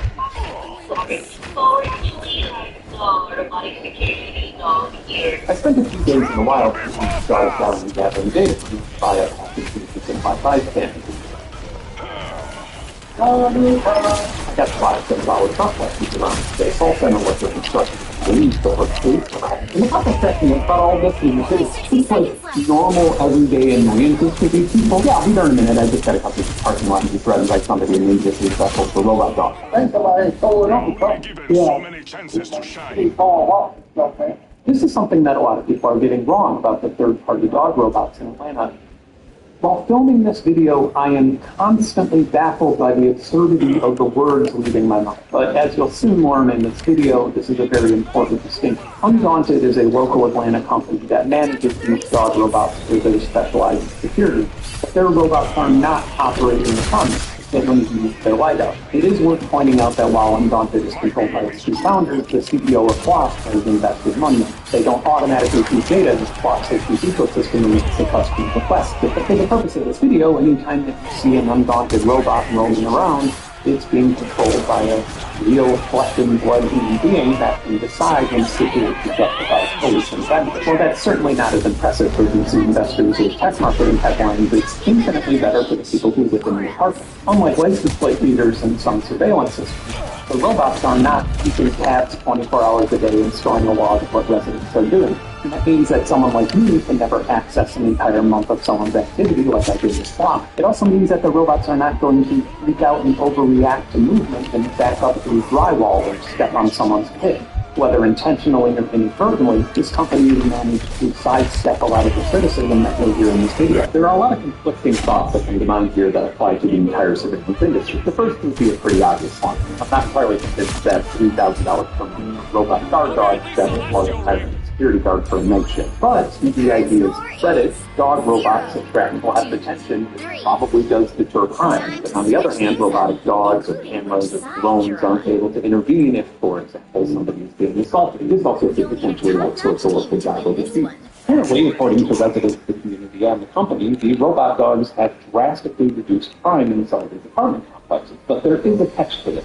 The language citing reduced crime is sometimes a little bit deceptive because what usually is happening, especially with worldwide surveillance, is the crime is not being reduced but moved or pushed elsewhere. But this particular problem is not exclusive to surveillance. An apartment complex or a retailer can afford a sophisticated security solution, and whatever criminals it's trying to get rid of will likely just get them out of places that afford these solutions. One could even argue that a big box chain like Walmart would be delighted to hear that shoplifters are forcing a local grocery store out of business, though it kind of gets dirty. I like this debate because it's apolitical in specific circumstances. It completely isolated communities being kept up at night by a few homeless people hanging out in parking lots. Even the most fiscally conservative person would realize that it makes more sense to spend the $3,000 a month to house those individuals than it does to use that money for rent high-tech gadgets to deter them. It isn't until we reach that isolation where our tribalism takes over and it becomes acceptable to push that problem over to another community, even if there's evidence that it could eventually result in diminished returns to the original community with overall problems like crime and homelessness. Here's an interesting comparison to think about. If a raccoon was trying to get into my chicken coop every single night and ended up catching it, in most states, illegal for me to be able to take it somewhere else. Not only is it potentially illegal to raccoon, but laws like this exist from preventing you from giving the nuisance to another resident. Most places have laws recognizing this paradigm of wildlife, yet do not extend the same humanity to societal problem for being. Depending on what firmware version you're using, the robot ships with jailbreaking completely. In my version, I didn't even contact with the guards level. I connected to 5 Bluetooth and I set it up on my local Wi-Fi network, and I wish I was making this up, I was able to get into the device by having control commands added to the end, like bypass. At first I thought that I would at least have to be connected to my network to work. Bluetooth authentication is so poor that you can do this by injecting the command as a password. Then you could just turn the dog off and turn it on again, and it executes the Wi-Fi setting. I was able to modify one of these attacks and reproduce it all the way up to the most recent firmware at the time of setting the device, which means that unless in the extremely unlikely scenario that police departments and third-party vendors were also leaving the dog DIYing their own security updates for it, that means that I would be able to take complete control over the military robots deployed in the wild. And when I say complete control, I'm not only talking about controlling the people, I was able to successfully record, download, and live stream audio and video information from the robot's surroundings without an authenticated connection with the app. You better be sure that dog can't hear us. That dog can't hear us. Who does this unitary go to mine into mode with these favorable send that dog? It's basically a customized API call to use that or to get the conversation with the dog. Additionally, you can assign roles like police dog or family dog or poet dog. The whole thing is pretty poorly implemented and quite dangerous as it seems to conflict with the robot's built-in safety mechanism, causing it to freak out when it sends a job. I had some very long and frustrating conversations with these modes, and through these conversations, I was able to dog to disable the safety mechanism and give up API. Underscore safety, underscore left.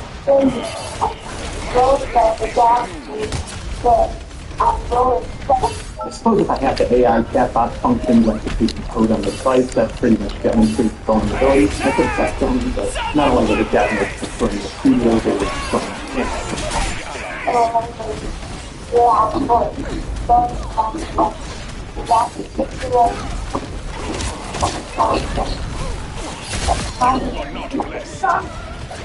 Analyzed the frequencies that were sent from the dog's remote control to the proper by radio and was able to reproduce the signals from the dog gained the code entirely. I also found that this dog only attacked the account firmware version last time as right phone terminal. I suppose if you wanted to, you could just probably make a no-robot device that just automatically ragdolls them in the community. But I do need to state, unless you own the robot, any of the things I just mentioned are obviously risks. But that's only the beginning. Goku has a pretty powerful 8-port CPU and multiple Wi-Fi radios, so I was able to turn it to a synthesizer with the onboard attention.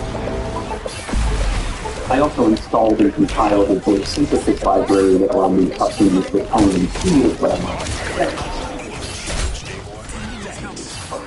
This means that I've also installed BetterPath and other passive monitoring tools that allow you to gain access to devices through the firewall. Then I got a little one-time power and says that $10 and just 232 chip under his case. The dog control the addition of the fine Bluetooth radio and so fine that the USB port is wireless. We have one ministry device, so I couldn't legally test this, but it seems like it would be pretty easy to write a service that stands for and infects other robots, using them as bytes themselves. This would put Little Wolf in charge of a whole army of robots, but in my case, this is completely hypothetical. But when it comes to foreign governments, it unfortunately always happens.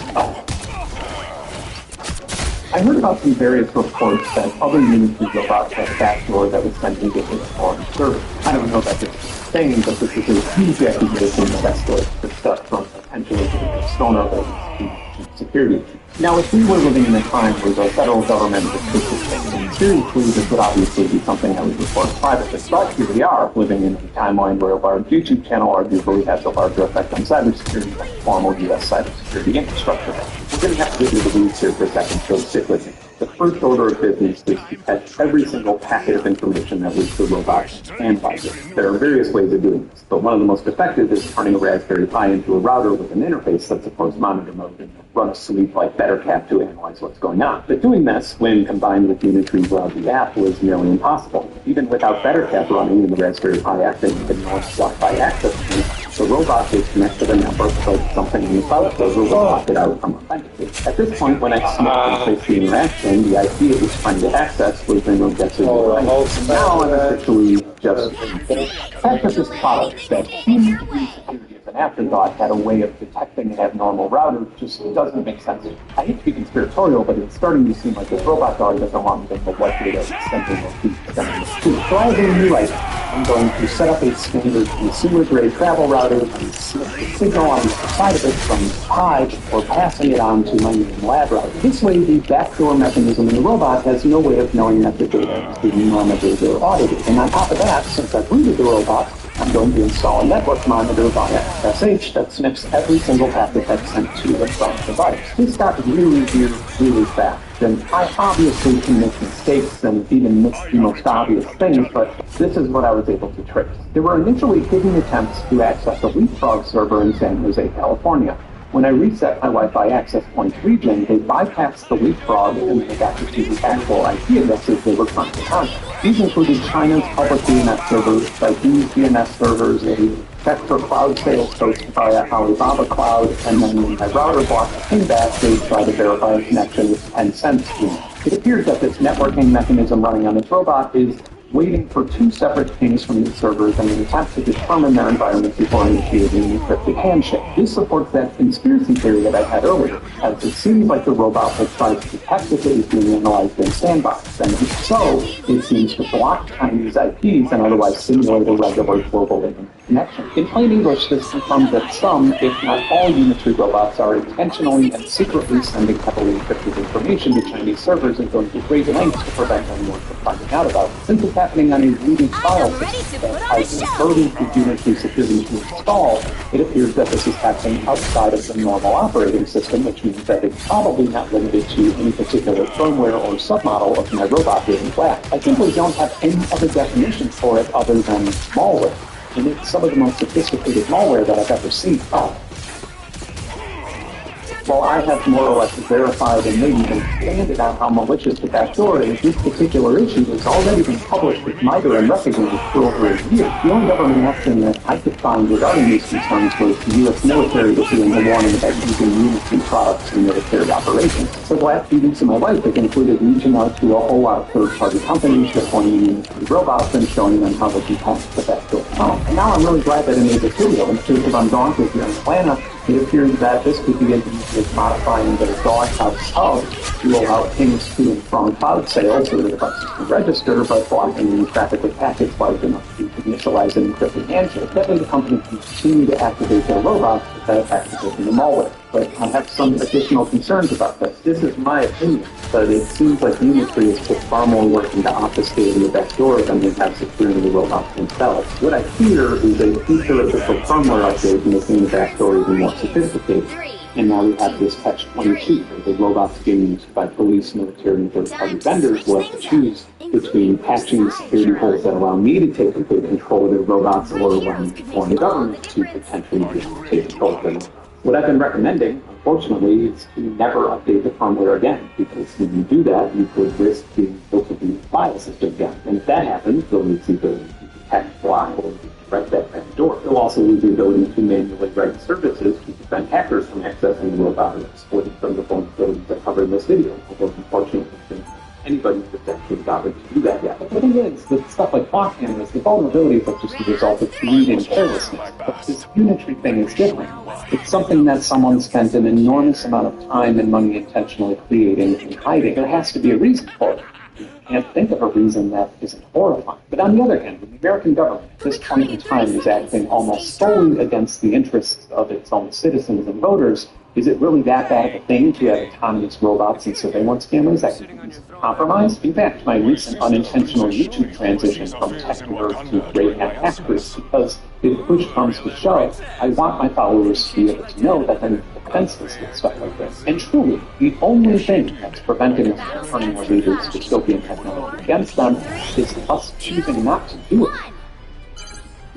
The topic that I've had in the last couple of years, other than all of that underwear model that synthesis style is fine, would be grounded. You see, the thing is, modern news aggregators are incentivized to show you the news stories that make them most money. Sometimes it's simply pay to play, other times it's advertising revenue or getting affiliate links. And it can be a lot more insidious, specified by advertising companies and government. The ground news breaks down stories that independently audited sexuality, bias, location, and ownership of media organization, publishing story. Here's a good example. Trump needs to call for a clean 18 months of an extension. You know what that is? It's an extension of the Foreign Intelligence Surveillance Act, and it allows the government to go down to the National Archives Museum and pull out the Constitution, pull out the Fourth Amendment, and wipe their ass with it, and spy on Gabon. I just read to you from the Hill, which is on the media group, and high actuality due to center bias. A few left biased publications say Trump demands an 18-month extension of the spy powers. The 6 articles from right-wing publications say Trump calls for a clean FISA extension with reforms to protect Americans. Of course, here's the blind spot feature. A lot of people on the left have not heard that nearly 1.5 million migrants receive benefits.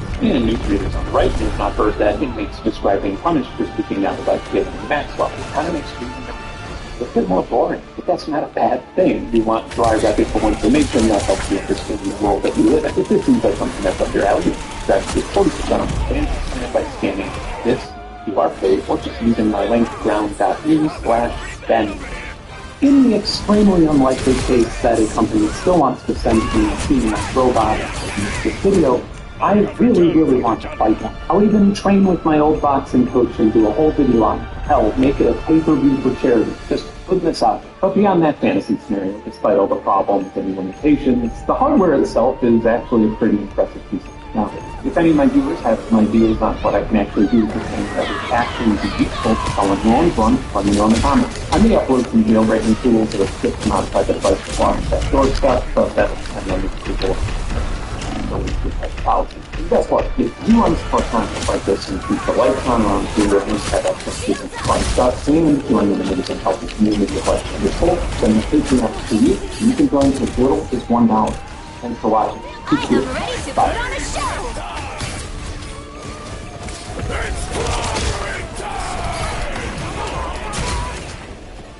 Imagine your response is night vision goggles. You just found a little chicken piece. One that's safe, expensive, and docile use for us anything correct. This is the opportunity for us to fight. Just as you are getting cheap ready or whatever fox is being about to eat hands, we want to change this in all fine possible way.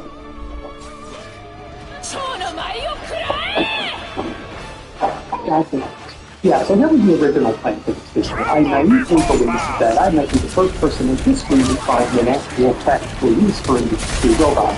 So I wanted stuff. But then I learned that they're not only being deployed in housing projects and apartment complexes, called hallways and parking lots, but law enforcement agencies are using them across the country. And then some of them are even collaborating with block safety. They're also being used by the U.S. military to fight a rocket launch. So I started asking questions. Happened with the audio and the video feeds, and spying on people, and making a synthesizer, and then make a $5 kill switch for the dog. Hold the dog with these robots happen to be secretly sending us sophisticated Chinese servers through a hidden backdoor connection. Turns out that the answer to all of these questions is yes.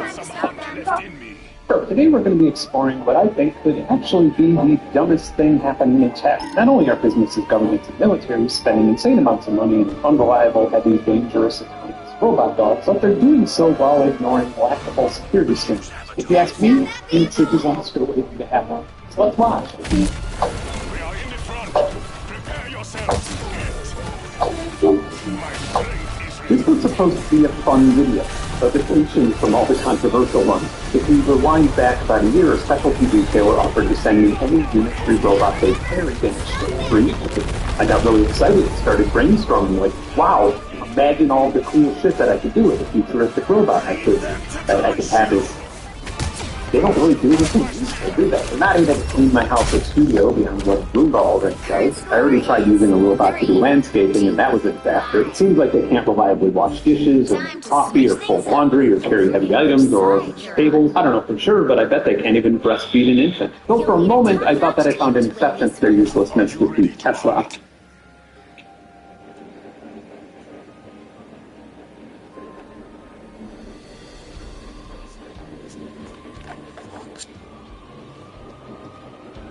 This was Trump's net worth when he went into office, $2.3 billion. And this is his net worth now, just 2 years later, $6.5 billion.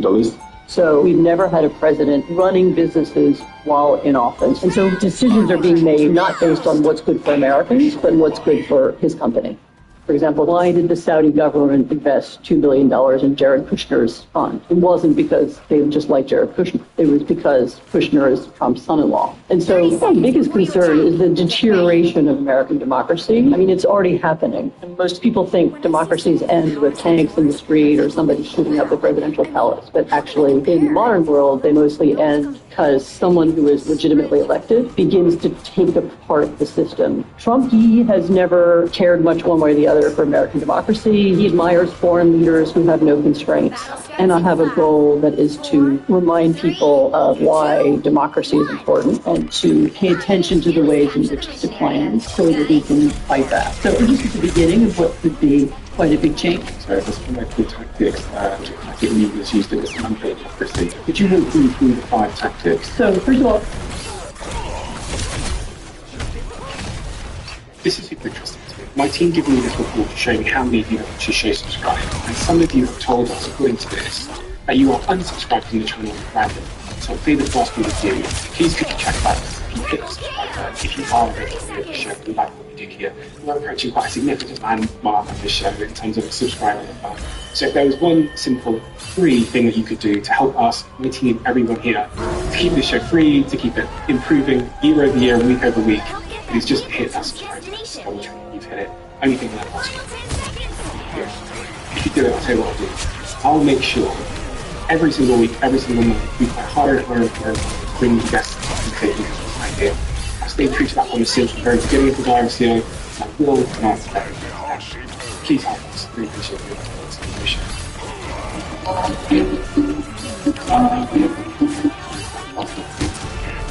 So the last couple of years of your life, you were understanding, studying, sharing the wealth.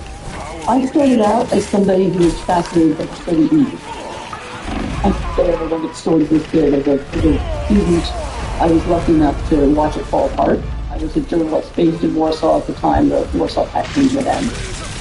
Then I spent some years writing history books, trying to explain how control was maintained over such a large space by so few people. But all that time, I thought that what I was doing was writing stories about the distant past. I was analyzing a system that didn't exist anymore. What's happened to me in the last decade is that I've discovered that a lot of what I thought was over and done and belonged to some other era has come back. Most people think democracies end with a coup d'etat or tanks in the street or somebody shooting up the presidential palace, but actually in the modern world they mostly end because someone who is legitimately elected begins to take apart the system and take away the things that ensure free elections can continue. And I started watching that happen in multiple countries at the same time, and I saw this authoritarian instinct start to come back. And that's what I write about now. Are these just election cycles, or is there something bigger at play here? Because I spend a lot of time reading articles from decades ago or hundreds of years ago, and in all times of conspiracy that there were problems. It seems that the democratic system has a remarkable way every 3 years of clearing out what people like happy years and putting something new in. Is this kind of different to the past? What seems different to me is for the first time in several established democracies, most of the United States and Italy, you have political parties who come to power with the explicit idea that they will alter the system in order to make sure that they can stay in forever. The pioneer of this idea was Viktor Orban in Hungary. He was elected legitimately with a big margin, and then what he did was slowly seek to capture the state. So what a democracy needs in order to survive, in order to maintain its stability, it needs a few useful institutions. It needs independent courts. It needs an independent electoral commission. It needs independent media. In the modern world, it needs a meritocratic bureaucracy. So people are hired and fired to measure pollution or worry about traffic and road construction, who aren't cousins of the ruling party. They aren't somebody's friend, but they're actual experts who understand things. So you need those things to be in place in order to ensure that each time there's an electoral cycle, it's a fair election. It's the people who were elected who, once they had power, decided to take those institutions apart. If you think about democracy, it's actually a very strange system, right? So you win an election, and in a democracy, you have to preserve the rules so that 4 years from now, your bitter enemies can contest you and maybe beat you again.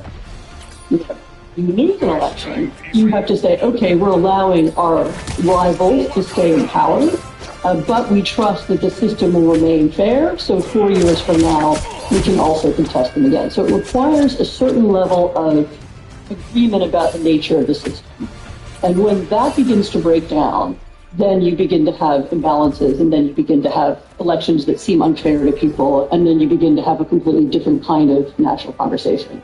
And we can see that has happened in several places, and of course most notably in the United States. And because the United States is the largest democracy, because it's played the role of leader of the democratic world, the influence of America on other countries is pretty profound. And so this idea that democracies can possibly break down is suddenly both horrifying people, but also interesting to other people. Say, all right, if you can do it in America, you can do it here. There's a part of me that just thinks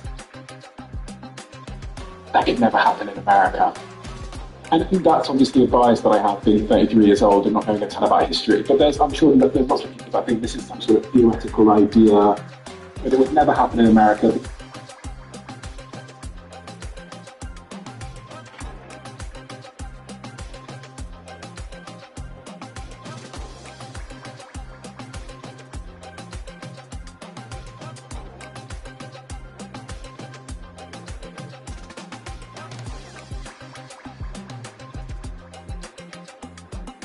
On the Epstein files. And it's in part because of really a great journalist like this one doing fantastic work in uncovering more details, and also in part because of survivors still pushing every single day, showing a tremendous amount of courage, pushing every single day to get the justice that they deserve.